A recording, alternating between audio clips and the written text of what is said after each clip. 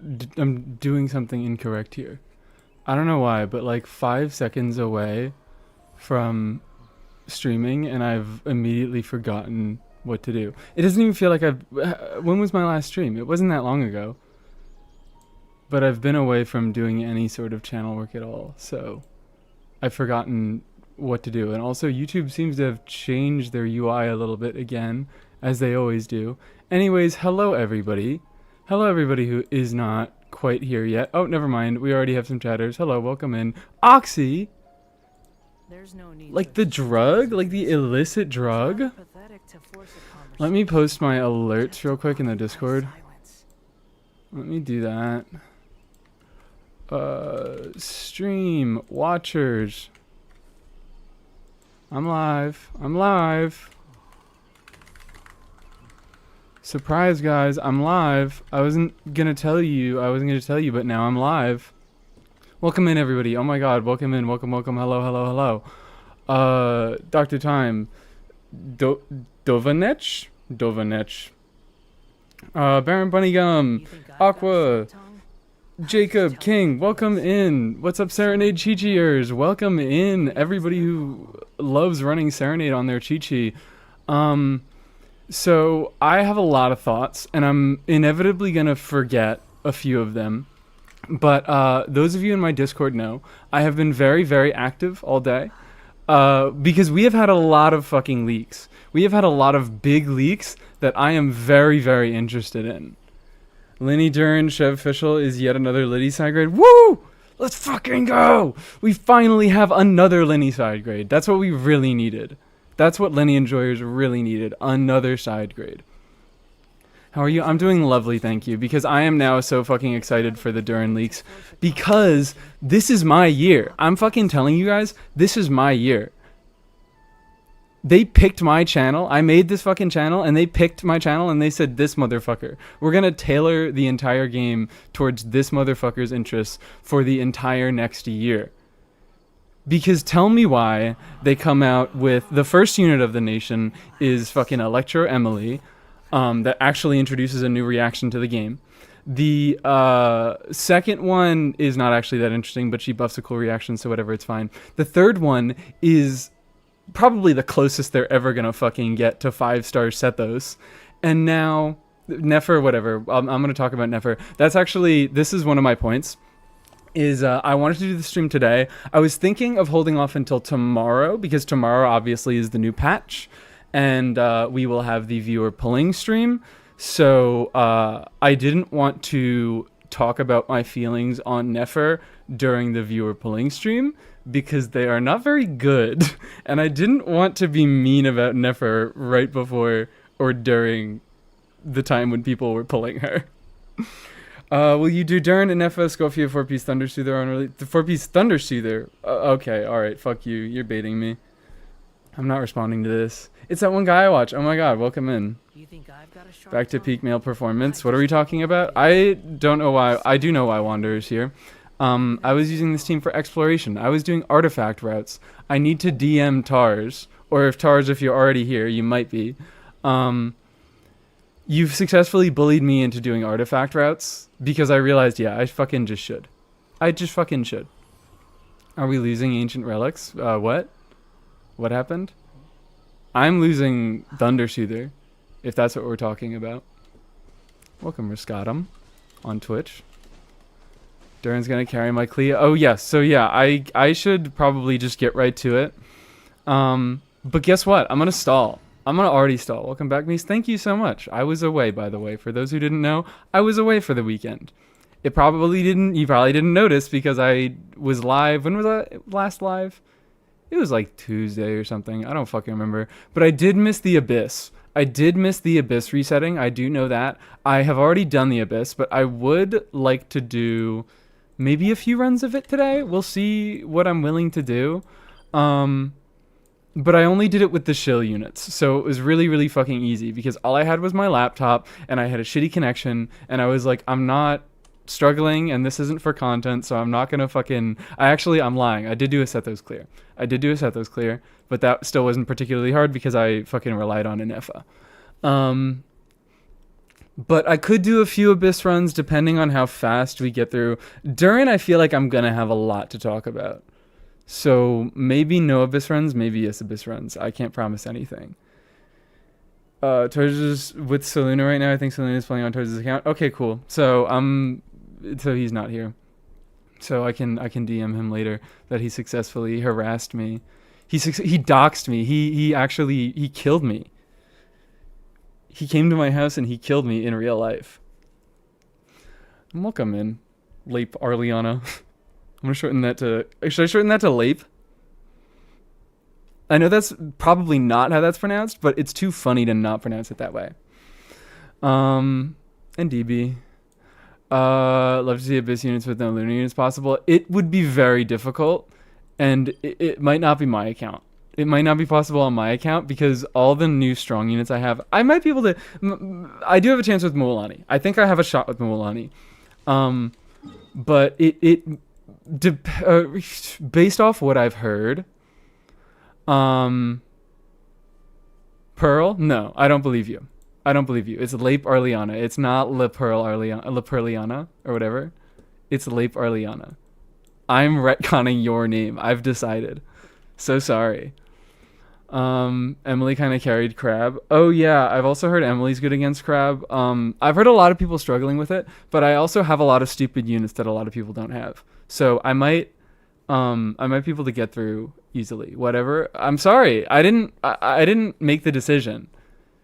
I was told by God that I needed to retcon your name. It's divine will. I'm really sorry. Like he gets in my head and he does what he wants sometimes. Stygian Crab can eat shit. Lenny clears. Yes indeed. So wait, I've also heard that I was misinforming Dorsal Fin about crab behavior. Is Burgeon punishing only a thing in Stygian? Is that not a thing in Abyss? The crab killing you if you Burgeon it? I beat crab with Hyperbloom Emily. I might do that. I want to do no lunar units. Anyways, I need to fucking talk about leaks. I really do need to talk about leaks. I do need to farm this final weekly boss. I haven't done that today. I need to farm you so I can get a gem, but I did get a Duran drop today. A beautiful, not a Duran drop. He's on the brain. Dvalin, the other one. The one that he wants to kiss on the lips. He gave me this today. I think it was because he knew Duran was leaking. And he felt so excited. He was like, he needed to inform me and give me a big Animo gem. Which, if you guys don't know, is the entire fucking reason that I still farm Storm Terror and Wanderer. Because they're the two weekly bosses that give Animo gems. And so many fucking units, so many gosh diddly dang units are Animo units that ascend with bosses that don't give Animo gems. For example, Funny Man right here is with, what's his name? My beloved. Where's your Animo crystals? None to be seen.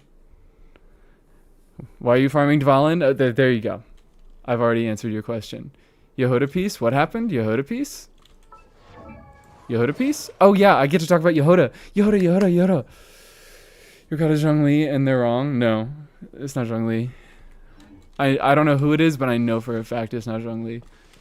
Because he doesn't fucking ask me for $1 every chance that he gets. I am gonna stall. I changed my mind. I'm stalling, and I'm doing this with Flynn's current best in slot team. But ooh, foreshadowing. What if this isn't gonna be Flynn's best in slot team? Sucrose was probably gonna get replaced. Sucrose is gonna get replaced by Yehoda. Fuck it, I can't wait. I'm getting into it. I was gonna stall as a joke, but I need to talk about Yehoda. I'll talk about Yehoda first because I think she's good. She's very good. Yehoda's kit looks yummy. It does indeed look very yummy. She is doubtless she's going to be a really, really strong unit. I'm going to be happy to build her and play her. I am a little disappointed with the design direction. A little bit. So is there nothing's on Hakushin yet. I've been checking. That usually doesn't happen until after the patch comes out. Let's open leaks on Reddit. Yehoda with updated burst description. Hello. Beautiful. Wonderful. Thank you for adding the leakers emote, by the way, Himiko. Yoda kit is nice, but she stole Nefer's 100 EM. That's another thing. So we can get into that, I think, after. I'll segue into that after talking about Yoda. So. Properties. Oh, yeah, cool. It is detecting the right window. Bam! There we go. There we go. Here is our little... I'll expand so you guys can read a little bit better. Let's check out Yoda kit. And let me pull this aside so I am more easily able to fucking see what's going on here. You whatever base stats. She ascends healing bonus, which is just kind of cool. Like, it's not really. Also, hold on. I'm gonna start playing music because I am uncomfortable with silence. And also, I added a few new songs to the playlist, by the way. So let's see if we get those. It'll be such a fun journey. The Twitch view, only the Twitch viewers get it. So sorry, YouTubers. So sorry, YouTubers. I'll start off with some freaking... I'll hit you with this one. Because I don't understand how I didn't add Fiona Apple to this playlist before I did. But I somehow didn't. Twitch was win indeed. Yeah, so she ascends healing bonus is like the first notable thing here. I mean, it's still not really notable. It's not... the stat isn't that great. She is a healer, but generally, like, you don't need healing bonus unless you're going to be played with Farina, and then that's only really the case if you have poor healing, and Yoda isn't... I wouldn't say isn't going to be played with Farina, like, point blank, but generally is not going to be played with Farina. And Farina's damage bonus buff is going to be a little less useful in the teams where they are going to be played together. So... it's more just a fun fact. I think, is there two? Is it only Chi-Chi and Jean that have ever had a healing bonus before? So fun fact, she's the first 4-star with healing bonus. Yoda will be a DPS for me. She realistically, I mean, just as a fucking Animo unit, you can do some stuff with her. It might be interesting to build her for damage in some contexts, especially so... another thing that is gonna come up is Duran can shred Animo Res. Also, I'm gonna move this down. Duran can shred Animo Res, and that's not particularly meta relevant, but I fuck with that so unbelievably hard. I am going to be using, like, Duran is going to be the most accessible source of Animo Res shred in the fucking game, because...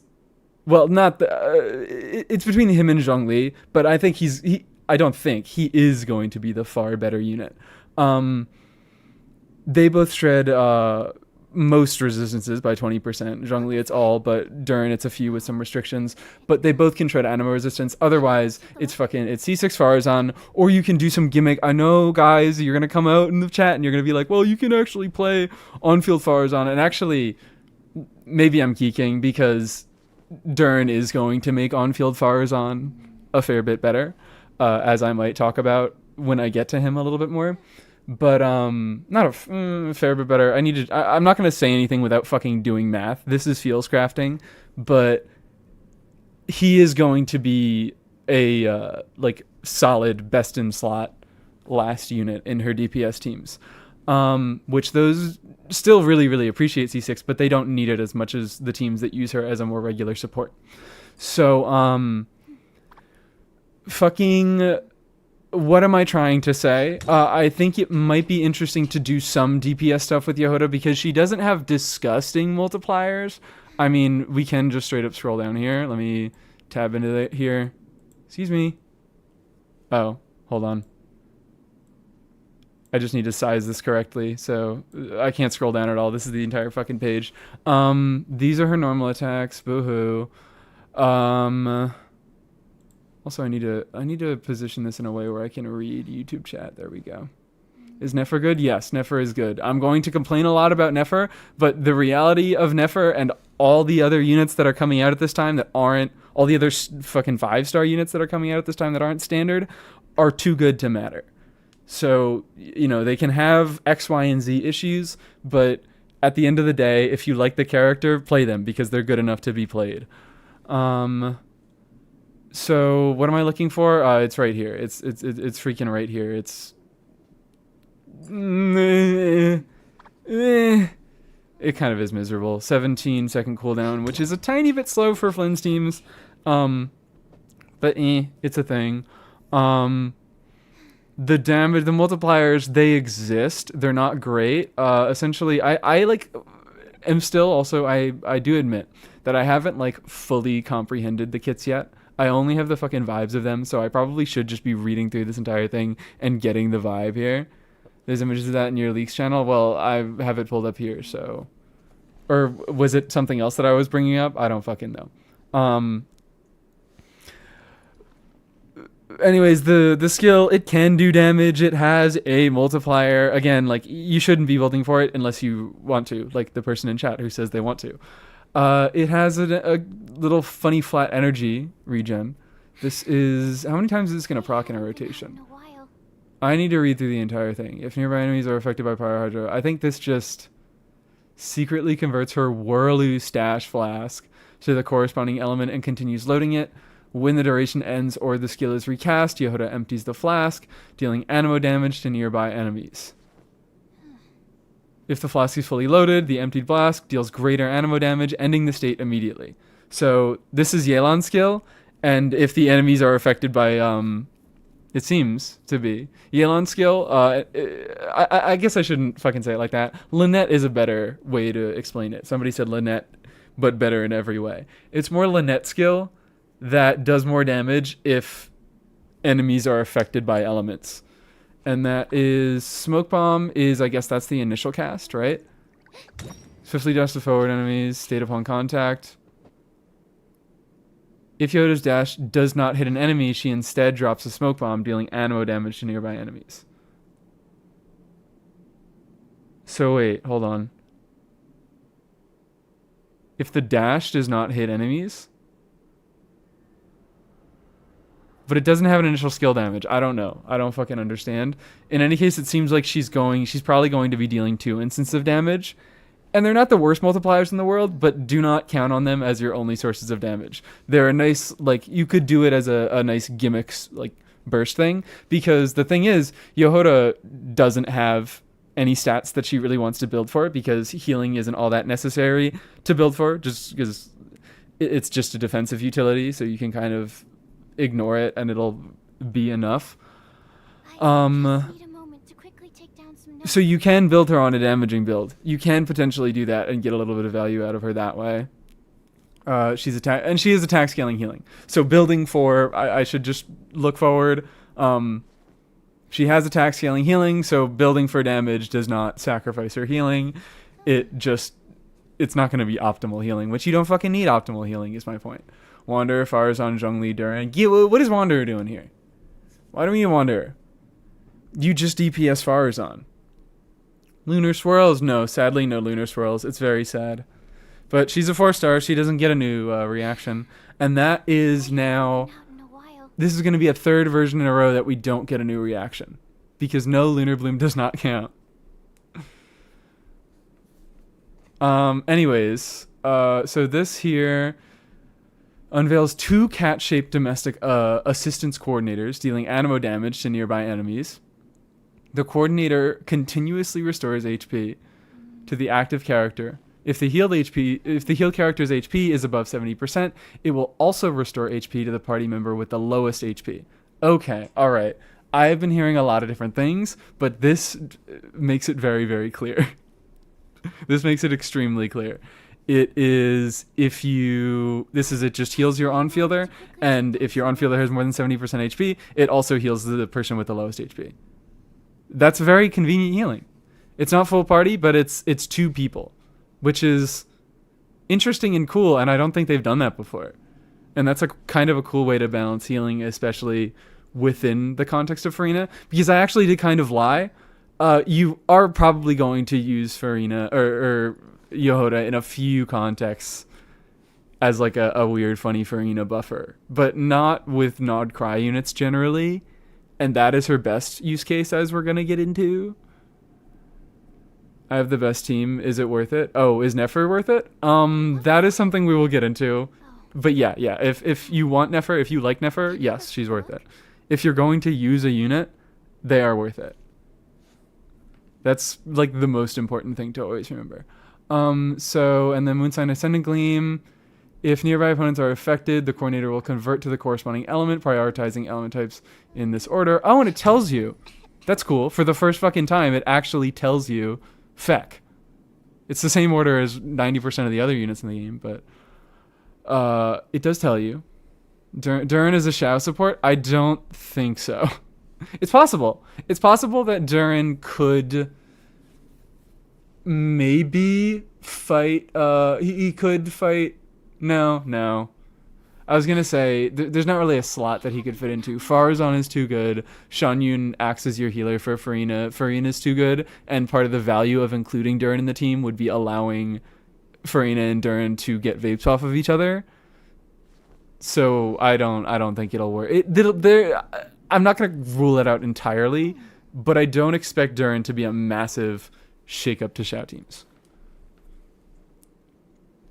Fighting Duran works with Lenny. I expect it, especially with Overload. I mean, pretty much only with Overload. I need to get through this fucking kit. So she does some healing, cooldown. It's a 70 cost burst. It's an 18-second cooldown. Whatever, it's kind of slow, but you don't need it every rotation. All you need from her is the swirl and the passives that we're going to look at. Let me look back at her skill for a second to see. She regenerates 2 elemental energy, can recur once when a fluffy cat ball hits an enemy. Hold on. Moonsign Ascendant Gleam. I didn't even fucking read this part of the skill. Why do you guys listen to me? I'm not a real content creator. I'm just a motherfucker who says stuff. Moonsign Ascendant Gleam for her skill. When it becomes full, Yehoda will not immediately empty it. Instead, for a short duration, she will continuously consume the stored element to intermittently fire fluffy cat balls at nearby enemies, dealing damage of the flask corresponding element. Okay. What the fuck? She's also very pretty? Yes. I don't know who you're talking about, but yes, she is very pretty. Just Kelter and Lenny at around 90k. All right, that is an upgrade. I don't think it's a ridiculous upgrade, but that is an upgrade.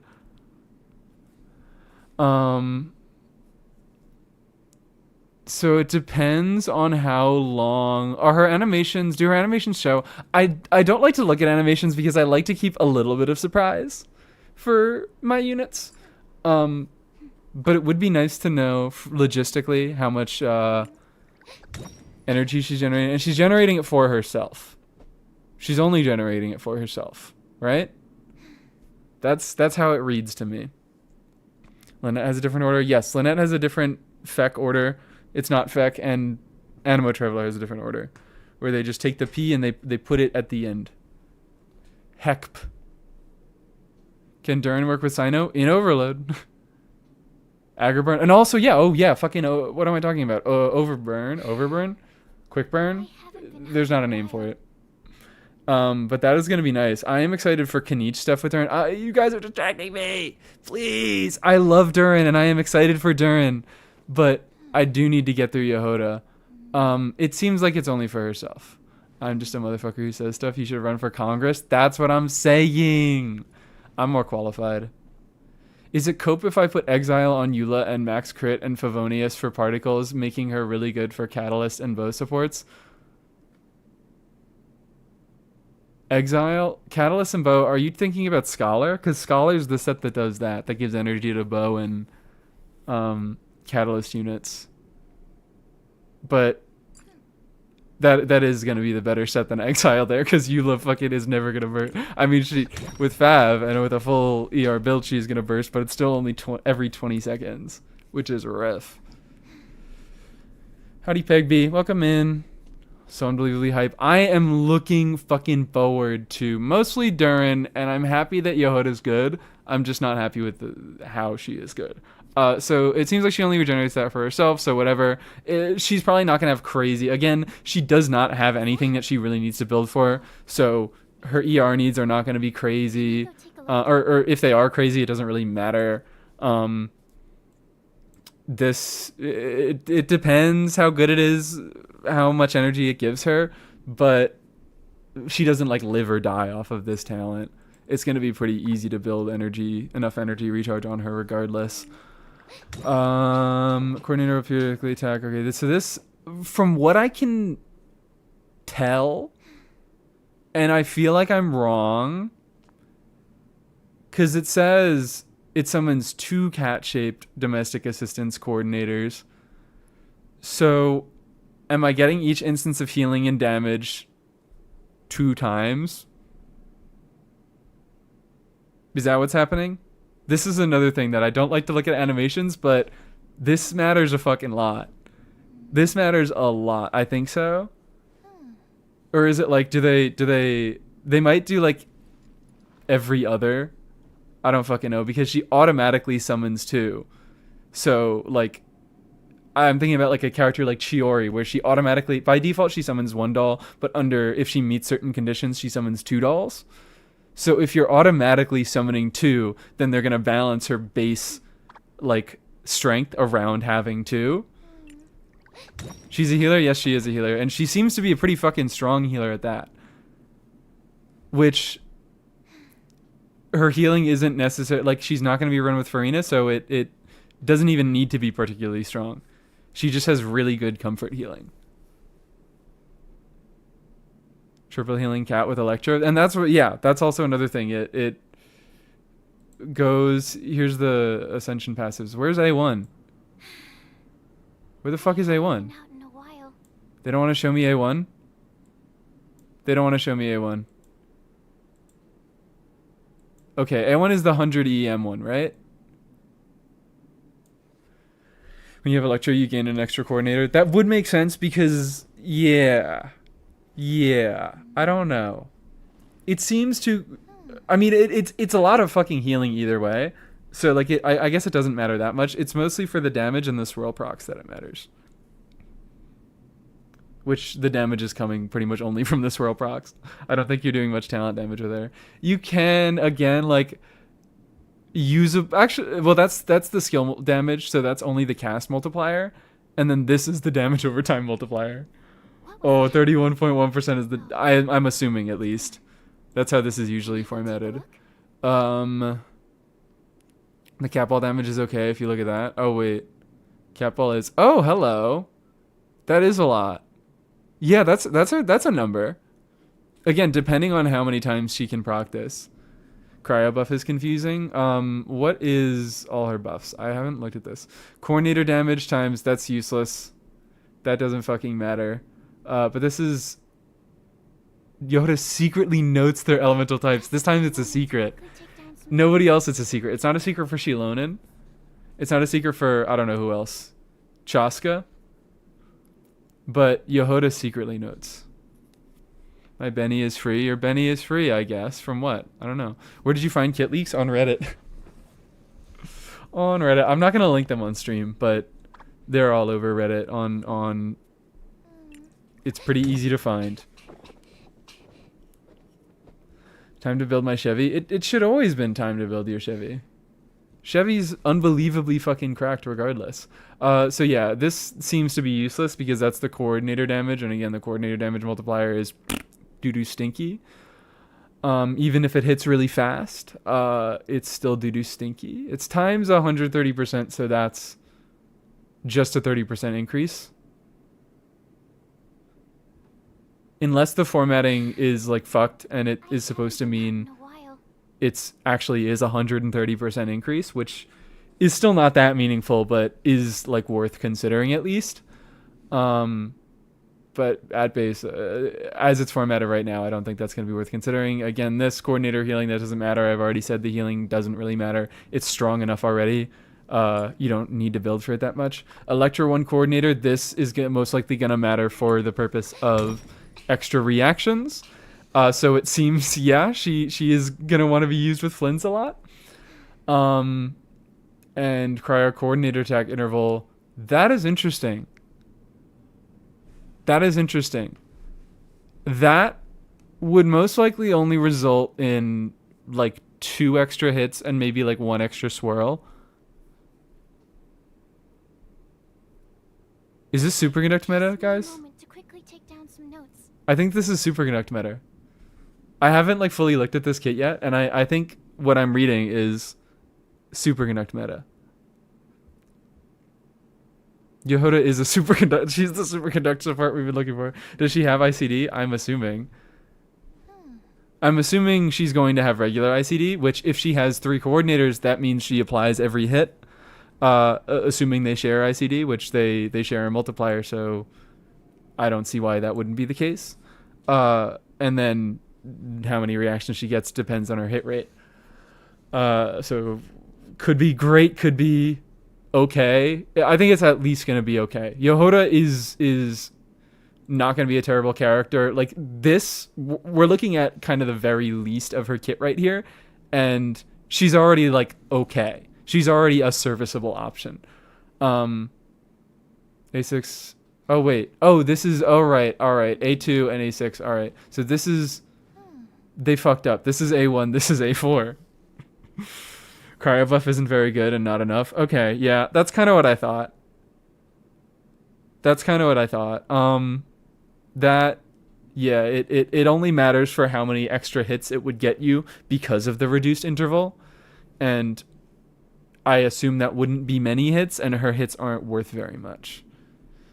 So if anything, I would assume Electro is the most impactful because that would get you a reaction on every hit if they all pulse at the same time.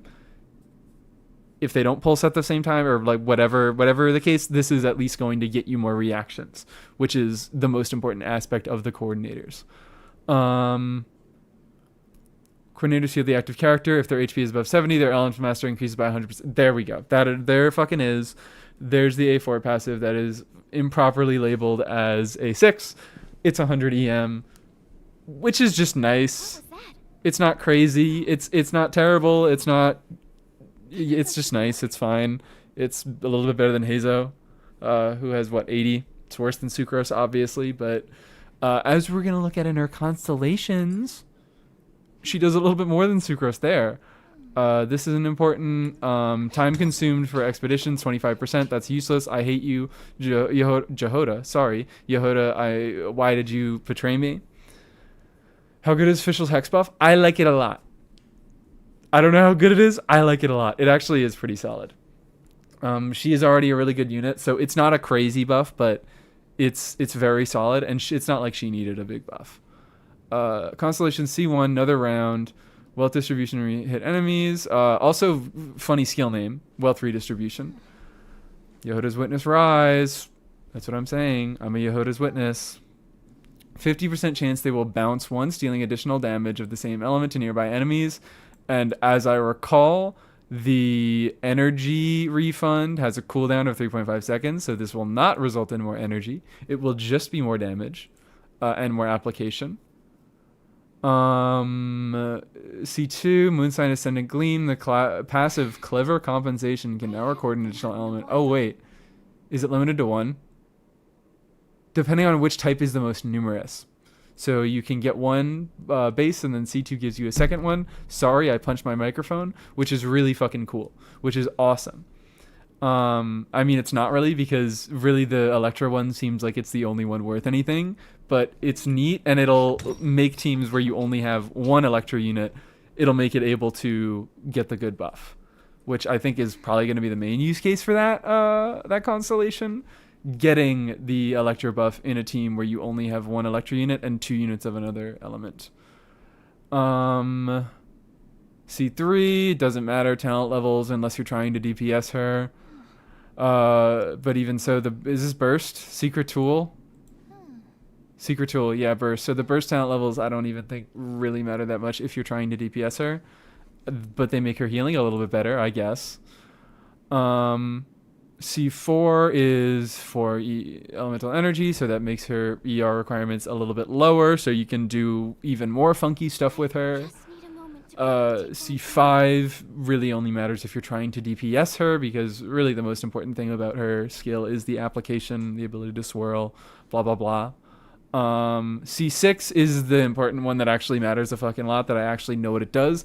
After you use her skill, it's specifically after the flask becomes full, you get 50 crit value to your non-cry units.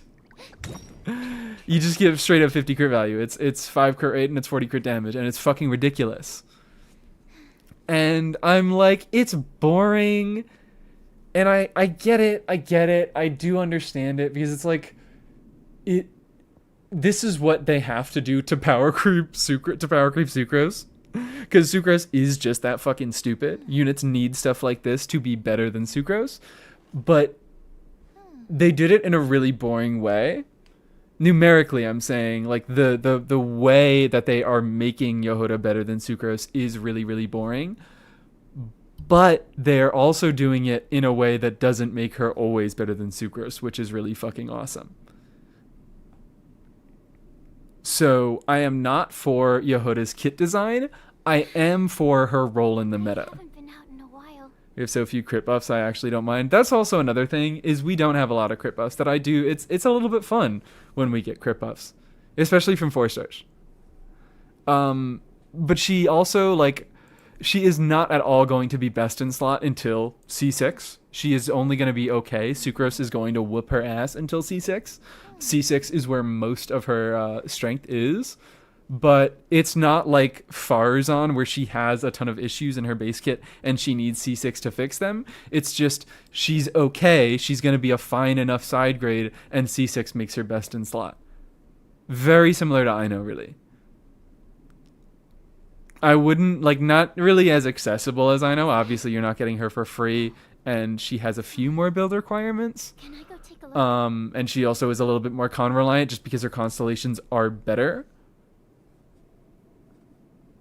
But yeah, I'm happy with her. I'm happy she's good. I'm happy I'm gonna use her. I'm happy she doesn't power creep. I'm happy she doesn't directly power creep Sucrose. Hi, Sucrose. You're making your noises in the background. She is cool. She has a very similar gameplay to Aino, quick swap girly. Yeah. I mean, I don't know. I think the Lynette comparison is pretty accurate. She has a similar kind of place to Aino, role in the meta as Aino, but like moment to moment gameplay. Is her being 4 slot sustained for a Nefer a thing to think about? Oh, absolutely. Yeah, no, she's fucking, she's gonna be very solid in Nefer teams. Sucrose was already decent there because she just was an EM buffer, and Nefer really, really appreciates EM. That's another thing to get into, is Nefer actually got a 100 EM, like, you know how Lauma has that 200 base EM, so, like, even she just comes straight out the gate, straight fucking swinging already with, hello, where'd you go? 200 EM. And Nefer also had 200 EM. She did have 200 EM until this morning, where Yehuda seems to have stolen it and is currently holding it for ransom. That's where the 100 EM went? Yeah, there it is. There it fucking is. Yehuda is currently blackmailing her boss. Just being an EM buffer, especially the crit buffing, is big. I mean, Nefer gets a ton of external crit buffs. She has her, I mean, Lam was right fucking here. Can you see the her passive behind the thing? You can't behind chat, but whatever. She gives a crit buff. Excuse me. She gets a crit buff from Lauma. She gets a crit buff from C6 Yehuda. She gets a crit buff from her set. She ascends crit. She's gonna have a stupid amount of crit rate.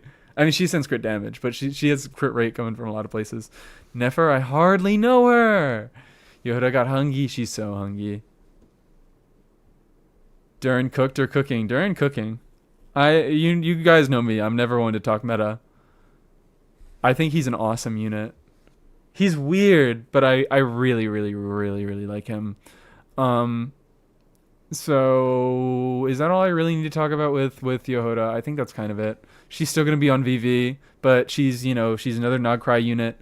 I think actually I should mention, I think Yehuda and Aino are going to be a decent kind of free to play core thing, and a decent core for it's mostly if you don't have anything better. I don't think they're going to be particularly crazy together, but the fact that you can run them together and they don't activate any lunar reactions, which kind of sucks, but they at least activate the Nod Cry set, which gives a lot of units much better sets without altering their team comps as much, because a lot of units still appreciate VV and still appreciate a Hydra unit, so it's not as impactful as running Farina for Marechaussee. But that I think that's going to be an interesting thing to do with Yehoda. But in general, she is mostly just a Nod Cry support, a Nod Cry Sucrose. She's a Nod Cry Sucrose. She's meant to be a better Sucrose for Nod Cry units and worse for everybody else, but she is also a nice role consolidation unit because she heals a little bit. Opinions on the character buffs? I should get into that just by pulling up the buffs. Or I should pull up Duran time. Good off-field elemental app that isn't jank as fuck to set off. Yeah, no, I think she's going to be a good meta unit. She's solid at lower constellations. She's going to be very good at higher constellations, and she's going to be easy to fuck around with. But I wish they had balanced her in a more interesting way. Like Eon-san. Eon-san is cooler, and Eon-san does just have straight up synergy with Natlan units by saying, fuck you, use Natlan units, and I regenerate more Night Soul points. But she has more latent synergy with Natlan units by the fact that they move more. And that's interesting. Also, yes, her name card is adorable. I didn't mean to stop on it, but I do love it. This is Duran Sig. I don't really care about the Sigs as usual. Venti, Venti got a new signature weapon, and guess what? It's worse than Elegy, and it's a new official weapon. Because it does like elemental burst or skill damage or some bullshit like that. I don't know. It's they're trying to do DPS Venti. They're trying to pull DPS. They're trying to push DPS Venti. I don't know what they're doing. It's kind of fucking insane. But if you want to do DPS Venti, great. He has a new weapon that's best in slot, and Duran is going to straight up buff his elemental burst damage. It's very pretty. It is very pretty, and it's going to fit him quite well. He was the last Archon that didn't have a weapon that fit him aesthetically. So hungry for Sigs. Except, like, his other two Sigs, well, one of them is a standard weapon, so you just get that if you're lucky enough. And Elegy is just fucking cracked. Elegy is just cracked. And I want an Elegy so bad, another thing, I'm fucked for this patch. It's over. It's unbelievably over. Thanks to Duran, I can once again play Burn Melt Ryo. That is an interesting thing that I want to do. Yeah, I am interested in doing that. That makes Burn Melt Ryo a lot better. But inherently, I just need to get into Duran Kit. I need to stop talking. I need to get into Duran Kit because I have so many thoughts. Is this the best consolidation of it we have? No. Load, please. Thank you. No Elegy run unless they do a Mon Chronicle. Well, they're gonna do a Mon Chronicle. You think they're not doing? They're doing all these stupid Mondstadt unit buffs. They're fucking running a Mondstadt Chronicle. Albedo and Mona are guest units in this Imaginarium. If there isn't a Mon Chronicle this version, I'm deleting the channel. There's no fucking way. Anyways, so they ordered it in importance. So effectively, from what I can tell, I haven't fully read it. Mondstadt Chronicle again before Fontaine. It's not really that crazy. I think that's pretty reasonable. Because, like, Fontaine units were still good enough to deserve limited banner reruns. Until pretty recently, I'd say. Till kind of... I don't even know. A few of them still are. Obviously, Farina's going to do pretty well, and she is still going to be a solid unit. Again, I'm calling out the pattern where they release a bunch of asynergistic units with Farina, and then they do the Farina rerun, and then they release, like, 3 units that are all really, really good with Farina, or, like, even Farina fucking reliant. Like, Varesa has a good Farina. I should go through the entire thing. Farina was in a worse Kanichi team. The Kanichi teams if you didn't have Emily, but that was just kind of because you didn't have another option to play. There was there wasn't another option that could do anything any better. It wasn't because Farina was actually that great in the slot, but usually you didn't play Farina with Kanichi.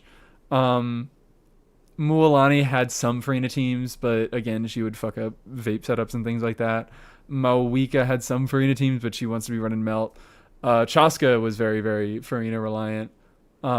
She very much likes Farina. No, I shouldn't say reliant. That's another thing I need to get on is talking about reliance, because everybody always talks about how reliant units are on other units, and it's like you can fucking clear all the content that gives you significant rewards in the game without a meta, like a new 5-star on-fielder.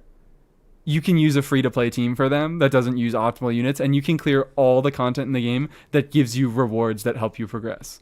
That is up to fearless difficulty in Stygian.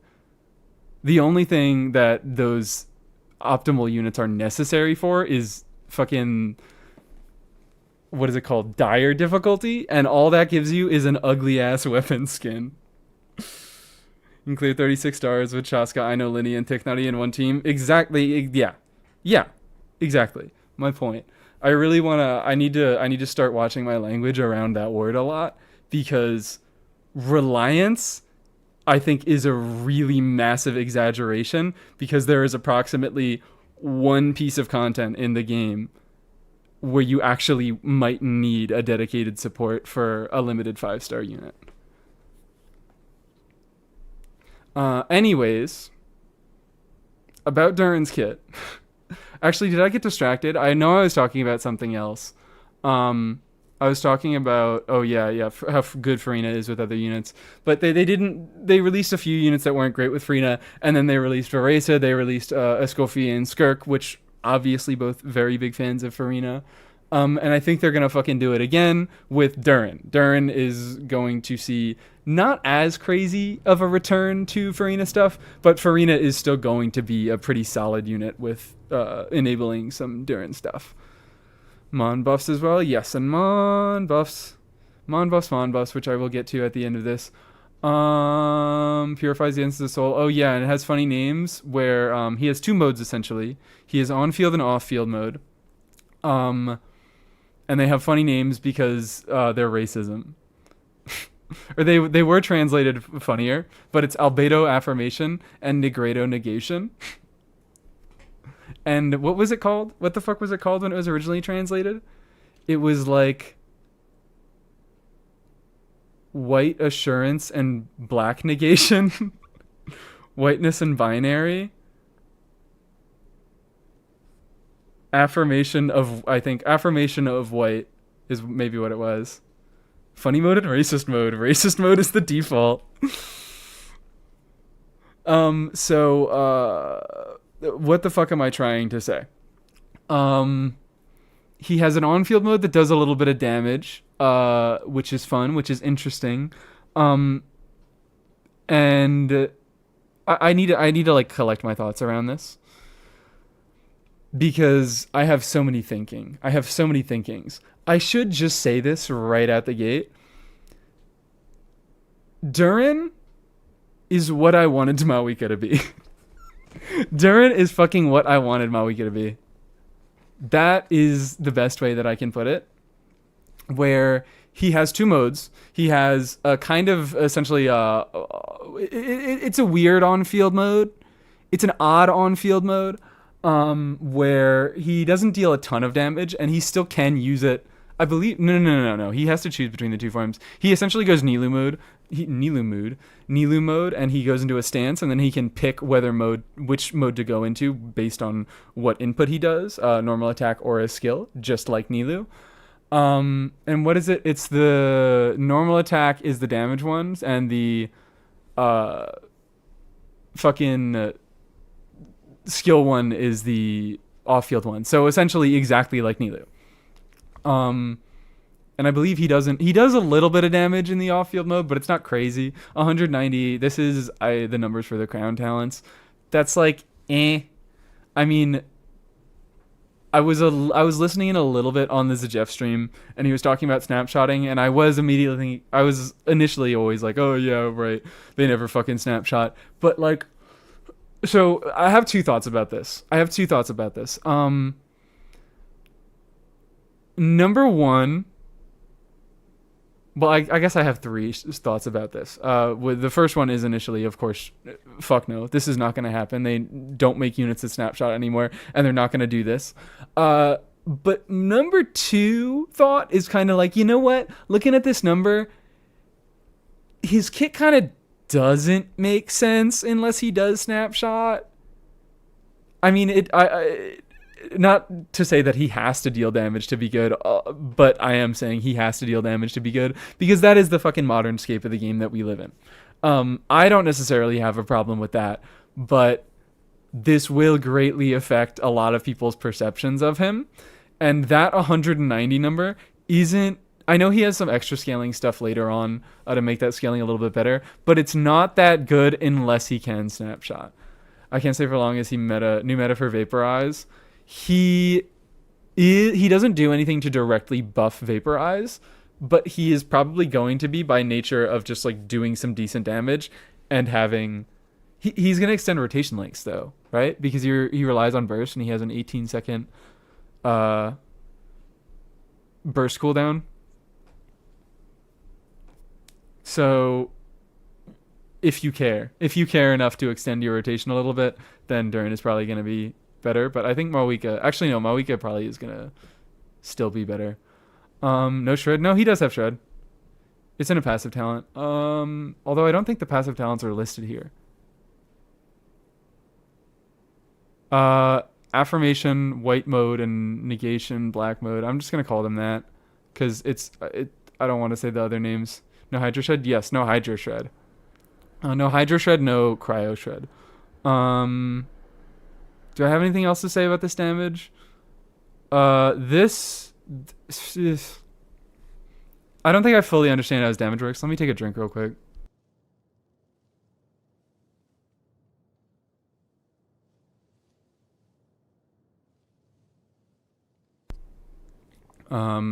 That's just for application theme. Does the skill, it hits once, right? Is that... Hold on, wait. I need to fully understand. Deals AoE pyro damage, ends the transformation, and enters the albedo affirmation state. What is the albedo affirmation state? Are you going to tell me? Is it in the next picture? White form. Deals 3 instances of AoE pyro damage. Follows the active character, periodically attacking nearby enemies within the AoE pyro damage. Okay, no. So I'm fucking geeking. The skill, my bad. How the fuck? So I said the wrong thing, but I also am not fully understanding how the kit works together right now. So he does the Nilu okay, I get it now. He does the Nilu stuff. So he goes into a stance, and then if he does skill or normal attacks, he gets different modes. Normal attacks is on field, skill is off field, and then upon using his burst, that's when he gets his extra, like, he essentially goes into the mode, but then he needs the burst to activate the effects of the mode. So it's a Flynn situation where it's like you're using the skill to get into the burst, and you're not using the skill itself. Does that make sense? Kind of like Pyro Traveler? Yeah. Yeah, it's like Pyro Traveler and Flynn's had a little funny baby. So, yeah, and then these versions of his kit deals 3 instances, so that's these, which, whatever, you get a reaction on them. These are pretty okay-ish multipliers. And then the off-field damage is 232, which is better than 190, but it's not that much better. Again, this number doesn't really make sense to deal damage unless he snapshots. And this one also, Black Dragon, this one, okay, the on-field playstyle does the same thing, but its multipliers are just higher across the board. Okay. So that's the difference between them. And this one periodically attacking, and oh yeah, and it's Pyro Traveler in the sense that the on-field version, which actually isn't the on. I need to find a way to reword this because it's not really on-field and off-field version. It's AOE and single target, but also the single target does more damage. But also like you don't always have to, like, his damage isn't good enough that you always need to build him for damage. That's the main thing. I kind of interrupted myself, but that's the main thing that I really do like about Duran is he does damage. He is going to deal reasonable damage, enough damage that you should be building for it, but he doesn't deal enough damage, unlike Malwika, that it negates, like, it negates the reason to play him on a supportive set. That damage is the only thing that you should build him on. Like, he's being fucking calced with noblesse. That shit is awesome. That's what I want. I want a unit that they can deal reasonable damage, but damage isn't the large majority of what they do. They also do a fair amount of buffs and, you know, the utility of application. Duran, I love you. Duran, I love you. Duran, I fucking love you. Duran, I adore you. I see a lot of different design elements here. But yeah, it's like they're both off field. Does he get like he doesn't get any sort of infusion or anything. Ends the transformation and enters that state, and inherently the states don't do anything, but they just change what his burst does. Manifests as the black corrosion dragon, which is just, yeah. Okay. And then there's the other difference of his ascension passive, which, is it here? Hello? Are you going to tell me it? Excuse me. No, I don't need more constellations. There we go. Passive talents. He's Chevy light. I mean, he's everything Chevy. He's the opposite of Escoffier, which is how you know he's good. So he gets special effects based on which form he activated. We can call that, I think what we call it, support and damage.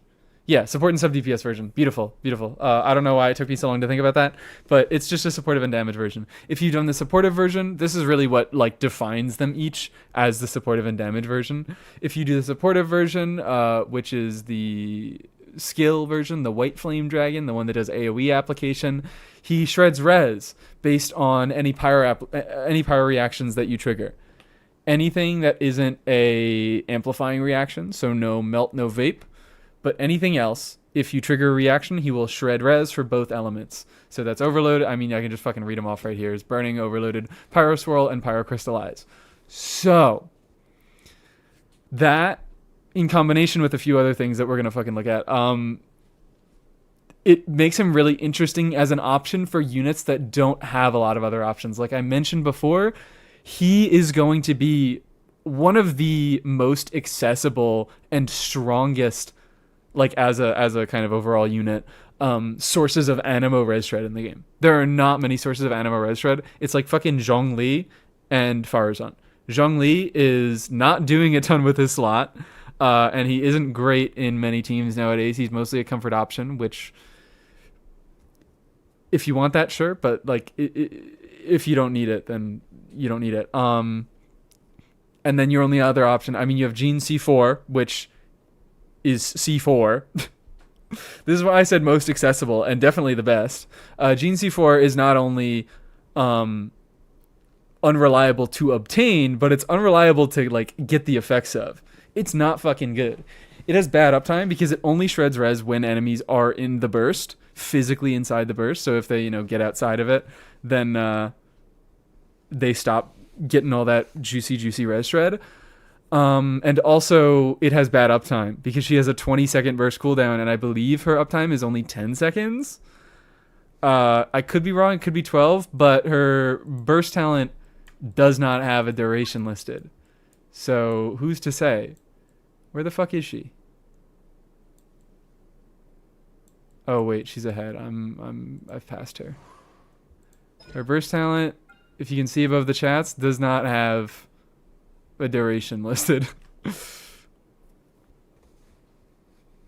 No amplifying, sadly. Well, it's like, so he doesn't inherently buff any amplifying reactions except for the ones that he does if you're in his sub DPS mode. If you do the Black Dragon mode, the Black Corrosion Dragon, then his vaporize and melt damage increases by 40%. So that's effectively just the reaction damage multiplier that you get from EM. He just gets 40% of that added on to whatever he's getting from his existing EM. And then the second passive talent is Duran's elemental burst damage is increased by 50% of his attack up to a maximum bonus of 1,000. So that means he gets extra damage on his burst, which is most of his damage.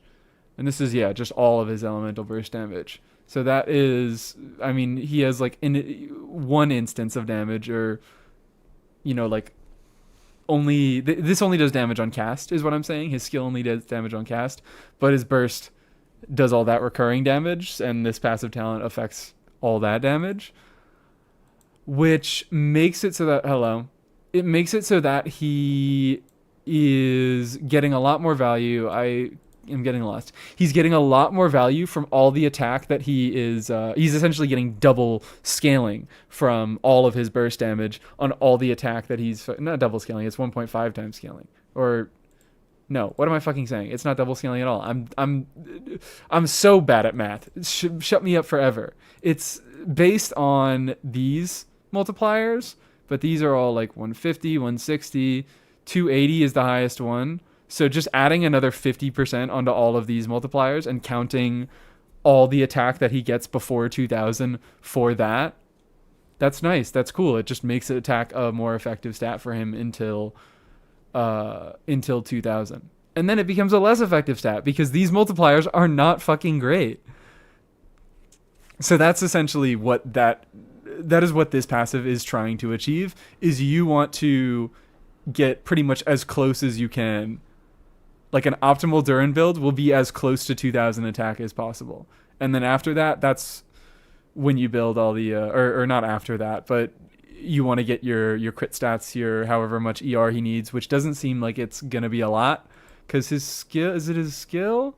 Yeah, his skill just refunds 33 energy for some fucking reason on a 70 cost burst. So he's effectively a 40 cost burst unit, but he's got an 18-second cooldown. It's so he can't use that new sword that they put out that depends on your the user's burst cost. Basically, all of his damage is burst, yes. Probably use Noblesse, but maybe Emblem for DPS. No. That's another thing they were doing by making his energy needs really, really low, is they were ensuring that he wasn't going to use Noblesse. They said give him a big burst cost so he has a big cooldown and he fits in with all his slow rotating old friends in Mondstadt. But give him a bunch of innate energy refund so he doesn't actually have to build any ER and you can't fucking use Emblem on him. I mean, you can use Emblem on him, it's just not going to be very good. Signature is dynamic, so he definitely doesn't snapshot. Oh, alright, it's over. I got interrupted on that thought, but yeah, my other thought was his numbers are kind of low, and it would kind of only make sense in his damage dealing form if he did snapshot. But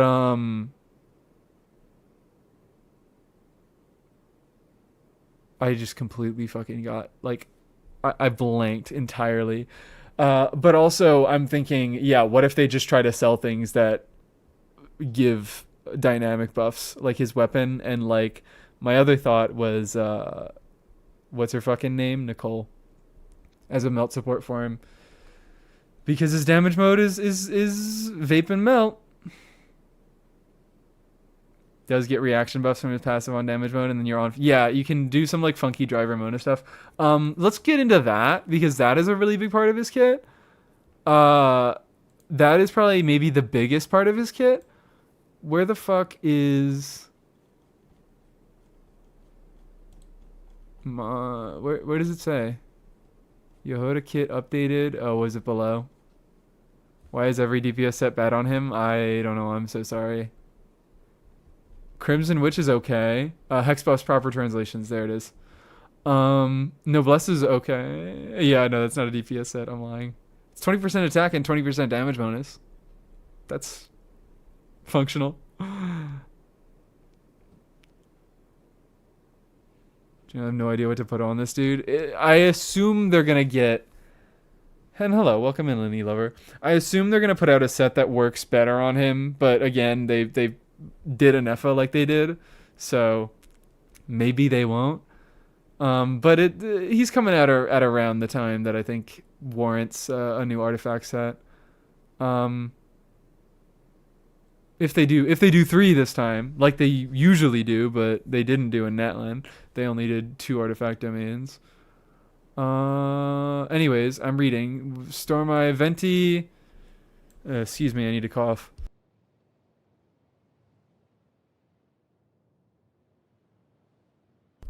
I'm dying. I'm sick.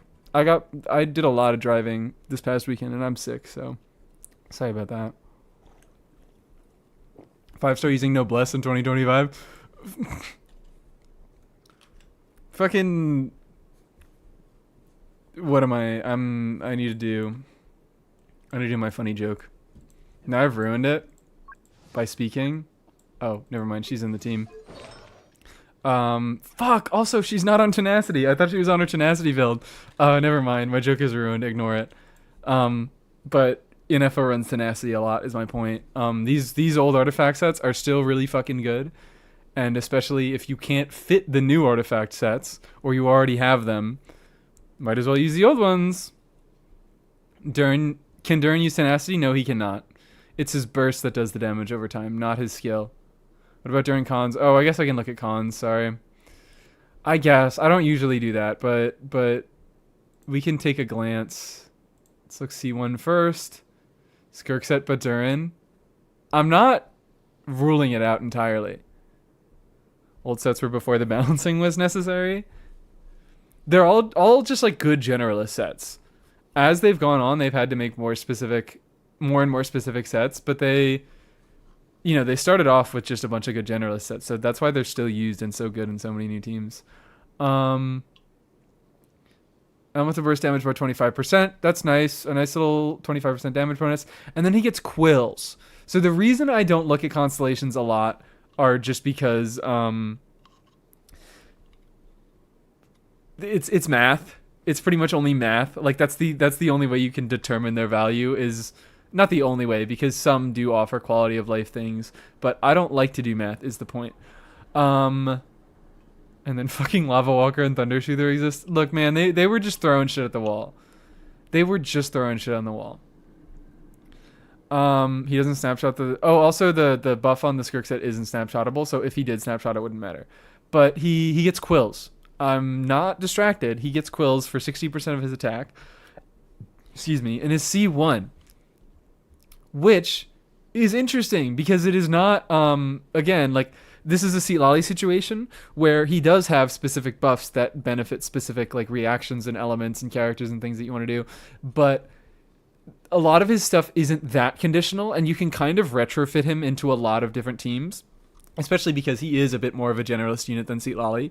He shreds every other unit, or shreds every other element that she doesn't shred. So, funny. Or no, wait. I fucked up. He shreds... They both shred Pyro, but neither of them shred Cryo, and fucking only Seat Lolly shreds Hydro. Anyways, whatever. They have some stuff in common, is what I'm trying to say. They have some basic buffs, and they can be retrofitted to work in a lot of different teams, because they have pretty basic attributes that don't, like... I mean, with Seat Lolly's situation, like... Mawika is obviously her best use case, but like Seat Lolly's kit in general, like it isn't so geared towards one specific type of thing. It's just that Mawika works so fucking well with her. Duran is very much like a similar type of thing where you can use him in a lot of different ways. You can fix him to do a lot of different stuff, and this C1 giving a buff that is not at all reliant on even the like very small conditions that are in his base kit, which is, having a fucking element that isn't Pyro, Hydro, or Cryo in your team. And a few other things. I don't know. Does he have any other restrictions? he doesn't get anything from having 2 Hex and Circle units in his team, right? It's just that he gives a buff to the Hex and Circle unit, which I think is a kind of a cool way to use it. To do it. He does. What does he get from being in Hex and Circle state? Shred goes from 20 to 35. Oh, okay. Oh, where does it say that? Did I just fucking skip it? No, it doesn't say that there. Is that another secret passive that wasn't listed? Either 60 or 70% damage bonus. Okay, so it just increases the strength of this passive. Alright, I like that. It's on the other post. Fucking, why can't they consolidate anything? So this goes to 70, so that gets buffed by 30, and this gets buffed by 15. And that's quite strong. That is indeed quite strong. 20 to 35 res is nice. 40 to 70 damage is nice. It's not everything, because I mean, I don't know, not because it's not everything, but it's a nice solid buff. And also there's the fact that he gives the other units buffs, which I need to talk about now. Except I guess I need to go through the rest of his constellations. Is there anything I missed with this constellation? It's a quill buff. It's a generic buff. Anybody seems to be able to use it. It's just all teammates gain 12 stacks. Oh, and it's full party? Each teammate stacks are counted separately, so it's Shenna style. It's not even shared quills. And do they need to be on field? All nearby teammates, when damage is dealt. No, they don't need to be on field. It's just a fucking full party buff. What buffs does he use Hex and Circle? I will get into that for a second, but it seems to be pretty significant. I mean, they're balancing it as you would expect. It's pretty significant for the 5 stars and not so much for the 4 stars. His weapon does it. Wait, what is a weapon? Oh, his weapon gets a buff from being in Hex and Circle mode. All right, cool. You have to do a quest to do it. Oh yeah. I read that you have to do a quest to get the Hex and Circle buffs. I didn't know that he had his own quest to get his own buff. So yeah. White form is a full party buff. All nearby teammates. Okay, alright. So white form is a full party buff, but it's less, and black form is a only him buff, but it's more. Pretty easy to understand. That's a really interesting C1. I really, really like that C1. I'm not going for it because I'm going for way too fucking much in this patch already. I need to go for him. I need to go for Albedo because of the Albedo buffs. I want to go for Elegy. That's probably the thing that I'm going to miss if I'm going to miss anything. If Escoffier is getting a rerun, I'm going to have to fucking go for Escoffier because I need her for content stuff. They have magical. Oh, okay, beautiful. Let's just call it magical girl bonus. I like that. Duran double trust. Duran double. I deserve it. I definitely deserve it after getting everything I want this patch. Okay. Submitting this patch and a guarantee on CT. Yeah, this is solidified that I was going to do a silly 10 poll for Nefer. Not even doing that anymore. It's all for next patch. Or next patch. This is big save patch for me. So let me go back here. What are the rest of the constellations? 20 seconds after burst. And it includes vaporize and melt in this one. 50% pyro damage bonus and 50% corresponding elemental damage bonus. This does have the what am I trying to say? This does have the potential to be removed because Lolly did the same thing, didn't she?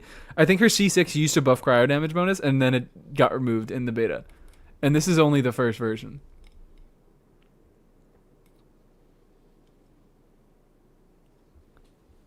Exile Escoffier. Ooh, Exile Escoffier. C2 is Natlan set, basically. But it's Natlan set for the entire team. Full team scroll, and it's more. Jesus fucking Christ, that's kind of insane.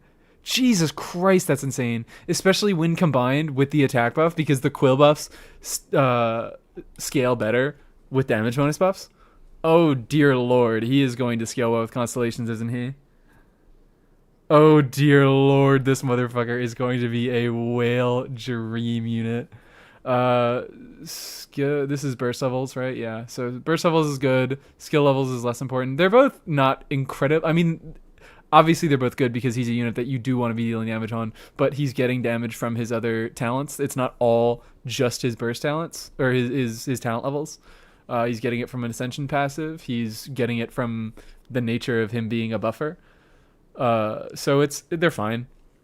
Second level alignment from Z1. We can assume if it, okay, great. Shen has C6. I mean, not exactly, but Shen has C6, C4. This is probably skill levels. Ito C6 couldn't dream about this con. Ito C6 is objective. I mean, no. Like, effect for effect, it is just better. Right? Because it also gives crit damage. It's a less chance of not being consumed, but it also gives crit damage. But also, this is just a way fucking better unit, and also you give more stacks, so there's more chances for the stacks to not be consumed. So I'm coping completely. 55% is kind of like it's already good enough, man. Why'd you have to do the extra 5%? Basically doubles the quills. That's yeah. Which C1 already gives. It's 12 full party. So to 24. For a lot of units, that's just permanent. For a good amount of units, that is just their entire rotation. They get that buff. Which, to be fair, those units that hit less, also each of their hits deals more damage. So individually buffing each hit matter, like the way the quill buff matters less, but that's fucking funny. I mean, it potentially has the potential to go infinite on anybody. Bigger deal for him in his dark form, yeah. I don't know. Unless it's been calced. Oh wait, no, you do calcs. You're right. You do calcs. So, and then C6 is Raiden C2. Dark normally only gets 6 buffed hits. Oh yeah, because what? I think I kind of skipped over it, but they consume 2 stacks. 2 stacks are consumed. Evil, wicked. Fuck. Ignores defense, and then excuse me. He gets a defense shred, which is equivalent to the amount of defense that it ignores, so it essentially is just a full party defense shred. But then of course, yeah, the damage form just ignores more defense. That's pretty standard fare for the rest of his kit. Yeah, he just seems like he scales ridiculously well with constellations. And also, of course, I do have to mention that the defense shred matters a lot less to I don't see him. I want to do some over vape like Flynn stuff and things with him, especially like, quick swap Flynn stuff.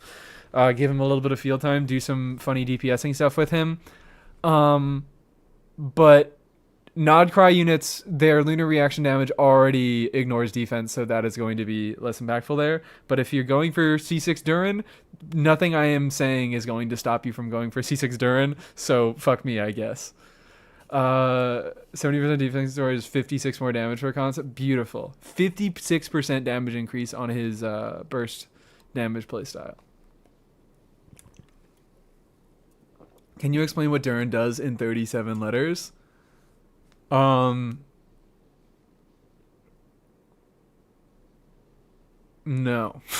I can't. I cannot do that. That is not enough letters. Is that everything? I think that's everything. I could look at this is not the SIG effect. Yeah, no, this is not the SIG effect. Okay, yeah, I'm sorry. I just went through it. If you wanna watch it back, the whole thing is right there, but short, keeping it short. He just has 2 modes. He's like Flynn's in the way that he accesses stuff. He's like a little zombie he's a little Frankenstein boy between a lot of different characters. He goes into one mode. He goes into a first mode, which then he can select either I I'm going to call them affirmation mode and negation mode, which is off-fielder, more supportive playstyle. Well, they're both off-fielder, but it's more supportive playstyle, and it's more damage, like personal sub-DPS oriented playstyle. Depending on whether you do a skill or a normal attack, you get one or the other. And then his burst is what does all of his off-field application, and it does more damage, and also it increases the vape and melt damage that he does if you are in the negation mode. So that's the damage mode, and it shreds res and applies pyro and AoE if you are in the supportive mode. That's it. Didn't know you looked at leaks? Yeah, I do. I think it is like the intelligent things to do. If you are going to be playing a gacha game long term, it, like I just said, I might have done a silly 10 pull on Nefer if I didn't know that Duran was gonna come out, and I was so excited for what Duran is gonna do. So by looking at leaks, you can, plan your resources a lot better, which in a game that is doing its best to hide as much information from the players as possible, you should get out ahead and look at information that they don't want you to look at that can be valuable to you as a consumer. So yeah, sorry Nefer, but Duran is way too fucking cool. So let's look at the Hex and Circle buffs. Venti is just personal damage, 135% of its original damage. So that talent wording, again, that is just a multiplier increase of 35%. That is significant, but Venti's burst doesn't really deal a lot of damage in the first place. So like, I don't really fucking know what we're doing this for. This buff kind of sucks ass. It's like, I guess DPS Venti's a little bit more usable now. Albedo affirmations, you're awesome. True. Is Emblem his best? No, it is not, because he does have a 70 cost burst, but it's just his skill. Yeah, naturally refunds 33 energy. At least at talent level 10. It might scale with talent level. Not sure yet. But he he gives himself so much energy that his energy needs are not incredibly high, and you only want to use Emblem on units that do all of their damage with burst and have decently high burst cost or energy needs. Because essentially what Emblem is doing, instead of being an actual good DPS set that gives you a lot of stats that you really, really want, it's compensating you for having to build a ton of ER by giving you a little bit of extra damage. So you should never look to use Emblem. It should be, all right, if I have to build a lot of ER on this character and they're going to be doing damage with their burst, you run Emblem. 70 cost burst is just a Stygian nerf? Not even, because he gets flat energy with his skill. So it's mainly, I think it's there to make him not work that well with the fucking gotcha sword. I think it's there to make him rotate slower and have an 18-second cooldown, because burst cost correlates with cooldown. I don't know what else it's there for, but there are probably good reasons. Hoyo does tend to plan things. Funny enough, they are a multi-billion-dollar company, and they do know how to make decisions sometimes. Only sometimes. Venti's attacks don't get infusions. Yeah, no. Sorry, that leak was fake. It's just personal damage. I don't know what they're doing. It's kind of ridiculous. I mean, it's a swirl damage buff. Cool, 50% swirl damage buff. Oh, wait. No, hold on. I read that wrong. When the nearby active character triggers a swirl reaction, that character gains a corresponding elemental 50% damage bonus for 4 seconds. What? When the nearby active character triggers a swirl reaction, meaning they have to be an animo unit, that character gains a corresponding elemental. So it's meant to give him an elemental damage buff for his own infusion damage. Just Venti gets animo damage buff. From the sound of it, it sounds like he gets elemental damage, or like the swirl damage buff. Because it doesn't say both elements. It says the corresponding element. which would mean the element that was swirled. Wouldn't Chaska's signature still be better? It might be. I don't know. I'm not doing the math. DPS Farazan buff. But it doesn't. What does this have to do with DPS Farazan? Duran's a DPS Farazan buff because he gives her a good last slot. He shreds some animal res and he does a little bit of damage, and he gives Farina some access to vapes, or the other way around. Farina gives him vapes, and he can deal some damage. Farazan doesn't infuse. Farazan does not infuse. Why are we talking about this? Oh wait, yeah, maybe this is when the nearby active character triggers a swirl reaction. When it exists. The Storm Eye when it exists. He has bad downtime issues. It's not really that bad. I just like complaining. 8 seconds, 15 seconds. Never mind, it is bad downtime. It's like 55% uptime. Can buff the other Animo character in the team? It can, but it seems like it's not for Animo damage, which is what... Maybe there's going to be funny stuff that's available to do with it. But for the most part, I don't think this is going to be a very good buff. I'll probably do something silly with it. Maybe I'll make a video, but I generally don't like making those types of video where I just DPS a character who isn't meant to be DPS'd. But maybe there's a special exception to being made for Venti. Varka angle, true. It might be a Varka angle, is the funny thing. There's a good chance. Especially because Duran does shred Animo resistance. This is very possibly a Varka angle. Just scroll for Venti? Yeah, except it doesn't even work as good as scroll because it doesn't buff Animo. Which would have been the best use case because it only can buff character that trigger... It can only buff characters that trigger a scroll reaction. Although, actually, hold on. This does give a use case. It's still not going to be good. Because I'm trying to think, you would need Duran, Venti... Yeah, no, never mind. You're already out of slots. So there's like no fucking point. But what I'm going to do... I'm getting sidetracked here. I am leaving. Sorry, Scaramouche, I lied. I'm not farming you. Would clean Mona ever be meta? I don't think so, but these... the buffs that I will go over once I'm done getting sidetracked are... What the fuck? I completely lost track of my train of thought.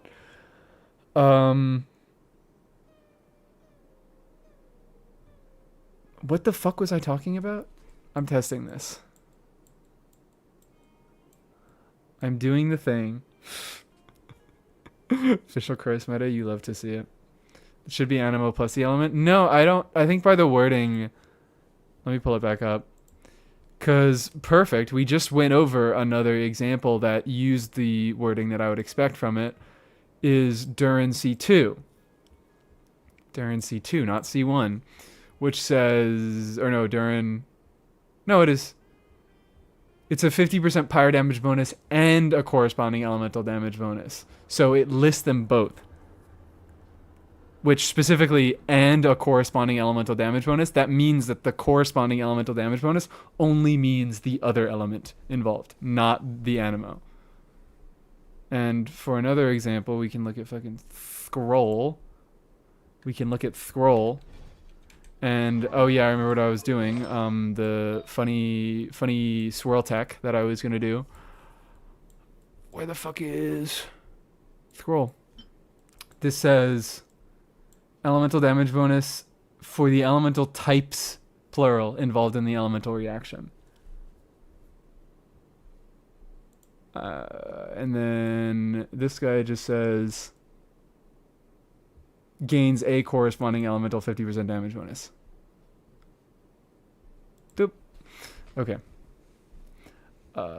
Some of the buff are actually so amazing. So, anyways, wait, what am I trying to say with this? So this is like a weird gimmick tech because the trigger condition for getting that buff is triggering a swirl, and then you get a buff for the element that was swirled. And I found a thing a while ago, a niche funny thing, that again I do have to stress it will not be fucking useful, but you can do a Where is this shit? What was the setup? Oh no, I think I only need these two. You can fucking do a setup to get swirls on non-animo units with Lynette. What you do? What the fuck was it? I'm like trying to remember the setup. I'm trying to remember the exact interaction that led towards this setup, but it has to do with. Oh yeah, Lynette self-applies animo, or that's what it is when you get an infusion like this, that is not like one of those infusions that's like, oh, it can't be converted by anything else. You can see, it is applying the element to your sword. If you activate elemental vision, you can see that it has animo on the sword, and when the infusion ends, it's not blue anymore. So, what you can do is, because Bennett C6 infuses Pyro in that exact same way, what you can do is, so with Lynette, let's lose that animo infusion. There we go. Do her skill, so I have the animo infusion. I get a swirl trigger. That counts for Bennett having triggered the swirl. That, like, I've tested this before. The swirl damage is based off Bennett's EM. It doesn't matter for the purposes of VV because Bennett can't be on field to do it because Lynette has to get the infusion and then walk into a field that gives her another infusion and get the swirl.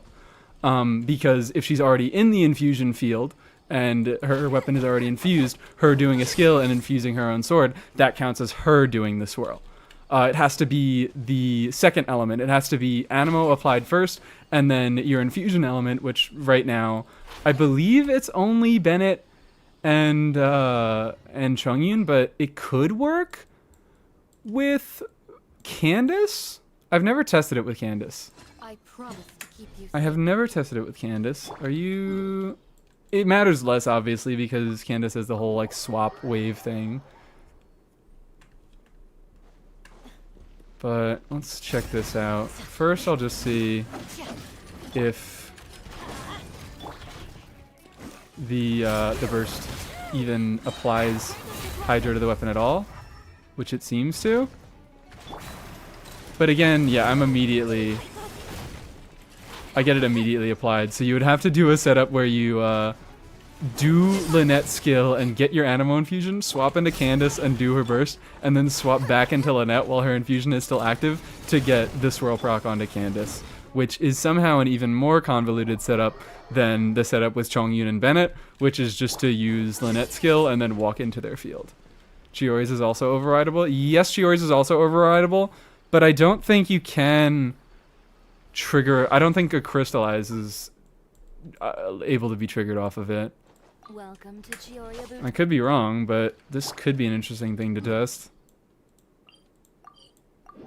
Because then, this actually matters, I think, a lot more for crystallizes, because then it gives a reason to, like, build a unit for EM shield, like Bennett, maybe. You could build him just for EM, because there's, like, not a reason to build him for any other stat. So you just build him for EM and get a big-ass crystallized shield from him. So let's check that. Does Candace's burst work in co-op? It does not. It's only, it's so sad. It makes me so fucking upset.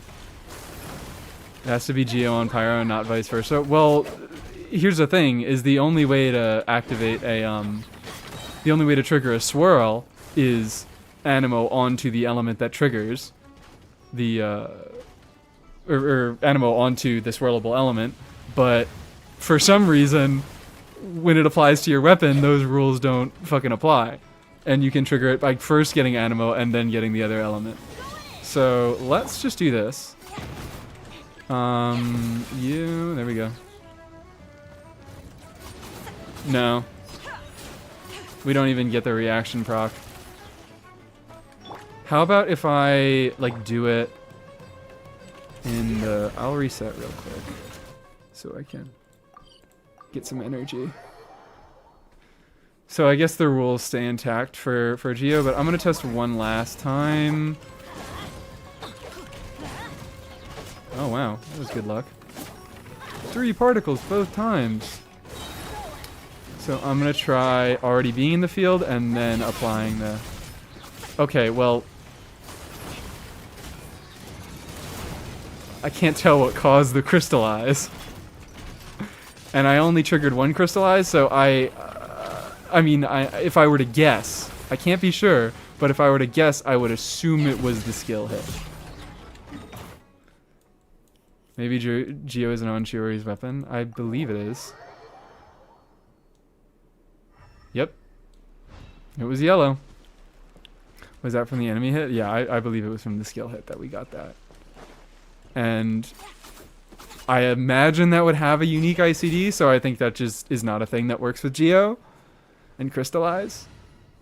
But it's cool that you can do it with Animo. In any case, my thought about the whole thing with Venti and doing this Duran buff, the reason I got on this sidetrack is because the condition to get the buff is you have to trigger a swirl reaction. So usually you would have to be an Animo unit, but guess what? If you do this stupid gimmick setup that isn't worth it, you can get a damage bonus on Chongyun or fucking Candace or Bennett. And then you can use DPS Bennett stuff, which actually DPS Bennett stuff, I am interested in doing like TF Bennett stuff, which wouldn't work within the context of Lynette. But the point about this is like it is a fun buff and it's cool to think about, but the fact that it is so reliant on having so many units makes it too cumbersome to build around, because you need Lynette C6 because she's the only unit that I believe gets a normal like Animo infusion. I don't think Shao applies Animo to his weapon. I could be wrong, but he would be better for this role if that were the case, because he would be able to get more swirls because he repeatedly applies Animo to his weapon, whereas Lynette only does it on her skill cast. But in any case, like you already have these two units. You already have your Lynette that you need, or whatever other Animo unit. You have your unit that infuses, so you can get the swirl proc on them, and then you need Venti and Duran. So your team is already filled out. Kazuha C6 is another option. Yeah, it does get overridden. It acts exactly the same as Lynette, so he would work the same here. I believe. I should say that. I'm not 100% sure, but I think that is how Kazuha C6 works. And I believe we have some Kazu C6ers in chat if they would like to confirm. So yeah, maybe I could like do that would never like, it's not good enough to make a video, but I might do a stream where I fuck around doing like getting swirl procs on Bennett and giving him damage bonuses for 4 whole seconds. And yeah, that's the whole thing, is I'm doing all this headache shit to get a 50% damage bonus for 4 seconds. So like, come on. The point of this is obviously to be constantly triggering swirl reactions so that you you have this up all the time. Klee also just gets a flat increase to the damage of her charge attacks, which she does like almost all charge attack damage, right? Or no, she does like, doesn't she do some bullshit with like walk cancels? But will this make her charge attacks better? In any case, it's just a big stupid damage buff, and it'll make Klee a little bit better. And that's nice. Her damage spread is pretty even. Okay, well then it's not that great. But Duran is going to be doing a lot of other things for her as a support anyways, so it's okay. I'm thinking, well, he doesn't shred her as, I was thinking Mono Pyro with Farina, so Bennett, Klee, Duran, Farina, but I guess you could do like Emily there. Emily could be a nice slot there. Or like, I don't know. Who the fuck else would you even... Emily might actually be one of the better slots on that team now that I come to think of it. Because I like can't imagine... You need a unit that isn't Hydra or Cryo so that Duran can do his red shred stuff. And... like, you could put an Electro unit to get some overload damage, but... you're still getting some red shred, so you could do like a tenacity ride, and that could be funny. That wouldn't be the worst thing ever. But I'm like thinking, oh, you don't want to do overload without Chevy, but he is still a decent overload support. Also, I definitely did not click on Chevy there. This is not Chevrolet. He's still like gonna be, he's doing a little bit. He's doing enough for overload that is going to be okay to run him without Chevy, but Chevy is still fucking busted that you probably still want to run her in dedicated overload teams. Air fryer resurgence, and just burning in general, I'm excited about, which I forgot to mention. because he works when burning. He shreds shreds dead and throw resistance. We can take Emily off Deepwood. We can fucking take Emily off Deepwood. Let's go. I believe this is a new best Knight team. I could be wrong. Don't quote me on that, but I do believe it is a new best. What else do I need to go through? So yeah, Klee and Venti just deal more damage, and that's kind of lame. Albedo is the only limited character that actually got, excuse me, like a cool buff, which gives him another. I don't understand this. Okay. I am not going to pretend that I understand this. After casting his elemental skill, dealing elemental skill damage to enemies will create a refined argent field nearby, lasting 10 seconds. But the buff that exists lasts 20 seconds, so I don't know if this is just like permanent. I don't fucking know. You get a second field, and that field gains the same if no solar isotoma exists and Albedo remains active. So solar isotoma is the thing that he gets from his skill, right? I don't have him, so I don't know the names of all this stuff, but it's the thing that his skill yes, abiogenesis solar isotoma. That is the field that he creates. So this is when, if no solar isotoma exists and Albedo remains active, so if he's on field, refined argent field gains the same transient blossom damage effect as solar isotoma. So he gets free. Oh! This is for if his skill breaks. I just realized. I was like, wait, why the fuck would he not have... Why would he cast his skill and then not have his skill on field? Because his fucking skill breaks all the goddamn time. This is just... They make him into Chiori. They just give him a second skill and then they replace his skill if it breaks. Oh my god. They just... They did it. They replaced his... I knew he got a buff. I didn't know it was gonna be that crazy. Wow. That was a moment. That was like a come to God moment. I was like, holy shit, I understand now. So only 2 refined Argent Field. So that's the thing. Yeah, he gets 1 at base. This just makes him Chiori. If he goes in the team, he gets a second fucking skill, is what I'm reading this as. And yeah, doubling his motion value does sound crazy, but it is Albedo. It is Albedo. So he kind of is just catching up at this point. Like, Chiori is still doing more damage than Albedo. Albedo's, I think, better at this point because he gives buffs, which Chiori does not do. He gives pretty, like, actually reasonable buffs with this effect of it. After creating a solar isotoma, nearby party members gain a damage bonus based on Albedo's defense. It increases for all normal charge, plunging, skill, and burst damage, so it's all types of damage. You just get a damage bonus up to 12%, scaling on his defense, which, that doesn't sound like a lot, but he gets a second one after creating a refined Argent Field, which, again, just happens automatically if he uses his skill at all. Nearby Hexenzirkel characters, which is himself and all the units that are listed here, get an additional buff, which is a fucking lot, up to 30%. Both of them scale up to 3,000 defense, which is achievable. You are probably going to have to sacrifice some damage to achieve these buffs, but most of the time I'd imagine it's worth it, unfortunately.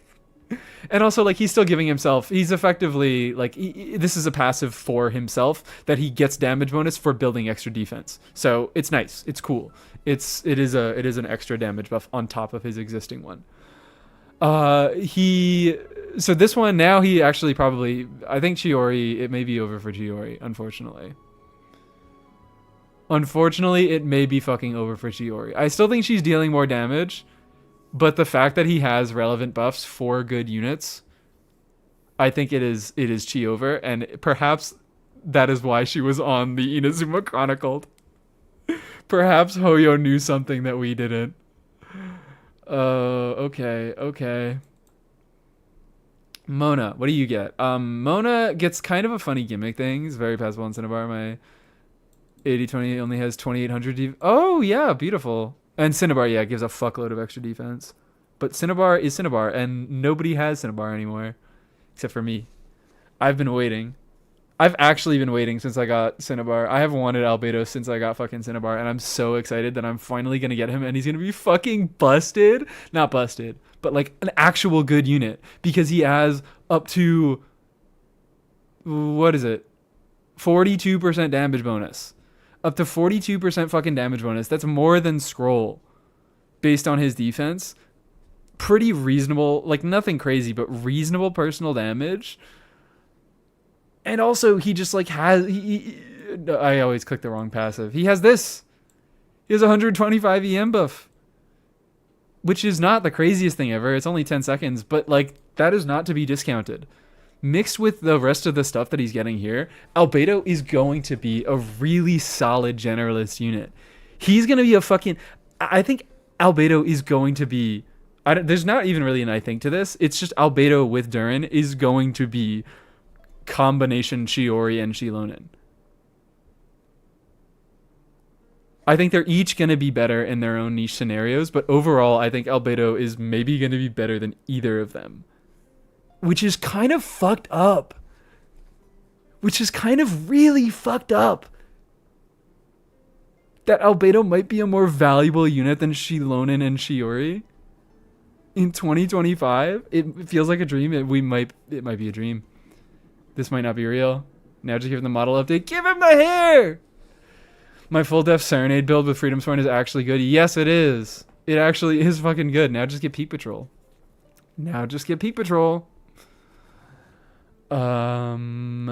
Mona, she gains 1 stack of Illusory Bubble when she deals damage with normal charge attacks. People keep talking about driver Mona. So this is, Mona can be a driver for Duran doing damage off field, and that's kind of a cool, funny thing. When other teammates trigger a Vaporize reaction, all stacks are consumed, increasing that reaction's damage by 10% per stack. So she's meant to buff Duran mostly. She's supposed to on-field a little bit and buff Duran while dealing a tiny bit of damage and making use of her cons, which that's neat. It's not good, but it's kind of neat that they're like making... I think the Mona Duran team is going to be good enough to clear most content in the game. Because Mona, like, has some good buffs in her kit, and especially, like, I saw some people mentioning if she's on-field... Peak Patrol, Peak Patrol's a better pull than Shilonen now. I can't say that. But like this is gonna be a real team. Mona, maybe this is just actually like what I finally build Mona for. I think this is it. Because this solves like a lot of energy issues that Mona usually has. It actually makes use of her funny constellations, and you can do silly things with that. And I almost have a C6 Mona, so maybe I will actually choose her from the constellation selector.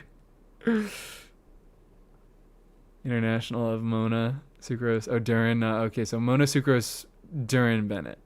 New international. Hell yeah. Child buff, no child buff. I mean, no direct child buff. Yeah, child buff in the sense that, we have another... Oh, yeah, I see what you're talking about. Yeah, we have another Pyro off-fielder that wants to be vaping, and Child can apply a bunch of hydro.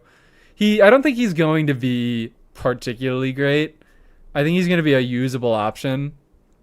I mean, I think Mona is going to be very strong competition because, I mean, both of them aren't going to be dealing that much damage. Child does more damage, but obviously Mona has buffs in her kit and her constellations, and you know, her burst has it, and she gets this additional stuff. So it's very possible, in fact, I think probable, that Mona is going to be better than Child.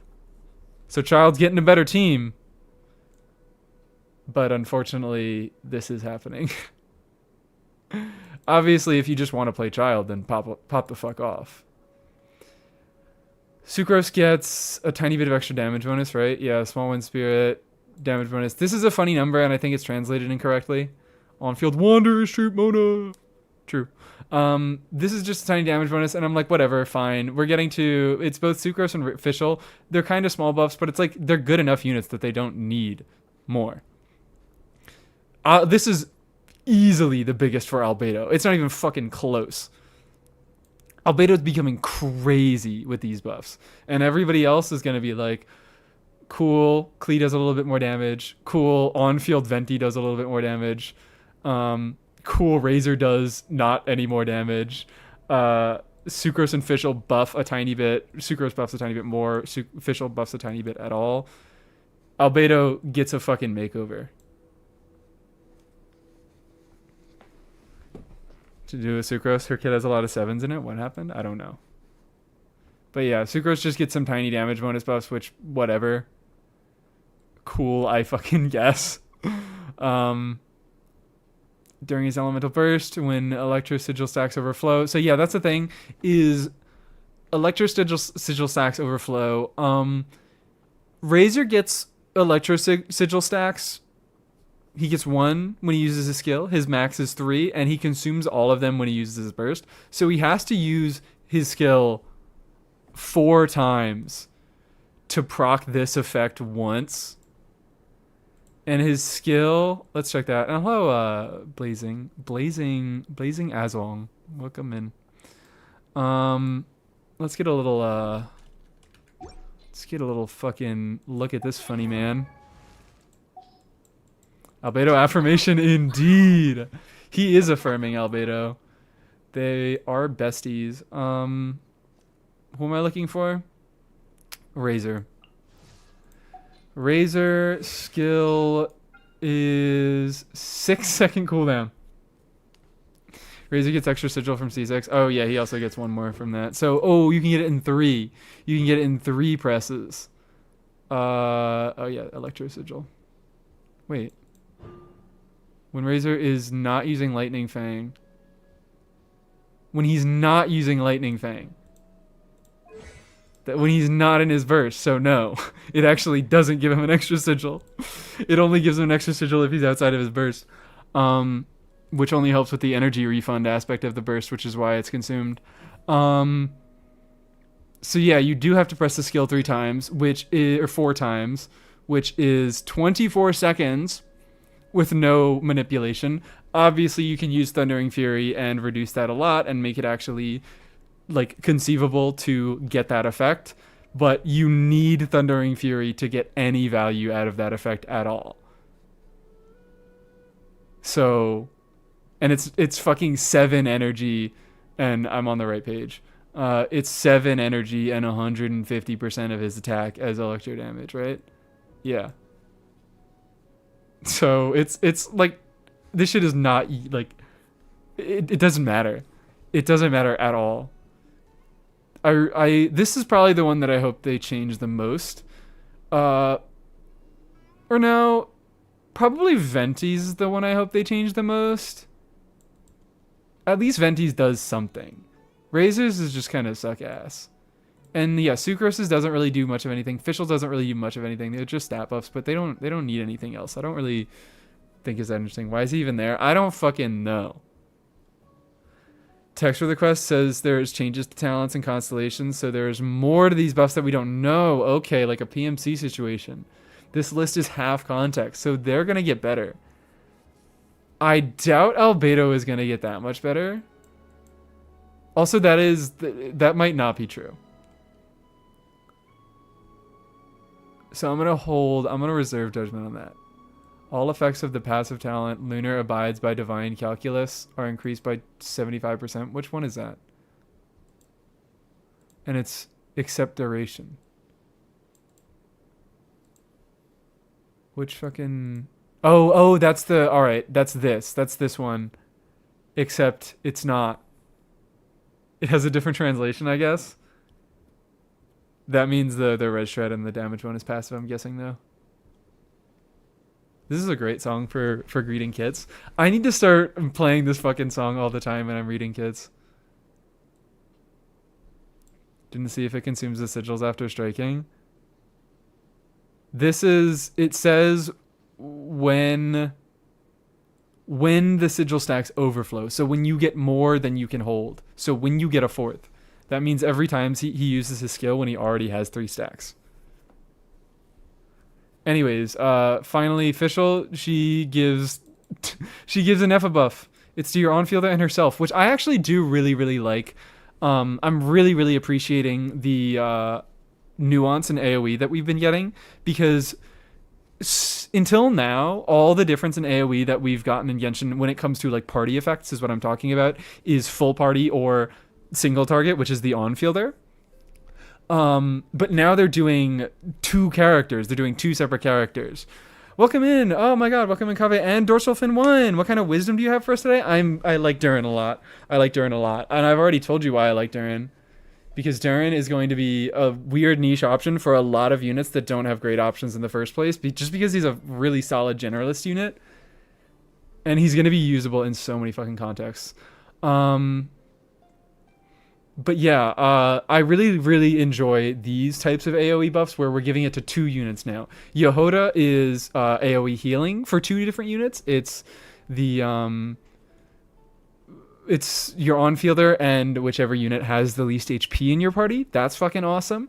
Nefer has 2-unit buff. It's herself and your on-fielder. Same with Ino C2. Same with this bullshit going on. Fischl buffs herself and your on-fielder depending on what reactions you trigger. For Overload, it's attack. For Electrocharge or Lunar Charge, it's Elemental Mastery. These are not mutually exclusive, so you can play her in a team that triggers both and get both buffs. And again, like, yeah, they're just fine numerical buffs. They are not really interesting. They just kind of are like, okay, here's a little thing that makes Fischl a tiny bit more powerful. And that's... Fischl doesn't really need much else. Fischl is happy to have that. Same with Sucrose, giving a little bit of damage bonus. So overall, I would say I'm happy with these. I think Albedo and Mona are by far my favorites. Because Mona, I think, is really interesting because she's not like a fantastic unit. They don't make her fucking stupid, ridiculous, busted, but they make her pretty solid in a niche. And, you know, that's kind of the most that we can hope for a standard unit. I think it's nice that they really gave her much of an identity at all, and they actually made that identity a little bit more cohesive with the, like, weird on-fielder stuff that exists in her kit as it was released. Albedo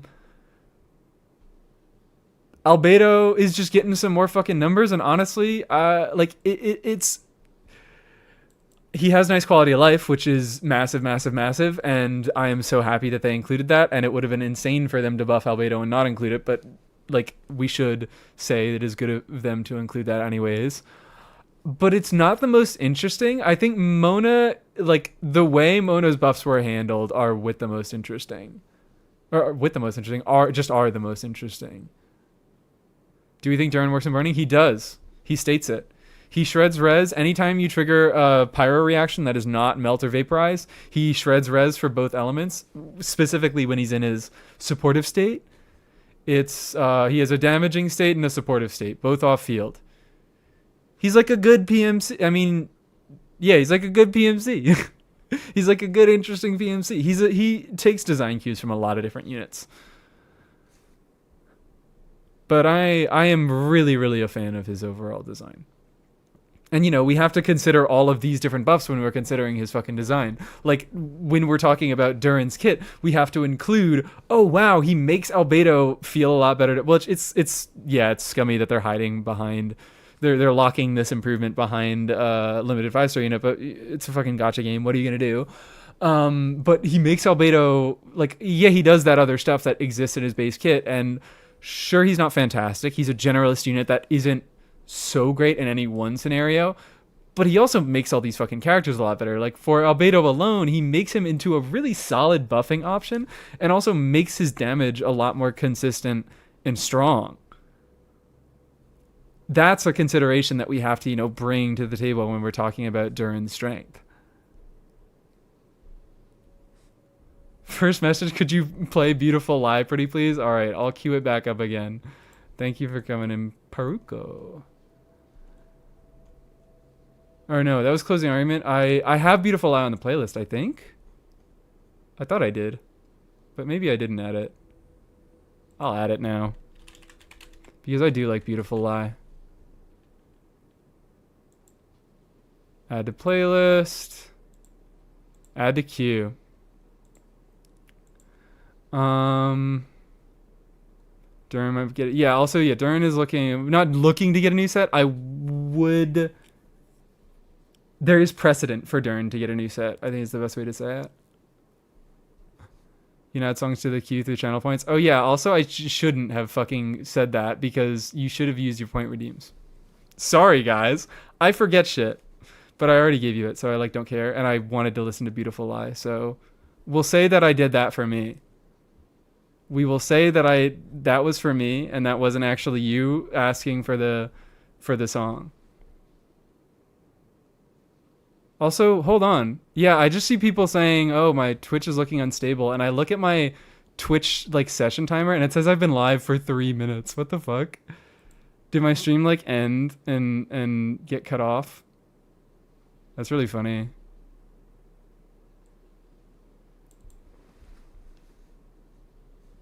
I've been fucky all day. Okay. All right, I won't worry about it. All right, is that everything that I need to talk about here? Oh, I guess Nefer. I think Nefer, I think I really said it perfectly in my Discord, and I don't know what else I have to say about it, but Nefer is just the newest member in a long line of units of new carries, of new limited carries, that they want to make their dedicated supports really, really good for them, so they make the dedicated supports really, really powerful. But then you end up with a dedicated support that's just really, really good on their own, and then you kind of don't really need the carry to make a strong team. Amazon is having server issues? Okay, cool. Good to know that it's not me. Duran isn't needed for these buffs? What the fuck?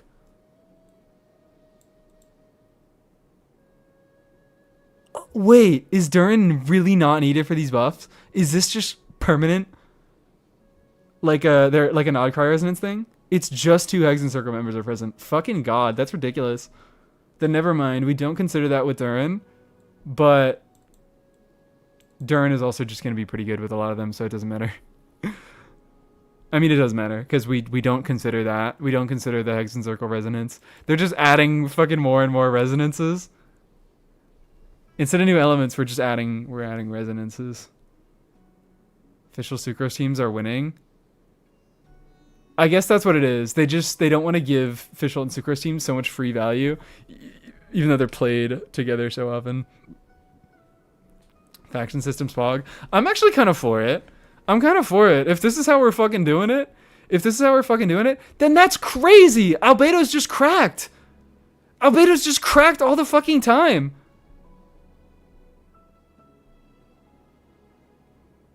I mean, not all the time. He needs another unit. He needs another Hex and Circle unit. But if that unit is Duran, probably not Sucrose. Maybe Sucrose. But Fischl? You can even run fucking Mona? Klee? Albedo is definitely affirmed. Imagine Albedo Fischl teams. Albedo is affirmed. Holy fucking shit. I did not realize that these were just... Alright, well then Mona's is less cool, because now I thought the limitation, I thought everybody was limited to Duran, so it was like, oh yeah, might as well make the standard unit just an on-fielder for her.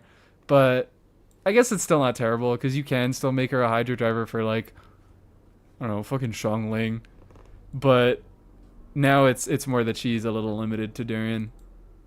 Still cool, still nice. I'm not gonna complain, because like they could have Venti'd her ass. I think this is like, yeah, she doesn't benefit as much as Venti does. She doesn't benefit. Yeah, I said that correctly. But like her numbers don't benefit as much as Venti's does. But I think this makes for a far better team and a far more interesting team, really. Constellation effects. What are we talking about? Mona constellation effects. Mona constellations don't matter unless you have Duran, really. Or like they don't matter unless you're playing her with this playstyle. So it's kind of like they're not good enough to make her on-field playstyle viable. It has to be it's her on-field constellations in tandem with this extra thing. But also, yeah, there are new constellation effects that are apparently coming in. Have they been leaked? Oh, wait, you said that. By completing, you unlock additional talents. Oh, yeah, I already read this. You unlock additional talents and constellation effects, it says? Yeah. A certain number of arcane characters, you will gain the arcane right effect, which is what Hex and Circle resonance. Varka comes with the buff. I imagine he'll be a Hex and Circle character. I hazard to say, it seems like that's going to be their thing. Is most of the units in this version are either from Nodcry or Mondstadt, so they're either going to contribute towards Nodcry resonance or Hex and Circle resonance. There's hope for Mono C6. True. Real. But we haven't gotten anything else that interesting, right? UCG testing applications, Yoda kit. No, all right, we haven't gotten anything. Is that it? Is that everything? A mere 2 hours that it took to go over those kits. Imagine if Arca did both. I don't have high hopes, but it's possible. If anyone were to do both, it's probably Alice.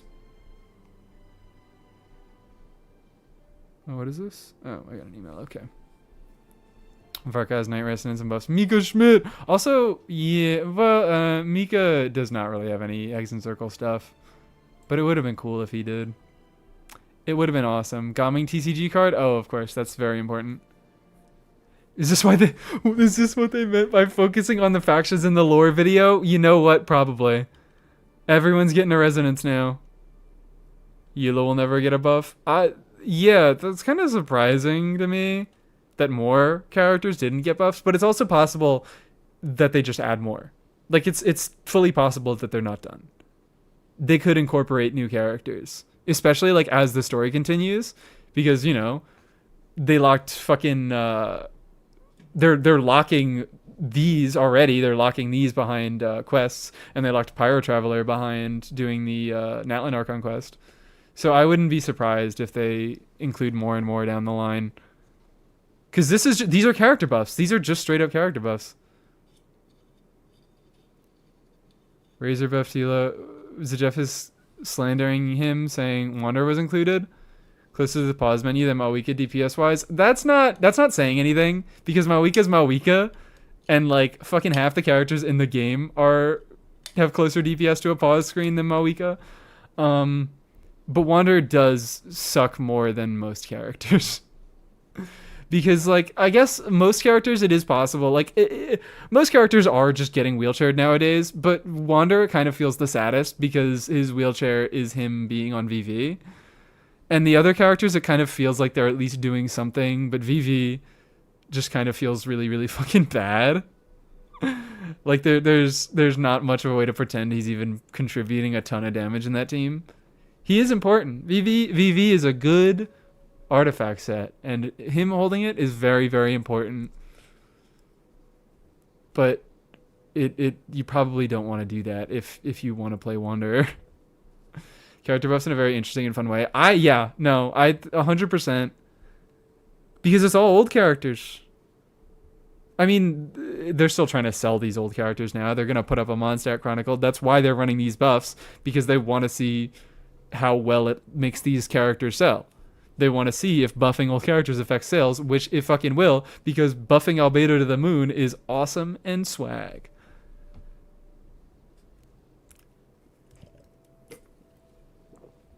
Okay. What else can I do? I had some other thoughts and things that I was going to be doing this stream, but I've kind of like blanked on them because I've spent so much fucking time talking about Duran. Kilscara, you're so right. You're so right. What's Albedo buff? Now we get a Hex and Circle resonance. And in Hex and Circle resonance, he gets 2 skills. He makes it so that he gets basically double damage as far as I can tell, which sounds ridiculous, but it's not, because it's Albedo, and Albedo doesn't do a lot of damage. So it's really just like making him catch up a little bit.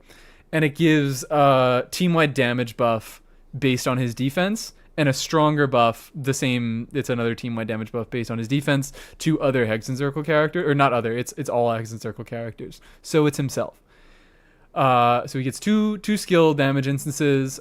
His skill replaces itself if it breaks, and then he gets some extra buffs. So he's kind of going to be like, he very much is just going to be, he's going to occupy the same role that he used to, where he's just a fine generic option in a lot of different teams, but he doesn't stand out anywhere. Excuse me. But he's just going to be stronger. He's going to have numbers that are more competitive with current metagame stuff. Time I finally get Albedo if you want him. He's not going to be like so great.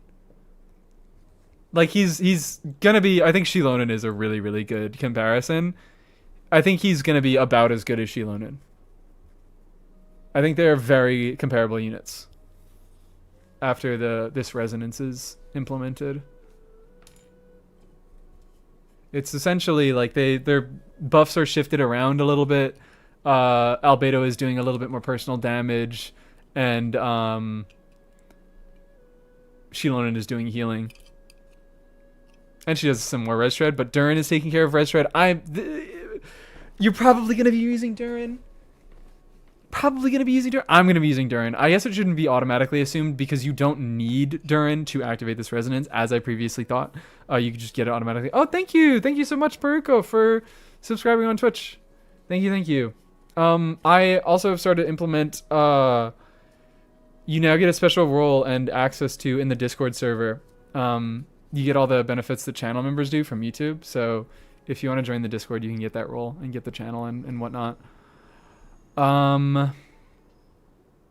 So what the hell was I saying? You don't need Duran, but Duran is a res shredder, so res shred is going to be less, Shilonen's res shred will be less valuable, is my point. If you're running Albedo with Duran. Love to look up how to get there. You can do, yeah, there we go. Exclamation point Discord. We have commands! I'm a real streamer! Welcome back, Aqua. I think I'm mostly done with my talk. Will Albedo be better than Shiori? I think Albedo is pretty solidly better than Shiori. Or he's going to be with these buffs. I have not been saying this nearly enough, but like, big asterisk, all these things can change, and we don't even know all the buffs that have been introduced to the units. Like, there apparently are more buffs that will be unlocked by doing like quests and things that we don't know of. Are you going to get Nefer? No. Pretty solidly, I think all these leaks, I want Yehoda, I want Duran, I want Albedo, I want Elegy, because Elegy is going to be usable on, Yehoda is going to be a very good use case for it, and in general, I've just been wanting Elegy for a long time. If you guys couldn't tell, I like 5-star buffing weapons. If you couldn't fucking tell, if you couldn't tell, I like 5-star buffing weapons. Where is she? Get out here. Where are we Get out dancing here. today? Funny girl. So I want to go for an Elegy, and Elegy's going to be good on Yehoda because she's a bow unit, obviously, and it gives attack and EM buffs. And in Flynn's teams, those are both going to be pretty useful. In Nefer teams, the attack will be less useful, but not completely useless. That's going to be freaking awesome. What am I fucking trying to say? Elegy's Yelan's bow? Yes, it's not. Elegy is Venti's second signature weapon, but it is also better on Yelan than her own signature weapon, is the joke. Actually, only have 3 Elegy copies. Highly recommend. Elegy, I just want Elegy. I want Elegy so bad. I know it's like numerically spreadsheeting. It's not actually that fucking good. 5-star weapons the buffing ones are not actually that good. But I want to do silly buffing stuff to buff my bad characters and make other characters, because the main thing is that you can make any character that can use the weapon type into a sufficient buffer, or like not a sufficient, but like at least competent buffer. I think that is swag. Harp web. Oh, no. Wait, yes, no, that is harp. It's not Skyward Harp, which was his first signature, but it is a harp.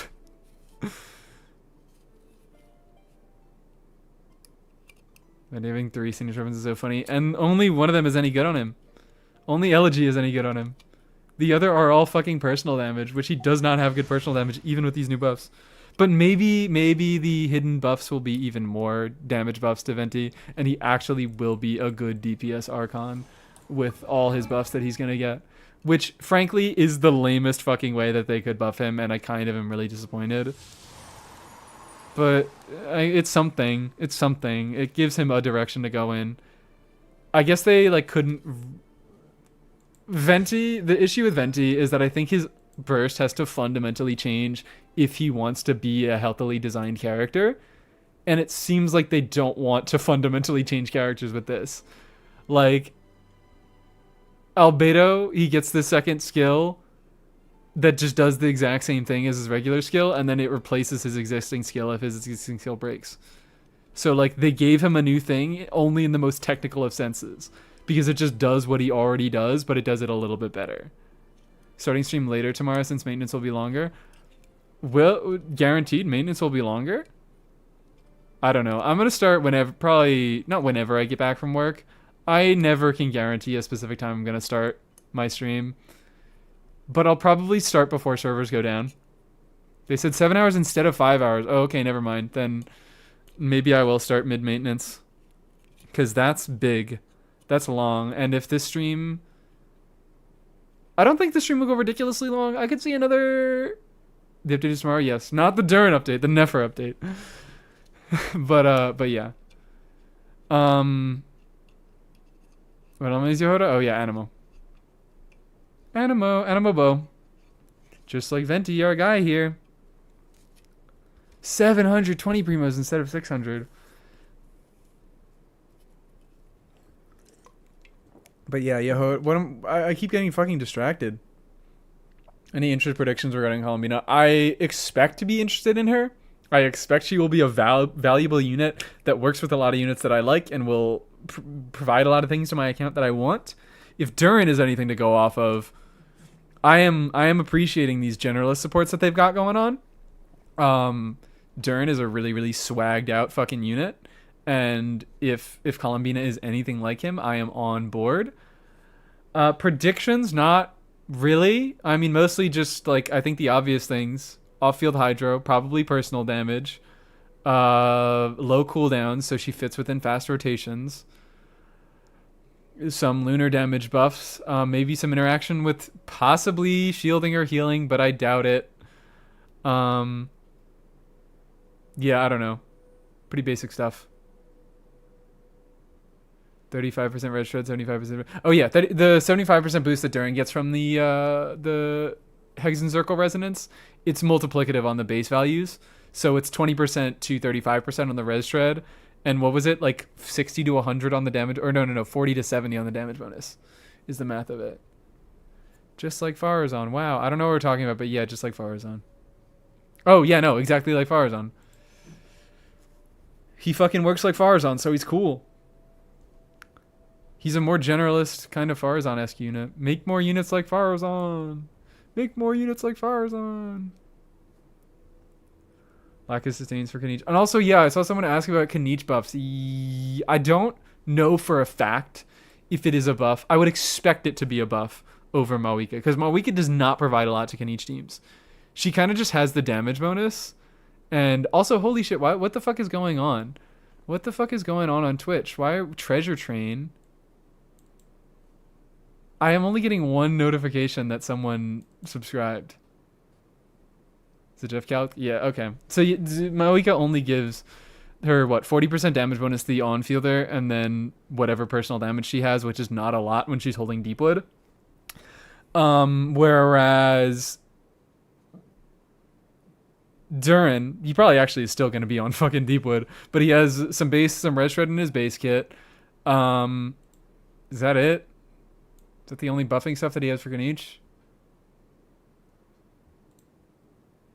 But still, that's more than a little bit of damage bonus. Especially because it applies to Emily as well. And it makes it so that Emily doesn't have to run... Emily never had to run Deepwood. As I just said, Mawika was usually the Deepwood runner. Also, Jesus Christ, I just realized I was cutting off a little bit of how many people were watching on YouTube. We currently have 114 viewers on YouTube. I thought I had 20. I don't know why. Because that's ridiculously low. And I'm talking about leaks, and people like leaks. Anyways, thank you guys for watching. Freedom Sworn? What are we talking about? Freedom Sworn? Freedom Sworn on Duran? Usable. Freedom Sworn is always just eh. I mean, Freedom Sworn and Elegy are both just kind of eh. I'm just geeking over Elegy for no reason. I just like Venti, I think. I think I just like Venti. 11 whole people on YouTube. They're both like, they're only really good if you can make use of both the stats that they buff. What is if Freedom Sworn? It's normal charged plunging damage bonus, and or is it just normal and charged? It might not be plunging. That's possible. Dermago selflessly nerfing his own kit to buff the other Mondstadt characters. The thing is, he is not the first unit in the wild that isn't so specialized, but he is easily the most generalist unit that we've gotten in a little bit. So it makes sense that his numbers are a little tuned down. Because it seems like Duran, I think maybe a good way to put it is that Duran might kind of be like the Ino for Hex and Circle units, except he's actually really good and he does provide a decent amount. Or not really good, but essentially like he doesn't numerically provide a ton because his kit is so versatile and he can be run in so many different places that he's just like a good option to be run with any of them. He's kind of just like a cornerstone unit that he's decent with all of them. And I know, of course, was given for free, so she has that benefit, but that's kind of what I'm expecting of Duran, like a 5-star version of that. And also, he works outside of Notcry teams better than Ino does. He's worse outside of those teams. Or he works outside of Hex and Circle teams more than Ino works outside of Notcry teams, but they're both still somewhat effective and just more limited. That is maybe a good way. I mean, I can make fucking comparisons all day because he pulls, as I keep saying, he pulls so much from so many different units. Surprise, surprise. They iterate on the designs that they make. They don't just fucking make one thing and then throw it out. They say, we're done here. But I'm conceptualizing as a kind of Ino type unit. Except she's actually really good. Who are you? I'm sorry. I was actually even considering today. I was like, I don't know what video I'm going to make next. So sorry, guys. I have not made a video in a little bit, and I do not have a plan to make another one soon. Because I just don't have any ideas. But I was thinking of making a follow-up video of like, yeah, Ino's even better than I thought. Because she is. I have a lot of thoughts about Ino, and I would like to condense them into a little video after using her for a little bit. I might make it. I don't know. Since I've got your attention a little bit, I want to thank you for being my fave Genshin CC. Looking and watching your videos since your Yanfei guide. Thank you so much. Help me sleep commuting and I can watch them on repeat. Thank you so much. Thank you so much, Paruko. Oh my god, I hope I can get some more streams. I am so sorry. Yeah, joining the Discord is going to be easier because I announced them there. But I do not have a stream schedule, unfortunately. Siggy was a hex member because there are no hex sustains. Yeah, that's a thing. I remember that was pointed out. I expect more Hex and Circle units to be added, not only just new units released, but I kind of expect them to add older units as time goes on and as the story progresses, especially. Yeah, I got right. I'm gonna go to sleep now. Okay. All right. Yeah. Go. It's 12 a.m. Yeah. Go sleep. Go sleep. Go sleep. Someone whispers Cole 101. I'm so sorry. I'm so sorry. I would, but I do not have the resources for it. I'm trying not to build any units next patch. I considered building Cole, and obviously it's timely, but she's level 60. And it's kind of going to be like, do you have Nilu? If you don't, fuck yourself. And that's kind of sad because like Nilu's mana is going to be gone. I guess she's usable as a excuse me, as a Llama replacement for Nefer. But Nefer, I'm sorry. I can't bring myself to be excited at all about Nefer. Because I think her kit is incredibly boring. And she's not even like good enough to really justify. Like, again, I really have to say, these units are too fucking good to matter. If you like Nefer, pop off. Get Nefer, pull Nefer, build Nefer. She's going to destroy any content you throw her at. I'm complaining because I love complaining. Nefer and her weed smoking girlfriends. She's stronger than Flynn's. That might have changed actually because she did just get a nerf. She had the 200 base EM. Like all these units, we're saying she's stronger than Flynn's. it could have changed, but also it doesn't fucking matter because they're all too close that like the slightest variation in play will make one or the other perform better or worse. And nerfs like that 100 EM aren't crazy effective, but it might be enough to change things. She's like 2% better. The minus 100% nerf didn't change. My point still stands about any minor variation in play is going to change how much DPS they both have. It's too fucking close to matter. It's too fucking close to matter. So get whatever unit that you want because they're gonna deal. I mean, get whatever limited unit that you want because they're gonna deal enough damage to clear probably. But I don't like her. I think her kit is uninteresting because I mean it just removes a reaction from the game, so that's not crazy controversial.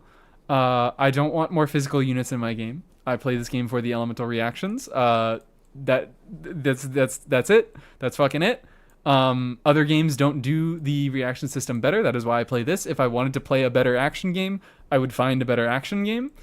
So yeah, it is cool that Nefer does have. I'll give Nefer. I need to not be only mean because Nefer is. There's a couple cool things about Nefer. If dash cancels are your thing, that's always cool. Pop the fuck off. Have fun doing your dash cancel. Have fun doing your little combo, your tech, things like that. I think it is cool that she actually does have reaction requirements, unlike Skirk.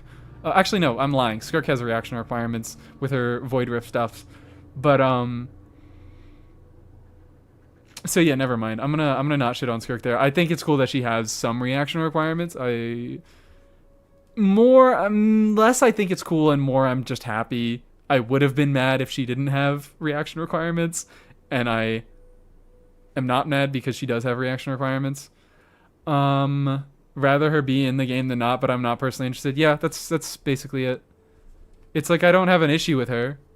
I'm not fucking tweaking out and like bashing my head against my desk because Nefer is in the game.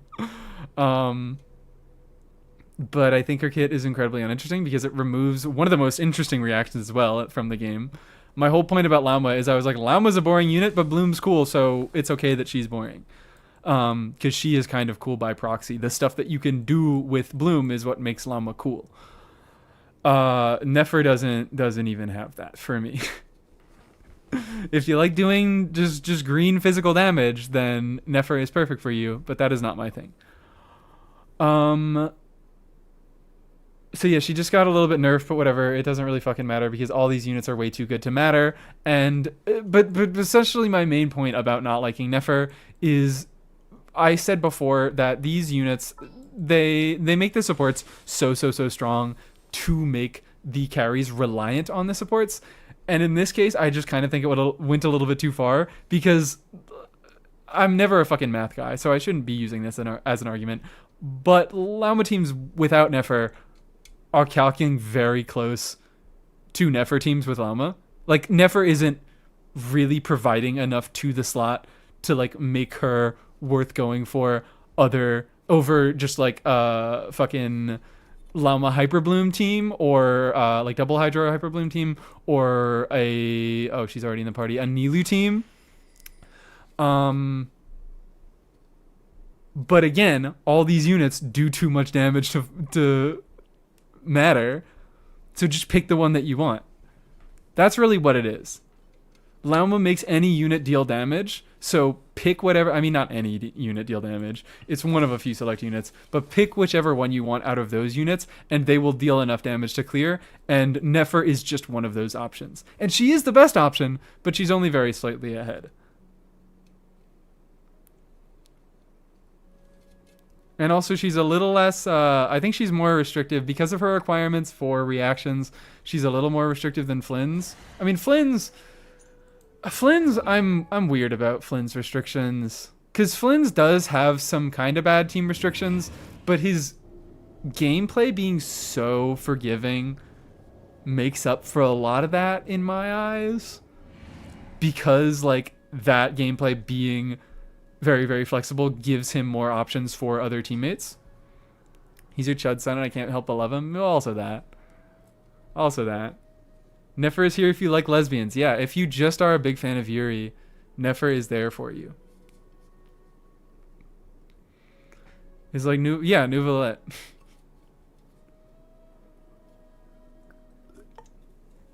Nouvelette and Nefer. I mean, I just keep making fucking comparisons because that's what I do. I love making patterns.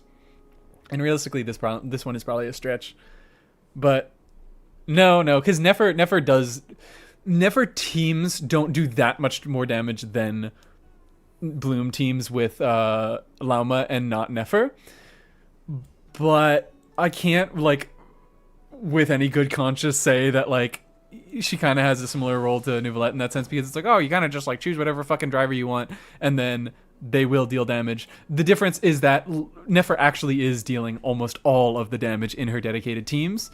They aren't dealing that much more damage than the teams that don't have her and have a pretty like wide spread of damage, and the teams that do have her but don't run Lauma and run like fucking spread, like run her as a little slightly better I'll hide them. What am I fucking? I'm like going insane, and I keep losing track of what I'm trying to say. Her dedicated hypercarry teams are like all Nefer damage is my main point. So you do need to think about her very differently in that way. Her main teams, there's not an even split of damage at all. She's like fucking 90% of it. Please be kind, I have autism guy like patterns. No, this is not true. This has never occurred. Folded the Flynn's last minute. Got him. I need to pray Columbina comes early. I expect a Columbina after Duran.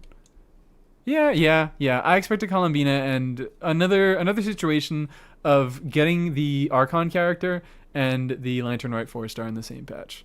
I think that's what we're doing. But anyways, yeah. Nefer, I don't think she's a particularly valuable unit. But that can be said of like every single on-fielder nowadays. The off-fielders are so much... I mean, you should have some on-fielders, but you really do not need a lot. You really do not need that many. You can get away with a few. The supports, they're so much more versatile that they are so much more fucking valuable nowadays. It's always been support impact, but it's gotten so much more so in the past year and some. 6.3 is also new weekly. Definitely getting Columbine again. Yeah, that would make sense. Actually discussing leaks fully. Oh yes, no, we did that. We're mostly done with it now. I'm still just talking about some things as they come up. But I went over the kits in their entirety, and I did a lot of talking. You and Saluna have completely opposite takes on Flynn's and Nefer funness.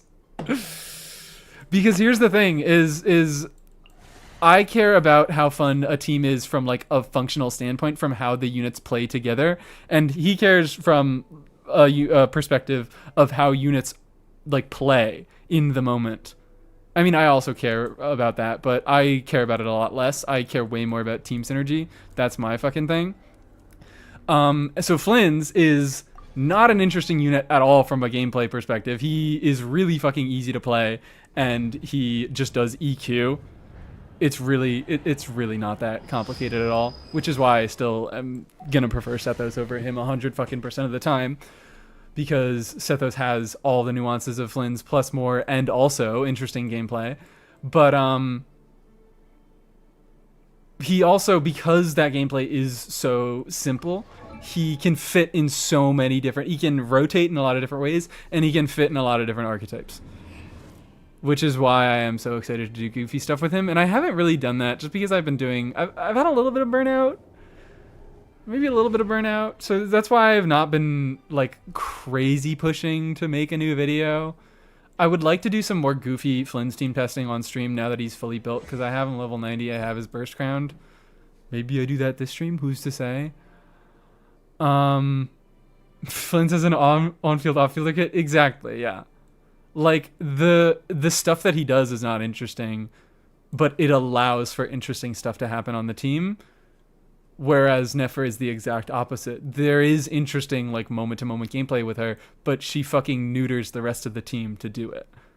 And I don't like that. I never really liked these, like, crazy hyper carry teams. That's why I'm gravitating towards Flynn's, is because his best in slot support does a shitload of damage. I know you're probably thinking about like, oh, Skirk, but reactions. I like Electro and I like reactions, and also Nefer is fucking awesome.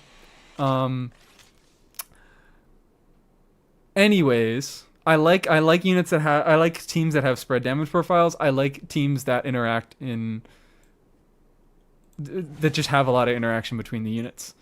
And Nefer has none of that. Not none of that. Not none of that at all. But she really, really reduces it.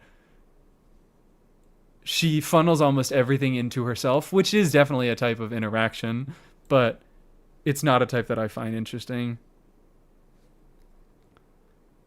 Nefer is so cool and awesome, and on the one account I don't have her on, I have Flynn's. I'm so sorry. Lunar Bloom as a reaction has been a massive miss. I only think it's a massive miss in terms of Nefer. Like, I keep fucking saying, is like, Bloom is a cool enough reaction. Stop calling it Lunar Bloom is really my issue. Because it's not a new reaction.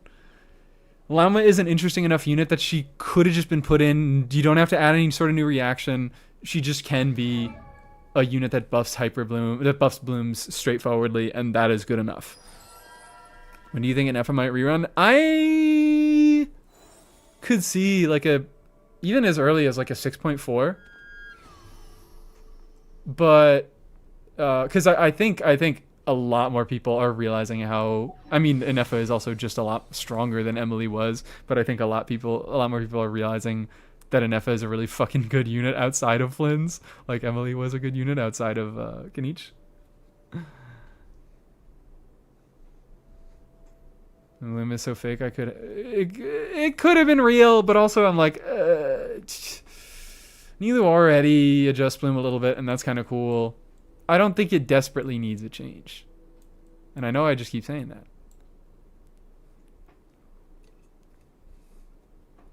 Bloom is purely so Llama and Nefer are using the same resources for their big hits. Yeah. It's to make it a universal mechanic so that Llama can't use the extra do. Linear reactions are an artificial way to create synergy with characters. It's weird to say they're limiting those stronger reactions. Complaining you can't do bountiful blooms without Nilu. Yeah, I need to process that. Oh my god, Seluna Raid. Hello viewers. Hello Seluna viewers. Oh wait, fucking Twitch is taking a second to catch up because of course we're having issues today. Hello. Welcome in. That's funny. You just got brought up. On because someone just said it's really funny how we have opposite opinions on when it comes to Flynn's and Nefer. We have opposite opinions on both of them. Hello, welcome in, Raiders. So wait, let me read this message because I probably agree with it, but I need to fully comprehend it before I know what I'm saying. Lunar reactions are kind of a strong way to create artificial way to create synergy with characters. So it's weird they're limiting those stronger reactions. Oh yeah, no, they're not limiting stronger reactions. I mean, they are limiting stronger reactions, but it's a character mechanic more than it really is a new reaction. Which it's a slippery slope. I don't know. This is all just like semantic shit. So whatever about it all, but like if I had it my way, Lunar Bloom would not be a reaction is basically what I have to say. Welcome in, Ghost Amira. What am I trying to say? What am I doing? I'm completely distracted. Lunar Melt doesn't exist either. Lunar Melt, yep, yes, it doesn't exist. Correct. Lunar Bloom is not a reaction. That's glad we all agree. I'm so glad we all agree. But I was just going over how I really, really prefer units that have, like, I prefer team synergy over anything. I like units that interact with each other. That's always what I look for in teams. And Flynn's is, like, not a mechanically interesting unit, but his ease of play allows for him to be played in a wider kind of variety of teams. Whereas Nefer, it's just kind of like, okay, she's a slightly better Alhaitham, or she drains everything from your team to put into herself, which is not what I'm looking for in a character. especially because like she actively removes a reaction from the game, and that's what I play the game for. That's what I play the game for. So if all my chips in Lunar crystallize, I don't know what to say about that one. I do have much stronger feelings about a Lunar Swirl happening. I do have much stronger feelings about a Lunar Swirl happening. Although, actually, that is a question, because the interesting thing, the one lunar reaction that we have, what the fuck? The one lunar reaction that we have that is actually a real reaction is Lunar Charge, which is pretty heavily reined in and, like, very clearly... Like, they balanced Lunar Charge damage around, like, Flynn's and Nefer being, like, the only units that fucking trigger it, is what I'm trying to say. I like that too, but I think you may have forgotten Nefer doesn't have to be played hyper carry. Ability to not have restrictive rotations. Doesn't feel like he has real team flexibility, but we can disagree on that. Yeah, no, I can see that. Because he does... it is definitely a significant restriction, and I do want to play him... I do just need to do more testing at the end of the day. But I see a lot of potential in him, and I have had fun goofing around with him in the goofy teams that I've played so far.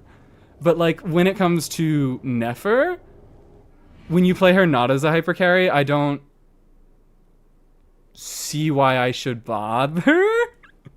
Like, why am I not just playing Llama at that point? Is kind of my thought. Overflips with Duran may be fun. That was another context. I want to do some replacement with the Red Shred slot. Now Sucrose will most likely be Yoda if she keeps all of her numbers. But I want to do some stuff with that. That can be interesting, especially because Duran is a unit that he benefits from a little bit of field time. He can do a little bit of damage on field, but not very much because most of the damage seems to be happening off field. That is going to be an interesting context in which, you need to swap out early on Flynn's. You don't need to use all of his time rotating on field. He definitely, like, he is, even gameplay wise, I do believe he is a little bit more strict than I initially thought. But I'm going to maintain that I do like him. Relevant personal damage contribution for spread, unlike Lamba. Yes. I'm complaining. I'm fucking complaining at the end of the day. But I don't think she provides anything, like, for me. She doesn't give me what I want as a player. That Llama is basically Hytham, but not awful gameplay to me. It's like, that's a fair point. And I think I did. That is what I said. You can play her as a better Al Hytham or her more carry-centric playstyle, but it's like, I don't have Al Hytham. And I don't like him. And I know you also don't like him. So that's why Nefer being a more fun Al Hytham is cool. But I didn't get him because I'm not interested in him as a unit. Whee! So peak, we need it in the base game. What happened? What do we need in the base game? Nefer is a Bloom driver in a Nilu team. No Llama or Gleam. True. True. The lunar reaction one that's most likely going to be added is probably Freeze. Iridescent Moon Dendro, Eternal Moon Electro, Frost Moon Cryo. Oh, that is actually a point. That is certainly a point. Can she do Hyper Bloom if she's not an Ascendant Moongleam? She disables blooms if she is an Ascendant Moongleam, but if she's not, then yeah, you can use her as a slightly better Hytham. She's pretty much the exact same thing, but her numbers are a tiny bit better, and she feels a little bit better to play because she's a modern DPS. Which I think that is cool. I think that is interesting. I think that's an interesting dynamic to have, but I don't want either of those units. Because I didn't get Al Hytham because I don't want Al Hytham, and I just generally don't like hyper carries that much where everything is funneled into them. All the reactions are available if you just don't skill with Nefer. Ooh, there we go. Just never skill with Nefer. Demoted to an Al Hytham target is a fate worse than hell. It's cool to like have maybe it would be cool if she was a little bit better than Al Hytham, but the point is that Al Hytham is he's not doing the majority of damage in his team anyways. He is good because he is a unit that can be run when you're also running a lot of other sources of damage, which mostly is just coming from Hyperbloom. Dendro teams have really wide damage spreads where, you know, like units that are triggering spreads and aggravates get extra damage from that. If you have Hyperbloom or Burgeon going on, there's a unit that is getting damage from that. So Al-Haytham, he was never good because he did a lot of damage. He was good because he could slot into the teams that did a lot of damage with his reactions and also did a little bit of damage himself. And so that's kind of cool that Nefer has those two modes where it's like an optimal team where she has kind of, it's the unintended quote unquote bad. I mean, it is worse. It is just straight up worse than her intended playstyle, but I don't want to straight up fucking call it bad. Because it's not bad. It's playable. She has that unintended playstyle of a wider variety of teams, a more even damage spread. Mostly, I think the biggest difference is that the DPS of the team is less reliant on her performance. Because everything is being channeled into her, and she actually does have some, you know, tech stuff going on. A lot of your performance is going to rely on your skill with Nefer. Which, you know, that's a cool thing. Again, same situation as Skirk, but it's even more so because she doesn't have an Escoffier and a Farina on her team doing some extra passive damage. But yeah, that's an interesting piece of texture about the unit. Hytham was never not that bad, just heavily outclassed. He was never bad and he was never good. He was always just like, yeah, why not? Al-Haytham is functional. Every main DPS is skippable. I've been saying that for the whole stream, and I probably should have said it after the raid. It's like this is not a problem with Nefer. It's everybody, especially since they've been reaching a point where like the point they make these supports so reliable or so strong as to make their respective DPSs more reliant on them, although that's a fucking whole can of worms. I am really trying to push against using that word reliant because you can clear every piece of content in the game that gives you any rewards that help your account progression with a free-to-play Flynn's team. You do not need an Nefa to clear any content that gives you rewards that will progress your account. So I don't like to use that word required, but they make the supports really, really strong as to make them more of a requirement for the respective DPSs, but they end up just making really, really fucking good supports that are strong on their own, so you kind of don't need the DPSs. And I think Nefer is suffering the worst from it, but at the end of the day, all these characters, they're too good, they do too much damage, and their numbers are too close for that really to matter. Just get Nefer if you like Nefer, is the thought of this. And now I want to piss soon. I'm gonna have to take a piss break. But I want to do a little bit of funny Flynn's teams now that I've thought of it, and I don't have another way to kill time in this stream. Someone did ask me to do an Abyss clear without any Nod Cry units, and no lunar damage units. I'm allowed to use Ino by herself. DPS sucks supports rule, yep. DPS or supports rule, DPS drool. What is that symbol on the map? It's a middle finger, obviously. It's a middle finger to represent, you can see very clearly here, it's a middle finger to represent that I dislike geohypostasis. Obviously, it can be anything else. What were you guys thinking? Should I build Dory? If you want to. She has some use cases. Oh yeah, I need to still fucking kill Scara. I said I was gonna do that 3 hours ago, and then I didn't. Make the middle finger longer? Maybe I should. I've been considering deleting it just because what if I run out of pins, guys?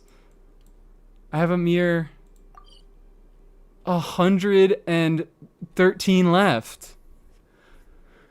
What am I to do about the Lanyan rerun on the Arla banner? Go for Zhongli cons. Get that C2 Zhongli. Obviously, get that C6 Zhongli. Use him as a healer for Farina.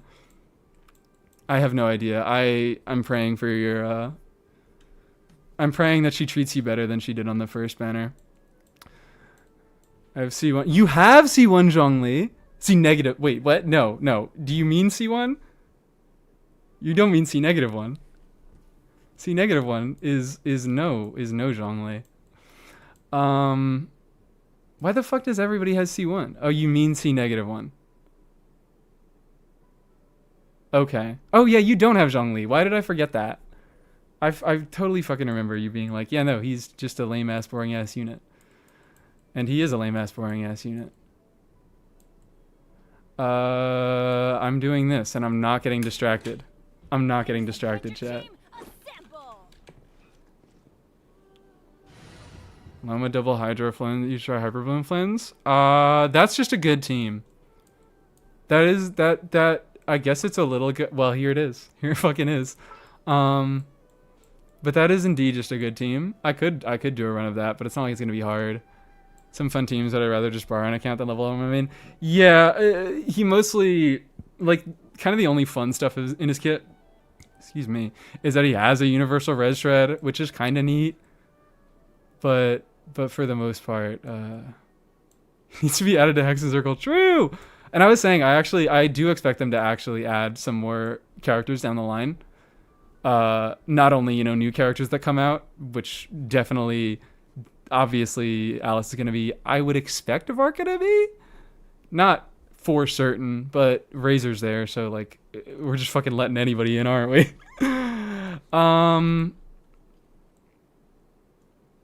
Bah. What am I saying? I'm saying even older characters. I think they might go back and they might add some older characters, especially if it like is a story beat where like a character comes in contact with the Hexen Circle in some capacity and becomes a character that can give the resonance. Because if like I'm really just imagining this to be, they're gonna be like, hey, we're gonna give some old characters a round of buffs. Let's see if we can sell some fucking characters, and they're gonna sell characters because oh my god, these albedo buffs are stupid, and I need albedo. This is not gonna be the last time they do this shit. This is not gonna be the last time they do this shit. I expect like maybe they're gonna do some shit with like Eula. They might try to bring Eula around. Favonius faction with Varka, Jean, they could also do that. There are enough characters to make their own Favonius faction, but I would prefer less resonances. It's cool. It's kind of cool that they're giving old resonances to old characters to buff them, but I would like more characters to have the same resonance. Because that means you can run. That's more variety of characters that you can run with each other. Far more interested in Albedo than Zhongli. Now, not surprising. I'm more interested in. I mean, I don't have to pull Shilonen, but if I didn't have Shilonen, I would have been more interested in Albedo than Shilonen. And I think Albedo is very clearly a better unit than Shiori at this point, and that's kind of fucked up because they might have to go back and pull Shiori out of the depths to fucking, we're just gonna do a cycle to buff her and make her better than Albedo, and then a few years down the line swing right back. Funniest faction gives 20 energy to each crit hit. True. Imagine fucking Favonius Resonance. It doesn't do anything except it gives all your characters a permanent fab effect. That's the best resonance in the game. I don't think it's a contest. Because it's Electro Resonance too. And Electro Resonance, I think, is already the best resonance in the game. Are you pulling Albedo? Abso-fucking-lutely. I've been waiting since I got Cinnabar to get him. Anyways, yeah, I know I said I am definitely farming Scarra right now. I can do it. And then I didn't do it for like the 900th time. Mpreg Resonance. True! Kokomi can use Fav with... What? Kokomi can use Fav with an Nefer Flens? Oh, alright. I understand how that works. I have been paying a lot of attention to how Lunar Charge reactions are triggered because, of course, I've been fucking using TF. What else would I use? TF... Lunar Charge making it so that basically every unit that ever applies an element is considered to have triggered the reaction makes TF a lot more consistent and makes TF kind of usable outside of aggravate and hyperbloom teams. So that's silly fun. One fun build Flynn's has. I need to do some more TF stuff with Flynn's. I have not done nearly enough TF stuff with Flynn's. But yeah, I'm imagining. So if it procs the I'm imagining this is how it works. If it procs the lunar charge and it is considered a crit, like the highest contributor landed a crit and it was considered that the lunar charge reaction critted, but also Kokomi contributed to it, then you get the proc off of her. Because it's like a weird roundabout where it's like, yeah, she's triggering the reaction and that's her damage and it is critting. So like, sure, we'll give her fav. I can just test that right now. I don't know why I'm fucking asking you. I don't know why I'm asking. I mean, you could just tell me, and that would be easier, but it would be so much fun, wouldn't it? You. Where is Fav Codex? I need to build the second Fav Codex. I made a short about it. Oh. Well. Well, I need to watch this short. Well, I have guessed wrong. You do not have enough health. I don't know why I went to fucking test on you, of all things. You have a Dendro aura, so you're annoying. What else? What else would I ever go to? Wait for this. I know TF on field. True and real. Because Aino's skill is the best thing in the world. There we fucking go. There we fucking go. Theory proven correct. I'll still give that short a watch. I'll give that view. You can get my like 0.2 cents from the view. All waters lead to Drake. Anyways, yeah, I'm definitely farming skirmish right now. I promise. I swear. And I know to level 80 today, guys. Are you proud of me? I promise. I also said this in my Discord. I promise. I swear to God. I will not build any units for all of 6.2 patch. 6.1? 6.1. My bad. 6.1. I swear. I will. All of these units. Wrong menu. All of these units that are down here. All of these untouched for the entire fucking patch. I swear by it. You guys, if I am lying, God may rend me in half. You can run Omega crit rate on everything and not need their reactions, or you could just do that. Building your Hydra with Flynn's and Nefer a lot easier. That's true. Yeah. Oh, that's really true because that applies to anybody. That's why Aino's so fucking easy to build, isn't it? Because she technically gets 3 hits, and one of them is very, very likely to crit, because it prioritizes hits that crit over hits that didn't. But then it's in 6.1 because you want to save for 6.2? Yes. Unfortunately, it just has to happen. I considered Cole, so it's like maybe she's on banner. It's such short notice that I could not build her to a sufficient level to get a video out on her for the banner.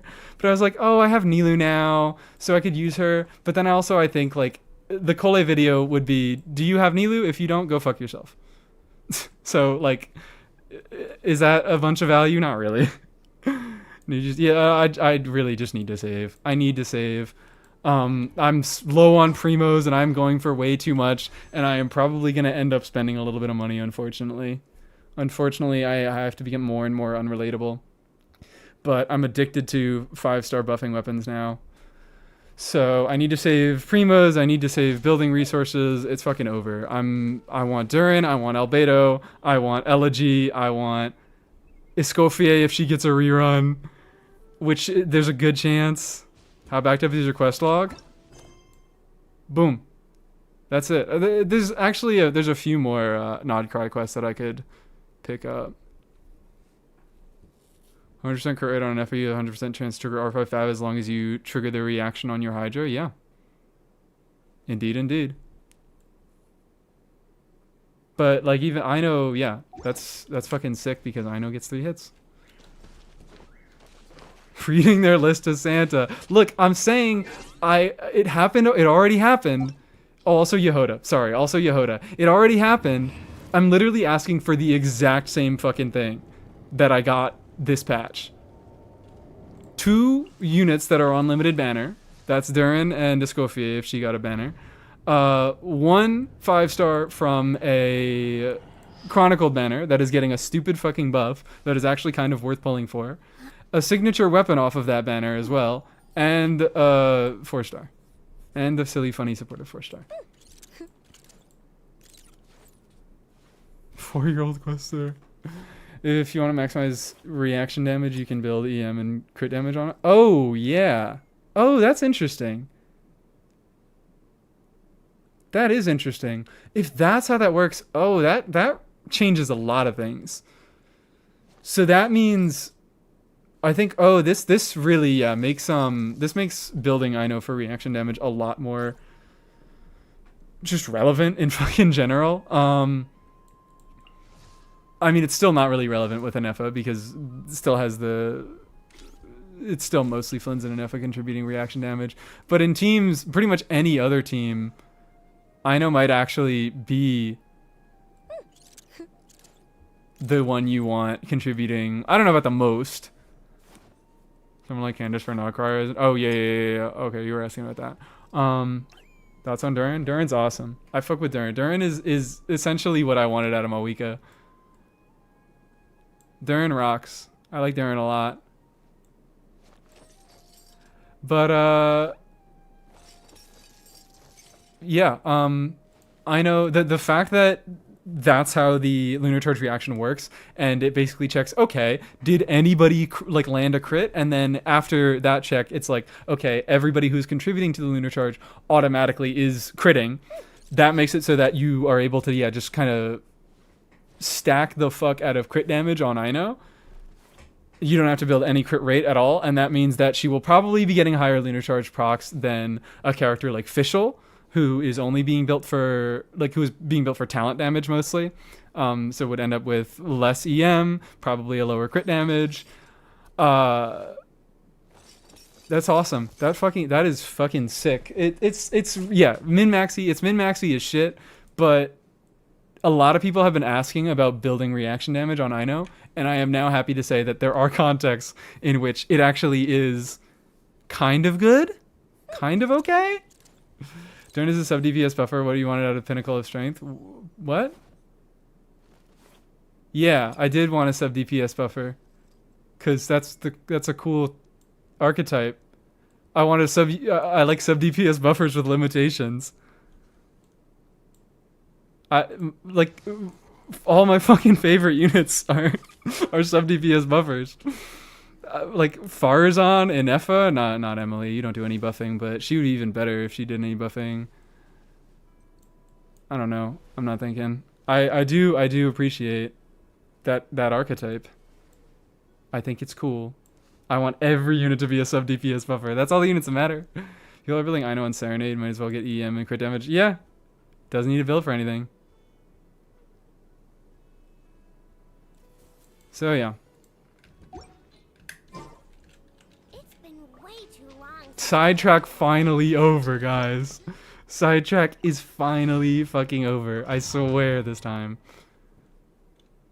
Rate of app yet? No, right? I don't think so. Do we have animations? I don't know. I don't really watch animations because I like to be surprised on some aspects of the character. But I don't know if the animations give us a what's it called? Appreciate that Duran seems relatively balanced. I'm a big fan. Yeah, he just seems like I've been describing him as all sorts of units, but I was like, I think he's kind of like he's an Ino style unit where it's like he's just fucking meant to be. Hello. He doesn't fit anywhere fantastically, but he gives a decent amount of generic buffs and he like has enough passive effects that make him worth running, that he's going to be really solid in a lot of teams that especially don't have great last slots. The one that I keep jumping back to is Farazan. DPS Farazan, I think Duran is going to be the and in general, just like for Animo DPSing in general, I am really interested in Duran, especially him being the most accessible source of Animo res shred right now. Because fucking between the RNG bullshit and the overall headache that is Gene C4 and the RNG bullshit that is Farazan C6, Duran is the easiest to guarantee. And he does a few. He only shreds 20% res for the purposes of Animo DPSing, but he does enough outside of that. And especially, it's the fact that I think like I don't feel so. I'm not gonna stall, and then I immediately start talking about Duran again because Jesus Christ, I like this unit and I'm interested in playing him. I think he's going to be really interesting in terms of opening up Animo DPS teams, because when I run Farazan, I'm like, that is the purpose of the team, is to deal Animo damage, because her entire kit is built around roiding Animo damage, and she does such a good job of that. But that's like, if you want to be making good use of Farazan, you need to be getting good Animo damage. Whereas Duran is going to provide an option where he's obviously doing a lot less for... I'm fucking sorting Pyro as if I have Duran in the game right now. He's obviously going to be doing a lot less for Animo than Farazan does, but number one, way more accessible, and number two, he is a way more generic unit that is going to be like enable a lot of other stuff to happen on the team that enables like other sources of damage to go through. So hasty for now. I want this character. I'm really fucking excited for this character. He is just what I wanted out of Mawika. A character who has some like cool, interesting off-field buff stuff, but also has damaging playstyles. But the damage isn't so good that you always want to prioritize it over other things. I like Duran a lot, and I wouldn't be 100. Like, there are things that I probably would change about his kit if I like thought long enough. But like, I'm pretty happy with what I have right now. Haven't seen... hold on. It should be... I mean, we've been talking about it all day in the Discord and in leaks, but also what's it called? The subreddit is available. That's where I've been getting everything, and also the VOD is on YouTube. And I showed it off. Who's we? This is what... someone else said we. Someone else said we. No, it's fine. It's fine. Leave the Mawika fans in chat alone. Let them have their character. Let them have their happiness. Okay? I've been being less and less mean to Mawika as time has gone on, and now that Duran is out and my dreams have been realized, I really harbor no malice towards Mawika. Also, Soul, if you're still here, I want to hear your opinions on that take, particularly with how you've chosen to use your Mawika.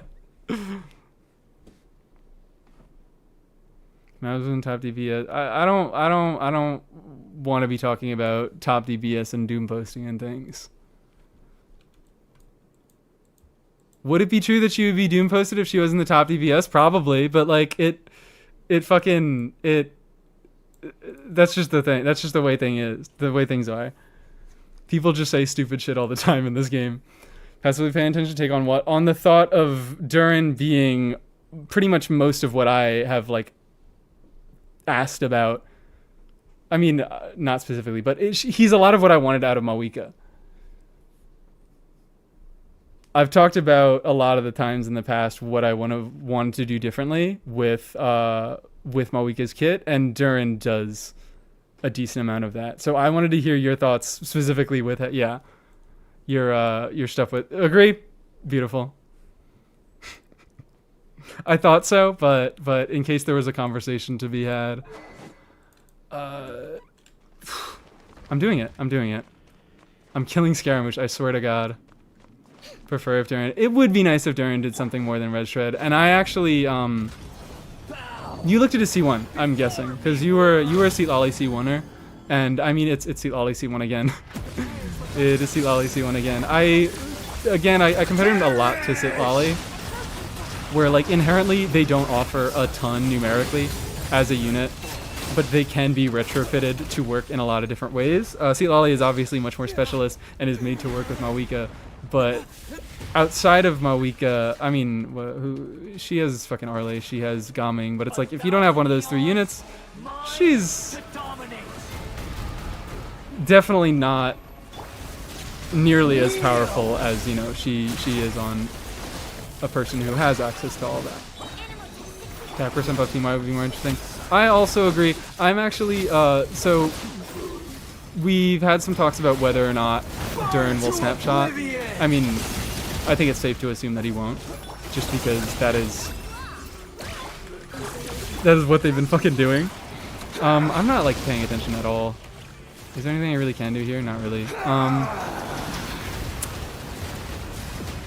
I had a vision. I got a vision from the Lord when we were talking about whether he would snapshot or not. I was like, I don't think he's gonna snapshot, and then I think maybe he might be getting a support for his on-field playstyle that does a full party attack percent buff. Maybe perhaps that is what Nicole is gonna do. Because the fact that he is partial on-fielder, it makes me think that, oh yeah, this is going to be his kind of intended archetype, and then he's usable as a general support for a lot of other things. Again, could be wrong. I'm just fucking guessing here, but those are my thoughts. No one snapshots in 2025. Burn to oblivion! I would say it's more likely that no one snapshot, or that he doesn't snapshot, and we get a support that gives a full party attack buff than it is for him to snapshot.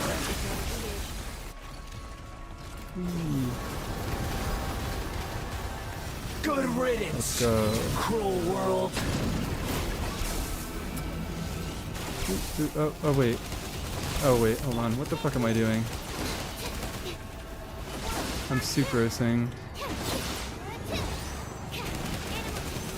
Please. Oh, I'm an Nefer, so I shield. Please. It's like, oh, this is like gonna be close. This is gonna be uncomfortably close, and I don't like that. Never mind, it's not. I'm fine. I never do this with the sound on, so the like sound cue is getting louder, and I thought that meant I was gonna explode and die. But I'm fine. Let's do the full setup, and actually, you know what? Fuck it. I'm not. You don't get a mini burst. You just get a big burst. Let's see, what do we get? What do we get? After 3 hours of stalling, what do we get from Scaramouche? Great. No gems, no billets. At least get a good artifact. Yippee! Best artifact of all time.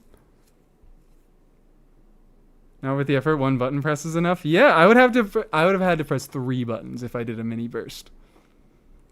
That's 2 more buttons than I did press. I'm just saying that's logical to me. Pulling on the Arle account. Pulling Arle on the account I don't have Seat Lolly on. That's fine now. Because Arle has a lot of other...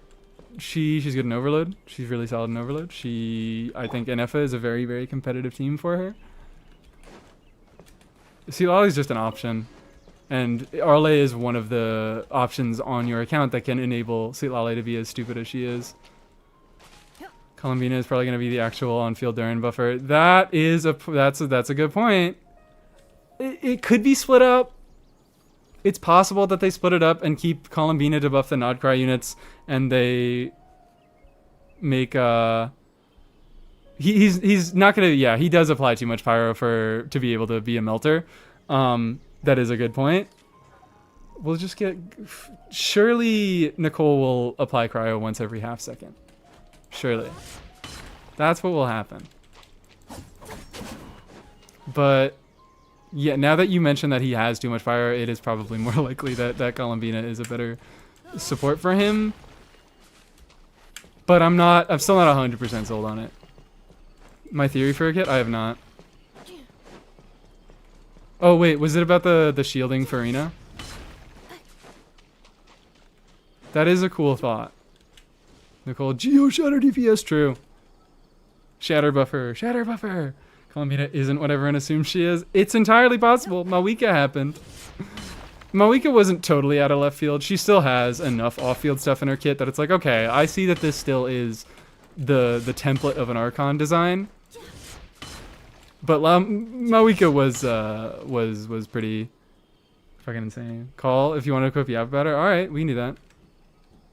I don't have that much else to be. I don't think I have anything else to be doing on stream. Let me open up Discord. Make sure that you are heard on. Hello. Hello. Today's to-do list. Do Oh, you have any additional commands? I'm getting No problem. double sounded. All right, I can can help you stream? Can you I'm hear quite him? used to it. Please, I hope. It looks like no. I think I have to real quick. Oh yeah. Hold on. The hell? Discord. There we go. Okay. What get about outta here. now? Stop looking at the. Okay. Say something.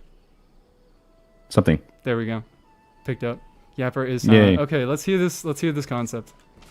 Right. So, like some of the Shield of Farina stuff would be cool, I think, but that's mostly just a question of like specifics of if she ends up buffing a shit ton, I'd prefer something that balances her with a team building restriction, right? That isn't have nod cries in her team, right? I Even prefer though a that shielding definitely restriction will be that a restriction.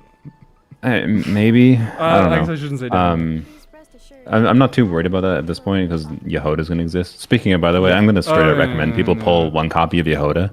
It doesn't matter if they nerf her and make her a shit-ass character. With the Wild Hunt enemy design, I think people should just pull one copy of Yehoda Yeah, for team no, fair building enough. to be able to... Like she's literally plus 40k. If she existed right now, she'd be plus 40k DPS in second side. Yeah, I Like, fucking. that's what she is. It's like, okay. I was. What was it? I didn't have that specific thought about Wild Hunt, but I was like, I know Yehoda just as a set that can a fairly Yeah. accessible set of units that can do a decent Yeah, amount. even without the non-cry Wild Hunt bullshit, Like, it'd be a good combo. free Animo or free Hydro off fielder and an Animo unit. It's like how it can only be so bad. Yeah, and she has her burst infusion and whatever that follows you around and healing and a little bit of EM buffing. Like They do Yehoda's a Wild really Hunt, good unit. They activate the new artifact set for whatever unit that might want to use it. Yeah. They can do some. But people shitty are stuff. already doom posting her though because It's like ridiculous. I'm not the- surprised, but because she's not like an upgrade for Flynn's because of cooldown. oh yeah. He's So a it's just like- 17-second skill. It is, Yeah, so it's just and she needs Anyways, to on field for sorry. a second, right? mean, I don't know how Yeah, I'm long. not sure that. I don't know those details right now. I didn't look that closely yet, but I've seen some calcs We of will like see. showing that she's not an upgrade over Sucrose, even at C6. But that might change because all they have to do is change her to like a 15-second burst cooldown. Oh, all And then right. bam, All right. but, Okay. All right. So it's numerically all way better, but it's just that adding that Yeah. extra second. But ultimately, like I think she just fulfills she's not that interesting. She just fulfills a niche Yeah. for anime units at I- a baseline, and then double nod cry core is important now. So Those are pretty much my thoughts. I am happy she's good. I am disappointed with the ways that she buffs because it's Yeah. just kind of it's just numbers. I wanted her to swirl Dendro, man. I wanted her to swirl Dendro so badly, but I knew please. it wasn't gonna happen. Or at least like have an effect when you hit a Dendro Yeah. applied enemy with Animo. Yeah, something. Anyways, but- Columbina. yeah. theorized So it. let's establish some baseline assumptions that I think many people can agree with. So assumption 1 and 2, I guess, is she's probably gonna buff Nefer and she's probably gonna buff Flynn's. Yes. Right. I think it's probably the safest assumption we can make. Mm-hmm. I know Um, too. Well, yeah. She's probably gonna buff Nod Cry units. That would be a surprise. If I had to venture a guess. And other assumption related to this is based on the fact that we know this whole year isn't all non-cry units, right? We're getting Varka maybe will be count as a non-cry. Who the hell knows? Because he's a little bit up in the air considering Yeah. he's like been in non-cry enough. I don't know. I'm guessing Hexen Circle, but it could But be like either. Duran's not non-cry, right? So Duran's not non-cry. We're getting a character 5-star release right before her is not non-cry, and then we might have Alice, Nicole. There's Nicole is I think up in the air because she's been implied to be doing shit in the story, so maybe she does. I was gonna say, But if like, anyone is both, I think it's gonna be Alice. yeah, maybe. But like, it's super up in the air, I think, right now. So one, I think, potential safe assumption though is that there's going to be units now that Duran has proved this at least. There's this year is not going to be entirely 5-star characters that is like all not cry, right? And that I think heavily implies that she's not going to. I think it's a safe assumption that she's not going to just buff not cry units. That's Like she's fair. not going to be 150% lunar damage bonus. Yeah, no, I think there's a that's very good chance she buffs them more, and she might have like you mentioned that having 2 not cries in the team restriction. That'd be no different than having a shielder restriction. I just think a shielder restriction would be more interesting than Yeah, well, it a allows 2 not for, cry restriction. or maybe it doesn't allow for more units to fill the slot, but well, Yeah. at this point it does. It would Yeah. allow for more interesting units in any case. Yes, I agree, but it's fine. Yehoda plus Ino existing at a baseline is like Yeah, if that's I'm what okay with enables her kit, that's fine. I'm not really worried about the restriction enabling of her kit at this point. I'm just the more fundamental ideas. So, anyways, those 2 baseline assumptions that she is going to buff something more than just she's going to buff Flinza and Nefer, and she's going to buff more than just non-cry units because they're not going to release enough non-cry units to make her a character worth pulling for to many people if they don't have her buff more than just non-cry units, right? And so that's my like running assumptions. Because I mean, And they're already giving away Ino for free, and that's all she does. So yeah, then we look at Nefer and Flinza's kit specifically. These characters want inverse stats. So we're operating on the assumption that she's going to buff both of them, but these characters want inverse stats. Flynn's wants more attack to buff him more, and Nefer wants EM. yeah, both Nefer doesn't hybrids want have a any heavy attack. preference in one direction. Yeah. Both of them have like opposing like buffs. And then recently, in my theory now, and this is what I strongly think, and I kind of feel that Yehoda having this as a intern kit, but there's if you go up open on screen the moon sign resonance thing for the ascendant gleam, where it's like counting party member composition, right, and then doing a buff based on like stats of your characters, whatever. I don't know if Columbine is going to be exactly that, but I think she's going to count your elements in your team in some form. And I don't know what the exact values could be. I could go do some simulations to make a guess, but I'm willing to bet I can make a fairly accurate guess that she buffs based on counting team composition, and it's going to be some similar structure to like this ascendant gleam the DEI resonance, whatever people are calling it. Where if you have pyro, electro, or cryos in the team, it'll be 20% of team-wide attack buff, 20% team-wide attack for each pyro, cryo, or hydro. So this would mean you pair with Flynn's with a Nefa and Flynn's animal I like that unit thought. plus her, 40% team-wide attack.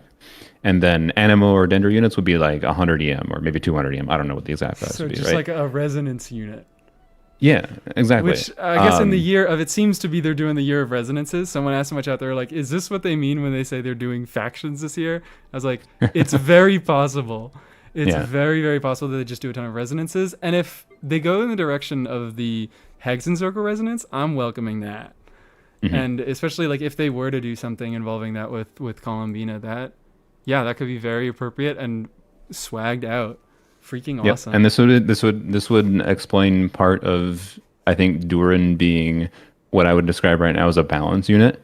Is like Columbina is coming out the patch after him, and if when he's paired with Columbina, it turns into he's buffing 20% attack in conjunction with her. That's like more buffing potential, right? And that's part of why like he might be balanced the way he is, because some people are, like if he's going to have additional synergy in the future. And then I don't know, Geo might just be damage bonus. I don't know, like, but and then Hydro, maybe we actually get an HP buffer, right? People want an HP buffer a lot, so maybe I don't think it'd actually be that good, but I don't think so. No, but I think we might. It could be due. I don't know, because again, it wouldn't be that good. So yeah. I don't know how that would be. It might be Yeah, interesting. I don't know what the exact values would have to be for everything, and obviously she probably has some personal damage of her own. But I just think that baseline of counting the elements in the team, and Yehoda does the same thing, Yeah. where she counts the elements in the team, except for it's more just modifying her own kit rather than buffing or anything. I forget Um, exactly what it does already.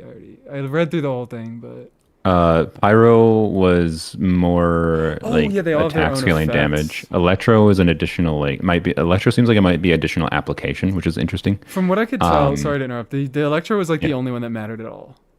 yeah, it kind of seemed like it. Yes. Okay, okay, cool. The cryo one is like literally pointless. It's like attacks 10% more frequently, but Wow, that's you might highly get one more unlikely to. swirl. Yeah, it's whatever. And I forgot what the Hydro one was. Oh, the Hydro was more Healing healing. bonus, yeah. Yeah, But which then they're like what, maybe I don't 120 know. and 130% of the original value. And it's like she's already not Yeah. dealing damage and she's already healing enough. I So don't know. I didn't look at that closely what her healing was for Frina, so I don't know. Maybe it'll matter, but for Rina, um, yeah, the numbers, the off-field healing, what? It's like a 50 something percent attack value. The on-fielder is 130-ish, I believe, crowned, which is a okay. nice chunk. That's less than Shan Yun, but she ascends healing bonus, which is a nice Hmm. little bonus. So I'm like expecting kind of worse, or pretty comparable, I would say, healing to Shan Yeah. Yun's overtime healing without the initial burst.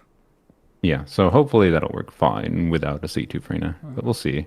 Um, I so yeah, I don't know. imagine. That's kind of all I think Columbine is going to be like that at a baseline. I'm sure there'll be more nuance to things and whatever, but um, I mentioned on stream earlier. So back when Flynn's was in beta, like Zajef had his like sheets, and I asked Zajef to like go and input a hypothetical of let's just pretend Columbina is literally Ino, except it gives a 40% team-wide attack buff.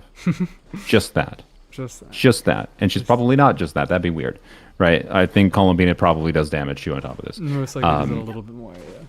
Yeah, but if she just does the 40% attack, like for Flynn's, where does that uplift Flynn's team DPS? And it's like immediately just 40% team wide attack is like a 20k DPS upgrade. It's like a 20% upgrade to his team Jesus. without factoring any personal damage Jeez. and any hypothetical like more EM buffing or non-cry damage bonus, right? So like it's very likely Columbina immediately takes someone like Flynn's close to Muika level. With a good Muika gameplay. Most people aren't even playing Muika at 140k, let alone the new combo level, right? They fucking So that's weird my smash vibe. Every combo. Add them shortly. Yeah. That's my vibe is why I think something like 20% attack and maybe 100 EM, maybe more, I don't know, makes sense by counting the composition of the team. And would let her have all kinds of cool modal utility for existing units in the game. Based on data from past And I don't know. The real question would be whether or not that kind of kit power creeps Farina. I don't think it would. I wouldn't but imagine so. yeah, Half of me is also I'm expecting I'm headcanoning that she's gonna be a sword unit. So I was gonna be like key, Farina still has key. I can't get over my key. I'm assuming nothing. Yeah, if she's a sword unit, that would be cool for Key. That's entirely vibes for me. So yeah, I guess Yeah. assuming nothing is easily the safer. I want her to be polearm unit for no reason at all. No reason. Yeah. No, we're getting Madam Ping this year as a Hydro pole arm. Yeah, sure. Finally. I think if they want her to be strong, they will make her a catalyst. If they want her to be more balanced, they will give her any other weapon type. They'll Probably give not her Claymore. Any other weapon type, and then they'll give her a 5-star weapon that buffs. Yeah, probably. Oh yeah. Or they'll, I just want them to do another Farina weapon again. I just want it to be another shit weapon. That would So be they- nice. When was the last shit weapon they Just- even put out? Just let it be a bait weapon. It's been a little bit. Well, Lama I mean, was like- not like good, to be fair. I mean, Llama's is good. Like people trash on the weapon a little bit, but like, it's for a supportive weapon being a 10% upgrade to team DPS, and like I don't know. Yeah. It's a support having a weapon and then being a 10% DPS upgrade is not small. I feel like. It's so yeah no. You mentioned earlier, getting lost in liking support weapons. I think it is one of the relevant support weapons if you want above Bloom, but it's pretty restrictive, right? Yeah. Is it? it's it's mostly just a lunar bloom stat stick, from what I Yeah. know, and then it's like 50 and like 40% buffs to burgeon, and then like not regular non-activated blooms. Yeah. Okay. Yeah. It's but it's like sizable, but also very skippable because of Yeah. how OP Llama is at a Yeah. baseline No, for this buffing is the just another archetype. instance of I'm choosing which weapons I like and which ones I don't completely arbitrarily. It also doesn't give ER, so it's more annoying to build her. Yeah, on it. yeah, yeah, Well, not yeah. more annoying, but you'd have to like use an ER type That's why piece or I'm whatever. freaking out over elegy, and I need my elegy, even though it's not that good. I like that I it's mean- going to be usable on Yehoda, and all the stats are going to be good, and the full team Yeah. buff part of it is going Yeah, to be Yehoda pretty might be impactful. fun, but Mm-hmm. there's always Fav. I mean, you know what? Hooray. I don't use elegy on my Oh, I'm aware. Yeah. in DPS Lanyan. Yeah, I can get bigger numbers to be clear from Lanyan with elegy in the team, but it's just like Fav particles are too good. Our particle's too good. Far too good. So yeah, and it's like as ideal as possible because Lanyan has EM scaling damage and attack scaling damage. She double dips from the value of the buff, and then Lanyan or Farazan gets more damage too. But like, I didn't even consider using it when trying to do my Stygian onslaught clear. oh, Stygian. Yeah, no. Yeah, so Oh, I'm getting a question from one of your raiders, one of your chatters. 5-star Hydro Claimer, or will that be Dottore? I don't know about that. I think Claymore's the least likely just thematically. I For don't know why it just Dottore, feels yeah. wrong. Well, He's- well, I mean, the Torre, no, I have no idea, but I meant for or, Columbia. yeah, for Columbina, yes. I feel like she gives a lot of like magical girl vibes, so like Catalyst makes sense. Polearm, Sword, I don't know. I see sword because elegance. Sure, yeah, Sword is always the it's the like the refined weapon and the elegant weapon. That's what they're displaying when they give a character sword. hmm So, and that's my vibes from her at least. And they've I been think kind of that is a good chance. Yeah, they've been kind of. Well, actually, I guess I should say they've been throwing weapon stuff out of the window when it comes to catalysts. They do whatever the hell Oh, they yeah. want with catalysts, but other weapons do tend to have a little bit more of a correlation with a little bit, type yes. of Use it. personality. And they used to do catalysts a little bit more cohesively when they were just spell books, and they weren't punching people and luchadors. Yes. Yeah, now Catalyst is we do whatever we want archetype, which is why it's the best weapon type. 'cause Yeah, you never it's know- it's you- the you- worst and it's the best. Yeah. No yeah. rules is has- good and bad. Who would have known? Yep, it has the least identity, but also that's kind of fun sometimes. It's good that Least Catalyst identity, exists. most personality, Yes, and also the weapons are broken. and 'cause- they're broken. Yeah, TGS, gotta love it. yeah. Need playable Hoyo Need playable Dottore, or you're invading Hoyo HQ. Mm, Get us a free tenfold while you're at it, like the new Valette fans. Yeah. Okay. I Oh, do you wait?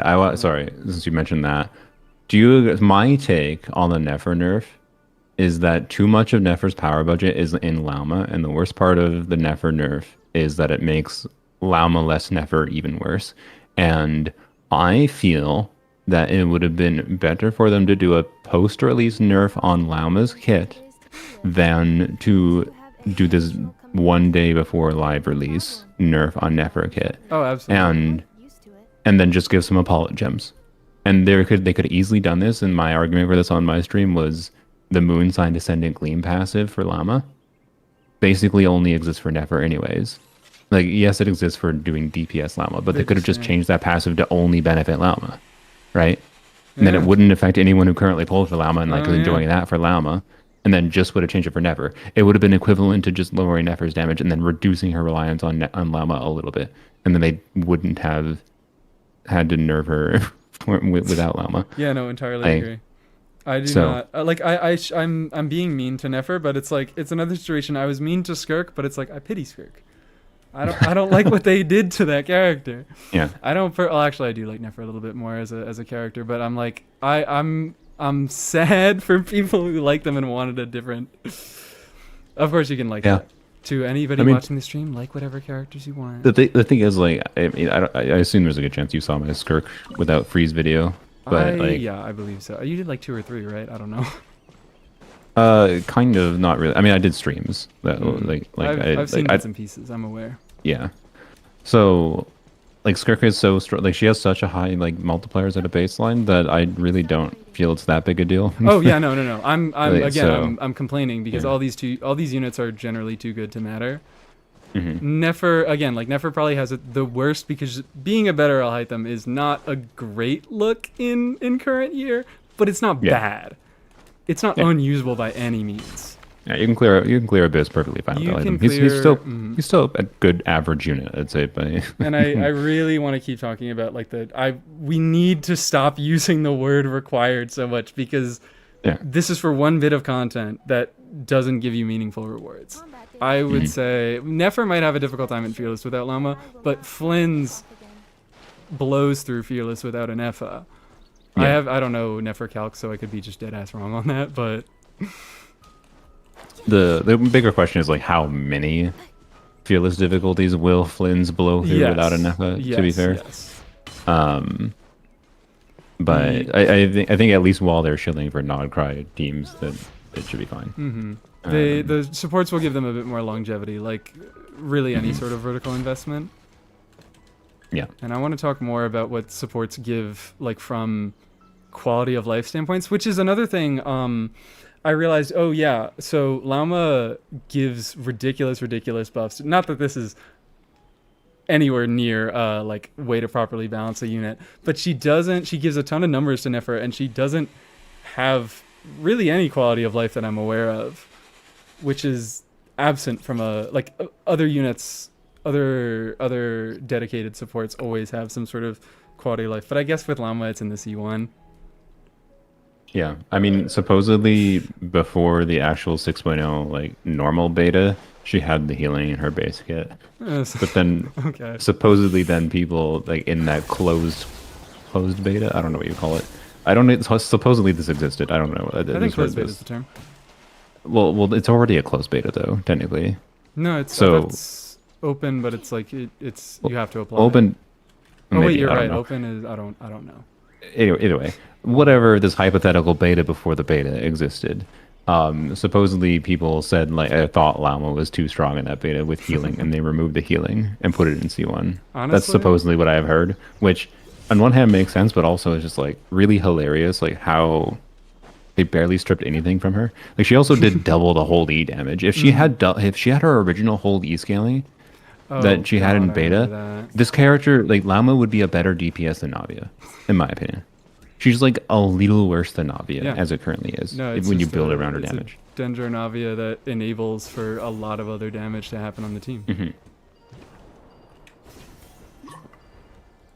So, anyways, I think Llama is, considering it's happened so soon after Escoffier, kind of crazy to me. But like Escoffier feels like a balanced character relative to Llama, quite frankly. I don't have a Scofier, so I can't speak on that, but Llama is unbelievably ridiculous. I think Escoffier was a necessary evil in the context of them releasing at this point. I think Escoffier was a necessary evil since they were releasing Stygian. They needed to release an archetype enabler. I mean, now I'm always going to the point that like I don't even have a huge problem with the strength of units anymore because I've just become more disillusioned with like a lot of different teams can clear content. Not all content is like you can clear different combinations of content. I'm just always gonna hate Escoffier from the standpoint that she's boring. That's fair. That she is I think she's a really wasted design on the freeze archetype. She could have done Yes, so much I more. agree. But They yeah, could have made in freeze terms of actually meta, I don't interesting. really have a problem with her. Just uninteresting team building, I guess. Mm-hmm. Never stop hating on Escoffier. I never will. I promise. I stopped hating on Mawika, but my hatred for Escoffier will keep burning. My hatred has waned. I can't have the energy to eternally hate. It's fun. I have to have a little bit of hatred in my life because you have to have a little bit of hatred that isn't serious to get out the hatred that is serious. Yeah, Because there's that's always true. a little bit of hatred that is serious, no matter how much you try to tell yourself that you're like, oh, I'm just hating for fun. There's always a little bit that's serious, and it's good to get that out. Yeah. So I appreciate Escoffier for being the target of my vitriol. Thank you. Now you just gotta pull for her so you can properly hate on her with experience. Please, Escoffier. If you are running next patch, it's over. I am not prepared. I think there's I don't know. Supposedly, it seems like I think it's in the Abyss boss. There's probably a Varessa rerun. Okay, all right. If I recall, which Is- makes sense. So yeah, no, that she I don't is know. due for one. Varessa, Escoffier are the ones that are like most obvious next in line. So I Mm-hmm. think there's a good chance, but we'll see. We'll probably find out soon because usually and there's a data mine from the Yeah. data relatively quickly. Okay. Oh, I might record this tonight to release tomorrow. I might make another goddamn is C2 Farina worth it? No, but type of video because people in my chat keep on asking me randomly like getting Farina constellations still, and like the answer is well, Columbine is on the horizon, so probably no. Gotta love it. But we don't have like the banner is going to be done, and like I don't like there's a question of do you even get Farina if you don't have Farina at all right now, worth answering, and like so I don't know what the title is going to be. It's going to be something wacky and not just the same as I did before, where like Farina C2 isn't worth it. But what is your take on that? Being that there is so I don't know where I land exactly because there is content now that actually justifies having like a Farina C1 in particular and Farina C2 that increases the versatility that Farina has, and like you understand the value of being able to play different kinds of teams, and that's what I think Farina is valuable for. Is she can enable a lot of different teams being pretty good, and Farina C1 C2 can vary. I've had multiple instances so far in Stygian Onslaught where I feel like this would have been much harder to clear without Farina C1 or C2, right?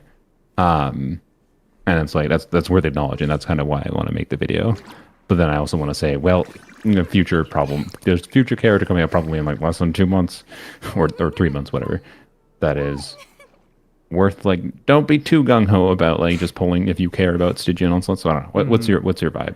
Do you think there is meaningful value to getting Farina at a baseline with the risk of if you don't have Farina, with the risk of Columbine coming out, and the relevancy of like Farina C1, C2?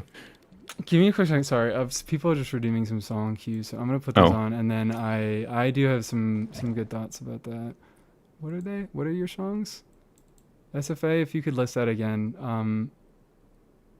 I can throw that on. Sorry, give me a quick second. Add a cue. Okay. So value of getting Farina. I think, well, I'm being a pattern noticer, and my initial reaction, my thoughts have changed a little bit, especially since you have mentioned, your thoughts on Columbina. There's definitely units that are not doing lunar reaction damage, so it's more likely that she will be buffing non-lunar reaction damage to a significant degree.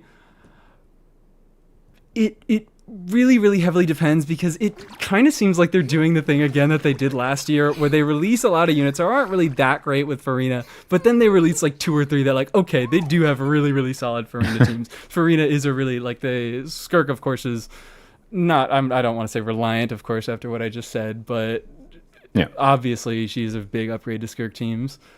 Varesa has good Farina teams. Chaska is obviously a very strong unit with Farina, but they do the thing where they release a few units, they have the Farina rerun, and then they release the units that work with Farina more. So I'm like, already when I was seeing Duran stuff, I was like, okay, is this what they're doing here? Are they doing the thing again where they release units that aren't good with Farina, and then they do the rerun, and then they release units that are good with Farina to make you feel bad about not getting Farina and make you want to pull her next year, but then do the cycle again? So Yeah, I could maybe. be wrong. I could be wrong about that, but I do see a reality where, because frankly, like, Farina is just a fucking problem in the context of the game. Her interactions with healing kind of, I don't actually really know if I want to call it a problem, because I don't have like such a direct issue with it, but she is very centralizing to healing and the power of healing in this game. Yes. and it like makes it impossible to make a character that heals without considering the impact of Farina. Yep. And also, my thought is always, it's never a bad idea to have more options. And even though Farina is only a side grade in these newer teams, the fact that she's so much better in older teams, if you want to be playing older units, and whatnot, like she does a lot more outside of just be okay in new teams. She's also oftentimes been more relevant in Stygian Onslaught almost than Bennett. Yeah, no, Like- because like now we're getting a damage bonus buff is just more generically usable than an attack buff. C1 and C2 specifically,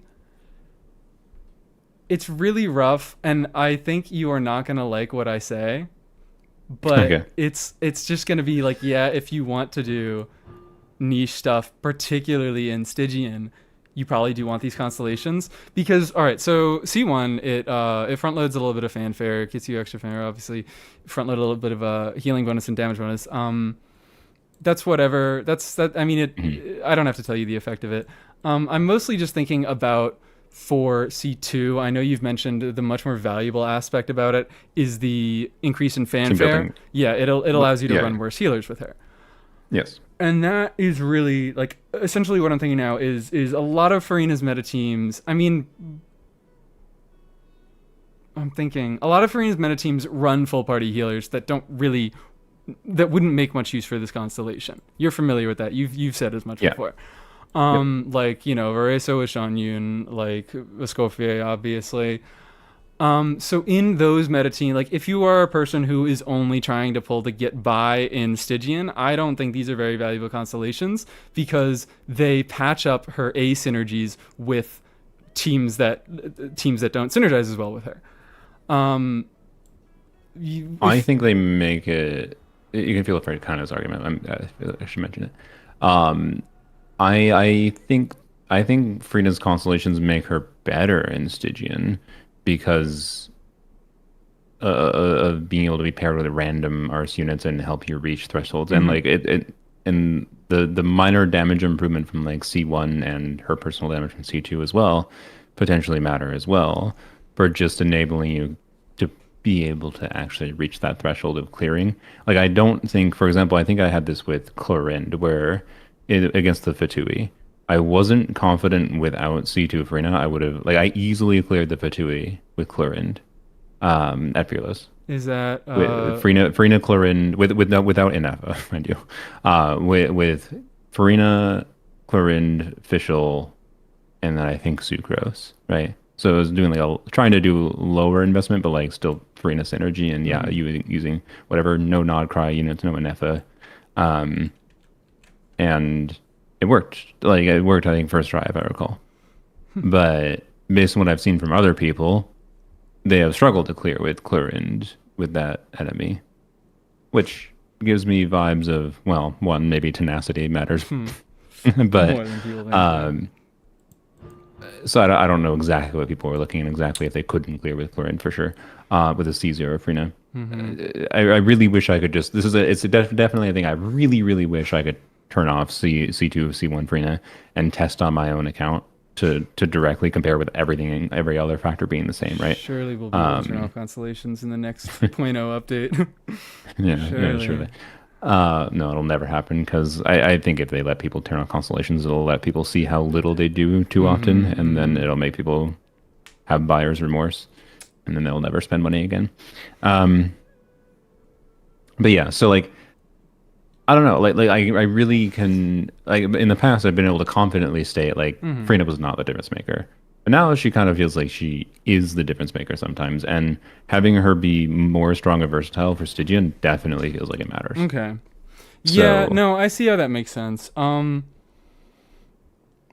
Probably like you do make a solid point. My main reservation is mainly just that, like, yeah, it's good and it makes her more versatile as a character, but ultimately these are two 5-star characters here, and they could mean other 5-star characters that I really kind of struggle to say, because Farina is such a like strong universal option.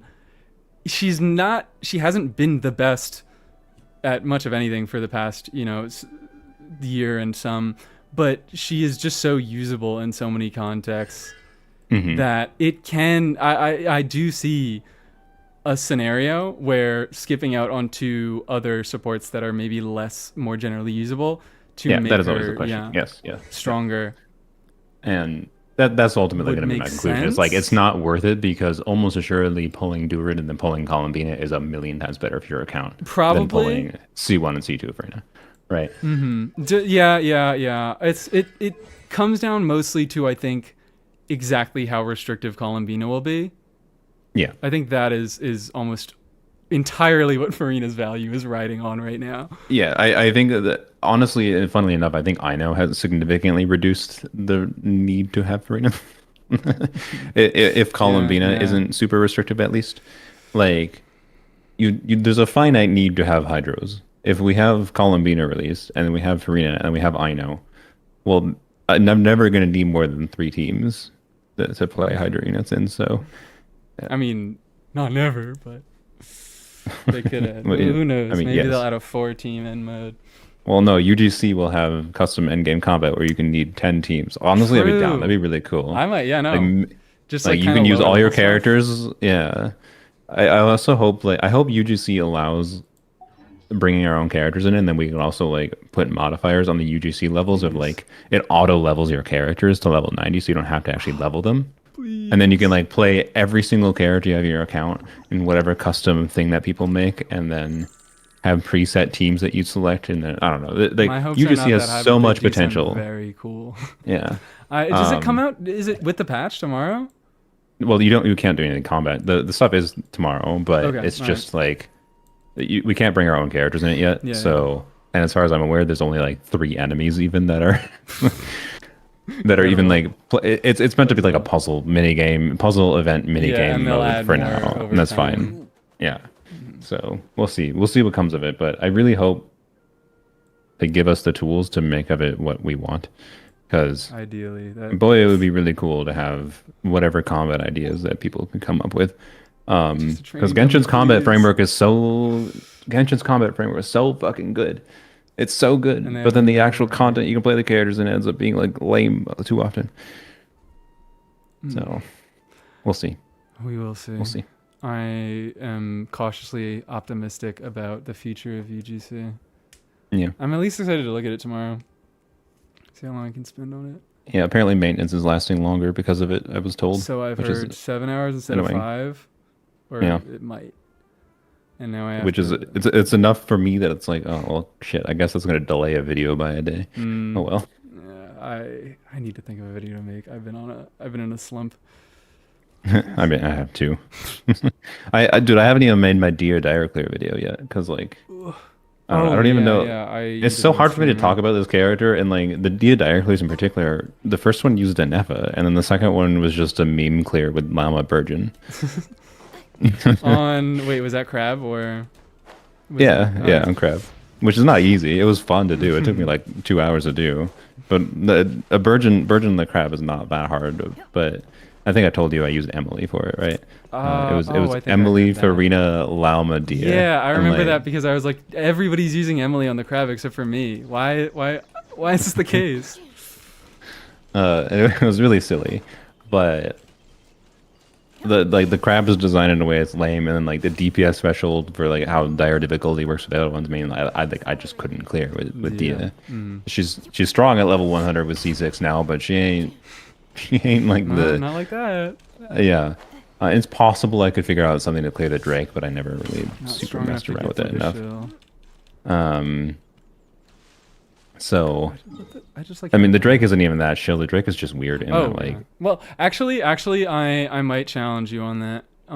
Because I do not have a good account for Drake. It's not chill necessarily for any one unit, but it's just it's mostly for Mawika, I'd say, because Mawika obviously is the unit that does Sure. a ton of damage, and then she buffs the other on. I think it chills Mawika the most. Yeah. Yeah. But like not having Mawika, not having Orisa, Skirk to a lesser extent, but I know Skirk has been used to brute force it. I think mostly Mawika and Varesa, not having these two makes what's it called? Aeon Blight really, really rough. I think 'Cause you just need to like I what did I clear on Poem Resilience? I cleared with I did Fearless with Kanich and Mualani. It was okay, fun. yeah. I was gonna say something like But that. Dire yeah, is like, way far out of my reach. Oh no, And it was not Dire is easy awful. here? Yeah, No, no, yeah. no, yeah. I maintain the Drake is a fun boss at Fearless, and then at Dire it is super unfun I because did- like there's so few teams in the game that can actually reach the weird dual DPS potential that it requires to clear. So. Anyways, what was I yes, saying? I don't disagree. I like my experience in the last Dire difficulty is that Dire difficulty is no longer fun to me. I like for content at least. Like I just think it's not interesting Like I was, what was it? I was saying, I think this for full players. besides the Aeon Blight, I have a Dire clear. I think for the Stygian, and that was my point. I was like, the fact that I can get from not clearing Fearless to almost clearing Dire in 2 Yeah. patches says everything that you need to know about the difficulty of this mode. It is not. This does not reflect anything about you. This is not a Yeah. skill check. This is a unit check. I mean, there's skill. There is skill. It depends what team you're using. I can tell you, Yes, like, yes. Dia, Nefa, Shivers, Farina against the Cactus, not recommended. It certainly does take more skill than the average team. Yeah, but it's obviously designed in a way to just shield for particular units and whatever. And Ooh, love it. I don't know, fearless difficulty is what I'm going to focus on in the future for my content. That's, 'cause I think yeah, that's what where I've been some doing. flexibility actually lays. Menacing co-op, fearless for single player. It's just yeah. a little bit harder than Abyss, which is pretty good, pretty solid. Yeah, I think it's fine. I just wish Abyss didn't shield the same shit. Please make 2 different. If you're gonna go through the trouble of implementing another endgame mode, at least make them different. No, it's just shill and then shill more, but this or time you need shill. 3 teams and you don't start with energy. So actually, I need to hear about this more from someone who did an Abyss stream. So I was away for the weekend, so I didn't get to do an Abyss stream, Okay. and I only had a laptop. So I was like, I'm not doing scuff clears in this Abyss on a laptop. I'm just gonna do my shill units. I'm gonna go through in 40 seconds with Flynn's. It seems really bad, but I've heard a lot of people say this is maybe one of the worst Abysses that has ever happened. Yeah, It I mean, seems- My bad. I chose to actively frame my Abyss stream as, is this the worst Abyss ever? And my conclusion wasn't a hard yes, because it did end up being a little bit easier than I thought, simply because the Fatui wasn't as the whatever his name is, the same one's in Stygian, right? He wasn't as annoying in Abyss as he is in Stygian. I thought he was going to be a lot more annoying. in Yeah, Abyss. Mr. Battlelord and Fireblade Shock Trooper. Yeah, that. No rolls off the tongue. So for that reason, that gave it a lot, because I thought I was going to be pretty hard pushed towards doing electrocharge teams, right? If I wanted to clear, and I thought that in conjunction with, if you don't do 2 knock cries with the like 80k With the- plus yeah, DPS you- check with the Wild Hunt in Chamber 2, or 70k depending on how fast you can clear for side. Like I thought it was going to be too much, but it was more versatile than expected. But I also have an account with a lot of different ways to adapt, and like a C6 4-star characters that all like matters. And like I used, I think for what, like one of my clears, I did like DPS Lanyan, for example, on the second side, Just as normal, for my initial Farina, clear. Farazan. Yeah, Bennett, Farina, Farazan. Yeah, so I wanted to test a non-knock cry team. And then I used Lauma on the first side to see exactly what that would be like. And with Lauma on the first side, and then Lanyan on the second side, the first chamber and second chamber or third chamber weren't a problem. But then the second chamber, I cleared with like 10 seconds to spare or 15 seconds to spare, And this dude's which is squishy. Yeah. He can blow through that guy. But like 10 seconds to spare in chamber 2 with how invested with me having a shield unit and with how invested I was in that Lanyan team, that's kind of bonkers. That's like I should clear with more flexibility if I'm using a shield unit It's a on the other little side. ridiculous. This is like Generally speaking. the thing that the thing that pisses me off the most, and I definitely don't talk about it enough, and I don't see other people talking about it enough. It's that Abyss hasn't even gotten harder. I would actually argue that it's No. gotten it's easier. It's only gotten harder No, for Abyss the is units easy that it's if not. you It's so yeah. easy. Yeah, that's not a hot take at all. It's just that people don't fucking talk about it. It's so easy if you get the shield units. It's just meant to be Yeah. completely annoying if you don't have them. It goes from like holy hell ridiculous DPS check that you can clear but it's like really sweaty to literal oh you have the 40-second shield to don't have to literally think. really easy. Yeah. And I hate that gap is too much. It's right? far too much. I'm not 100% against even the idea of how like some of the HP like I think Sigurd is a more fun implementation of the multiple HP bar mechanic versus the chamber 2 enemies. What? So Sigurd, that's the chamber 1 or Oh, chamber 1 second it's half Funny dude. Man. Yeah. You Yeah, know, funny man. Sigurd. Okay. I believe that's his name. So like he has problems to be clear because like he is more punishing to the lower performance team you go, the more punishing he is. But I would say. does he have the same? No. So what he does, does he have no way to like initially damage? Because I know what am I trying to say. So this dude, he takes if you deal lunar charge damage, it deals damage to the gray health. This guy doesn't. Is there like not a way to do that before getting his health bar all the way down? I don't think so. I don't think it starts until you initially deplete it once, if I recall. I got Hamdiji Cat. Yeah, I had to double check the exact functioning of it, but he definitely functions not in the exact same way. And he has problems. I don't think it's a perfectly designed mechanic or anything, but it as far as a way of shilling without feeling like there's a massive difference between using 2 knockers and not using 2 knockers, I think it's much better. And he has a fun boss. I mean, the boss gimmick of like spawning the monsters and whatever is interesting.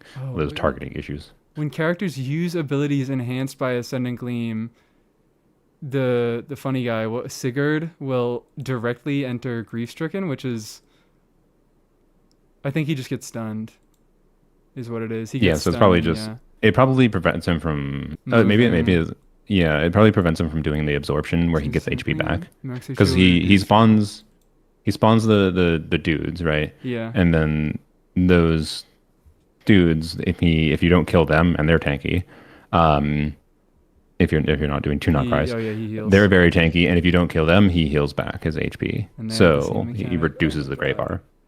I But don't yeah, actually. He doesn't seem different to me. Based on whether the team is at Ascendant Gleam, max HP. Oh, it's 65%. You deal damage with 65% efficacy if you're in, I guess, non-Ascendant Gleam, and then 90% if you're in Ascendant Gleam. okay. So Yeah, there you go. And then it's also the killing the mobs. He spawns a lot faster. Yeah. Because if you can kill them easily, it kind of trivializes the So boss. it's a little easier because those mobs are a little squishier as well. Yeah. At least squishier than the funny guys. Okay. Yeah, that's a little better. But yeah, so no, I don't like how they're doing this. I have like a summary and like my vibe thoughts in my live stream that I put in the pinned comments, and I haven't even looked at it because I don't even think I don't want to look at the comment. Oh my god, there's 52 comments in the video. Fuck Oh me dying. dear. What did you That's say? I mean, I didn't say that. I mean, I think there were some people. I glanced at it briefly, like, and like some people were like, "Oh, thanks for criticizing this," because I don't even see other creators criticizing this. Although it was like, well, other people haven't necessarily made a video about it yet. This was just a live stream. Oh, about the guys. Anyways, all I really said in the stream was like I started the stream being like I have a negative perception of this going in, and so that's why I was kind of framed this way, and we're going to see if I was right in being this negative. Was I right in being pessimistic about this and the direction moving forward? And the answer is mostly yes, is my vibe, I think, but more nuanced than that. And ultimately, like my pinned comment basically said, sorry for framing this negatively. I prefer not framing from a negative context and instead just be like, how fun is the new Abyss? Like a neutral, is this fun? Is this not fun? Right? I could have done that again and just been like, this is not fun. But like, I wasn't just trying to clickbait people and just saying this is garbage, worst thing ever. It was just my mentality going in. So it felt better to frame it that way. And yeah, and like, I don't know. It's like I had preconceived notions going in, so it's weird, but Yeah, I can link you if you want, but No, I pulled it up. You Right found it, here. okay. I'm just looking Yeah. through it. so yeah, I don't know what the comments are like. That's a lot of comments. I don't know. It's a good thing. I Hopefully, there's won't do good that right discussion. now. But I don't I'll know if save you that saw my for tomorrow. poll. My poll I made is maybe more interesting. I can look at this. I have it open still. I did. It has 10,000 votes, and it's just how do you feel about the new Abyss? I wish I did these more regularly, so I had like data, like comparative data. Um, but it was just I like it, meh, not fun, too much chill. I don't play Abyss. I shouldn't have clicked a number because I don't have enough of an opinion. I didn't play it enough to. Yeah, and Jesus Christ, there's 350 comments now. I went through and Oh like yeah, there hearted they are. almost everything in there, other than the last few days of comments. And the comments give you a good vibe of like, I think the people that like it just like feeling, because like people like feeling validated for pulling the new units, right? I think the average player likes to just steamroll content when they get a new character. Feels good. Yeah, it feels Um, good to mash content in sometimes. Yeah. Sometimes. Yeah. So like I get it, but in the past they've been able to do that without also super hyper punishing older teams to simplify things down, right? Yeah, yeah. So That is another. Yeah, I saw that point. Someone was like, "She'll used to be the what's it called? The Geo Wolf, where you just bring Ningguang and then Yeah. it's done, or it's Amblin, Yeah, where you yeah. bring a bow unit and you're set." And yeah, again, like those are interesting team restrictions. So yeah, and I've been talking with Tars about this in a bunch of like random private calls mostly. And he's Oh, somewhat I'm yeah. kind of on board with him in that like more than any like power creep of like team DPS improving and or going up and whatever, the larger problem is how they're designing enemies Yeah. relative to the Mhm. character The balance, right? content, because yeah, the power creep is a combination of character strength and content difficulty. Yeah. And if the old content was still clearable by old character, or if the new content was still clearable by old characters, wouldn't be, or it would be a different kind of power creep. I don't know that would or wouldn't be. But yeah, and a lot of the comments of the poll I made, you can see a lot of the people that have the mindset of, well, if you can clear it all, why is it a problem? kind of thing. Let me see. And it's like that's not quite the point that I've been trying to make. Agreeing. Um, Challenging. Here it is, yeah. Pulled no Natlan DPSs and found most Natlan DPSs pretty challenging. I pull Flynn's and a Nefer and I suddenly don't need a single reset. Obviously my skills have improved. yeah. And it never struggled so much. Where are the people who are saying... Here, I found one that I, give them a heart because I heart everything I see on here. I appreciate all conversation that people are giving their stuff. So, we play gotcha game. We got 3 options: A, Gamba for new stuff; B, Brute Force with old Natland meta; C, use power of brain / watch guides. Use smart found it. workarounds that shill mechanics. Third option for Abyss still works, and pulling for every new Nubulat support pays off big time. And Nefa plus Lauma, and you have 99% to clear at least one side. But like, there is a finite degree to which you can use your brain power and optimize, right? Like, yes, I could clear with DPS Lonyan using a shield character on the first side, and I could probably get a clear without using Llama on the first side, right? I can probably clear with DPS Lonyan without, but I have higher investment already in that team. Not much avenue for investing further other than pull Lonyan copies, but I can't do that right now, and because it's a gotcha game, and there is a finite amount to which I can optimize my gameplay. Yes. Right? I cannot get infinite damage. So if they're going to continue in this direction of slowly creeping up the HP and continue whatever, like I'm going to either be forced to use Lonyan with like a Nefa Hydro or Columbina with whatever. And maybe I just want to, for whatever various reasons, I want to play my existing team that I put a ton of resources into that has been able to work for every single Abyss cycle without a problem until they started doing, no, you need twice the DPS if you don't play Only if you new don't combination of new play, 4-stars even. Like I don't think it's good that for DPS Lanya I would have cleared Chamber 2 much faster if Yehoda existed and I threw Yehoda in instead of Farazan, right? Mhm. Like that doesn't feel right. Yeah. It's, And a Nefer, obviously. Sorry. I don't know. It's like stuff like that. Part of this is like it is just kind of me. Take this with a grain of salt because it's me being a little bit numb to like a lot of the characters that I have liked are just not that good. Yeah. So I have had to do that a lot in the past, to where I'm like I'm accepting of that as a like a part of the team building more and more. So like when I see I my initial thought was kind of like I would almost respect it more if he just stopped at saying it's a gacha game. We gamble for new stuff, because it's like I mean obviously that doesn't like cover that is not nearly the amount of conversation that we need to have, but to a certain extent it is a gacha game and they are going to do stuff that makes you pull for new characters because that's their business model. And they can do that better and worse, and they obviously have done that better and worse a lot in the past.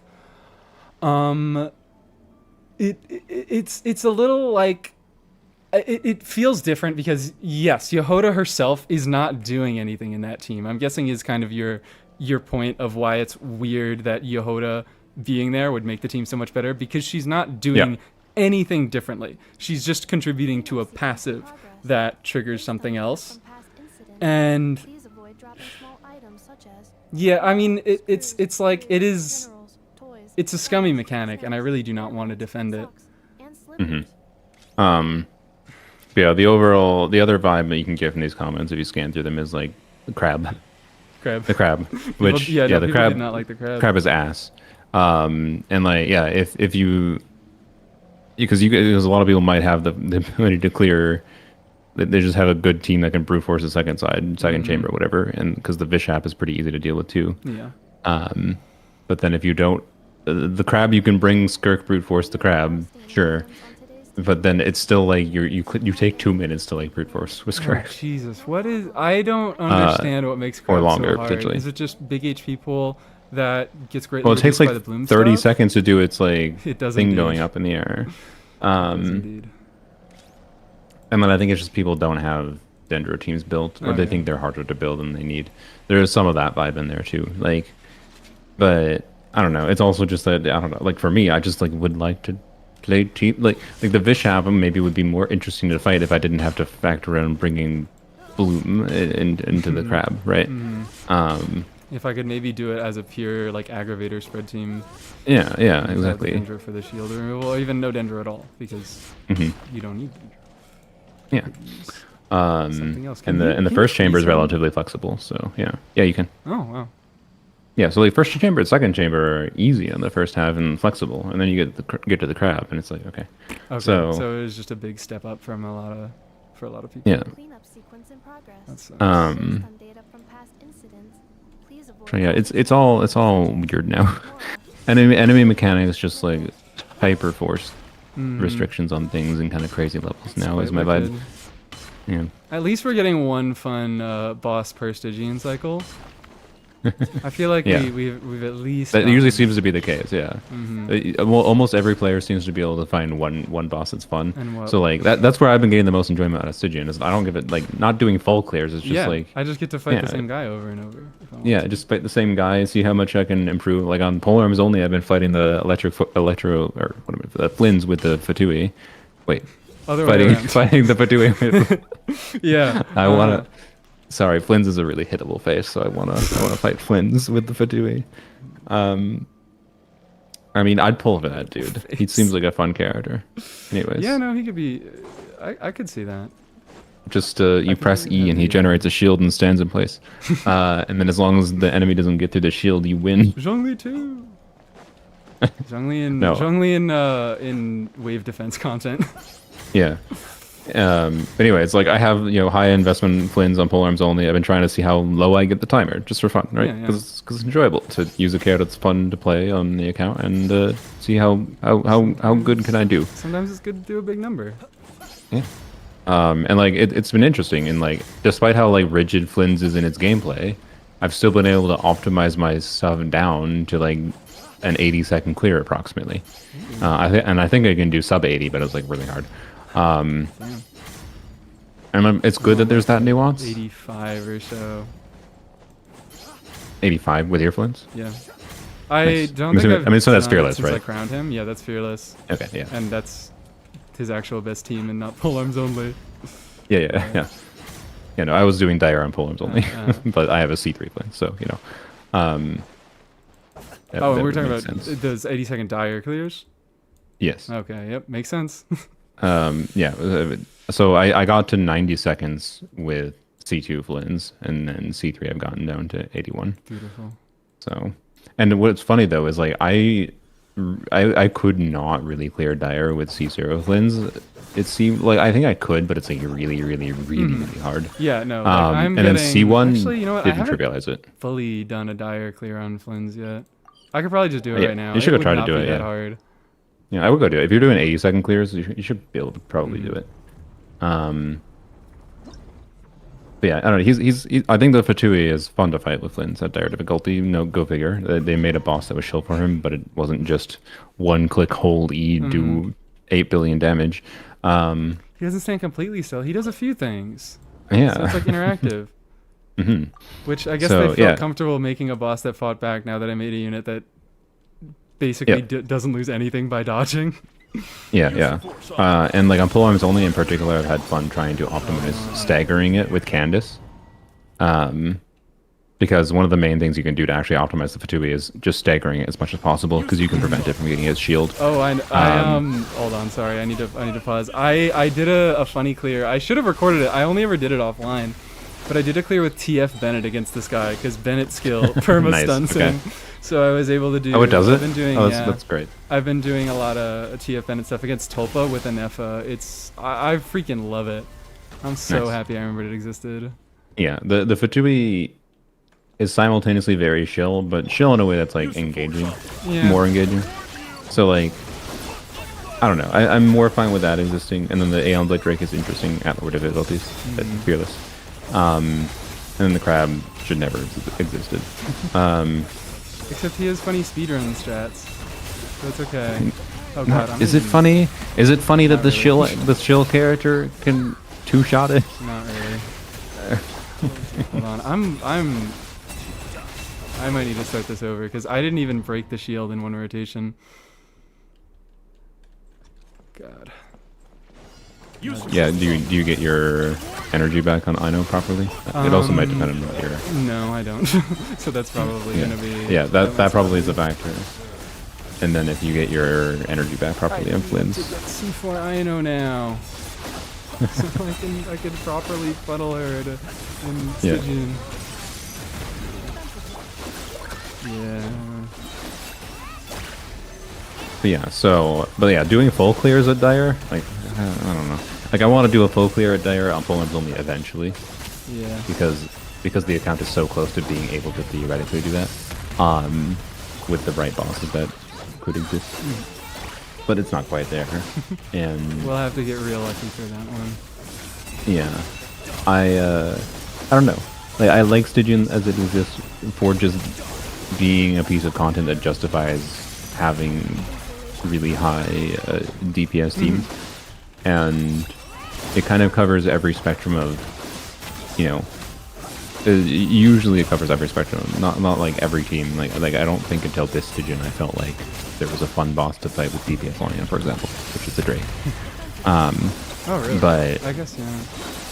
yeah, the previous ones are all just like very, very punishing for like trying to use anima DPS. Like the best I can think of is Papilla, and that's pretty rough. Yeah, I tried, but it wasn't very good. And this is all Fearless, right? But like you can find some kind of boss that not like trying to full clear, but you can have teams you enjoy, and you can find a boss that is fun either. Like if you trivially clear, okay, do the next difficulty potentially, and then see how good you can clear, even if you're not clearing at all. And that's enjoyable too, I think, for just progress. trying to get good at playing your team and seeing how you can play it. Whereas like none of the shit with the new Moika combos, for example, people would even have probably found if Stygian didn't exist, kind of thing. Because now there's an actual reason to care about doing that kind of optimization. Yeah. So I appreciate it for that, but also like It's great shill content. You don't need to shill in Abyss 2. I'm always Stop it. gonna say I'm really happy with like in a vacuum the difficulty balance of Stygian I think is good. It's Yeah. just when it comes to an enemy on to enemy basis that they Yep. love being evil. But the way the rewards are balanced, the way that content gets difficult, more and more difficult as you go up, I think they Yeah. hit the nail on the head with most of that stuff. Why do I sound Yeah, like I agree. Seluna? Because I'm doing a really good impression right now. Yeah, yeah. hmm That was me, by the way. That was me saying that. All right, I missed out. I probably Not could close. get a dire clear. I was like probably 10ish, 15ish% off. Yeah, I Paying more bet you could then, attention. Yeah, getting a clear, getting some more ER on Ino and getting her to be a little bit more consistent in my rotations, and probably just playing a little bit better. Would Do you have 100% crit rate on Flins? I have it's 60. 94, I think. Where are you, buddy? Okay, so there might be a little bit of crit RNG Yeah, too. yeah, there could Yeah. be some of that. Oh my god, hello, welcome in, Dorsal Fin Raid. Welcome in. Everybody squeaking on in. I'm about to end stream though, I think. I am about to end stream. Because I did most of the talking. Me and Selena just had a nice conversation. I did most of my talking that I wanted to regarding leaks. And I attempted a Flynn's Dire Clear once, and I'm giving up forever. Never again. It was a terrible experience. Terrible, terrible. I didn't do it immediately first try, so it's not worth doing.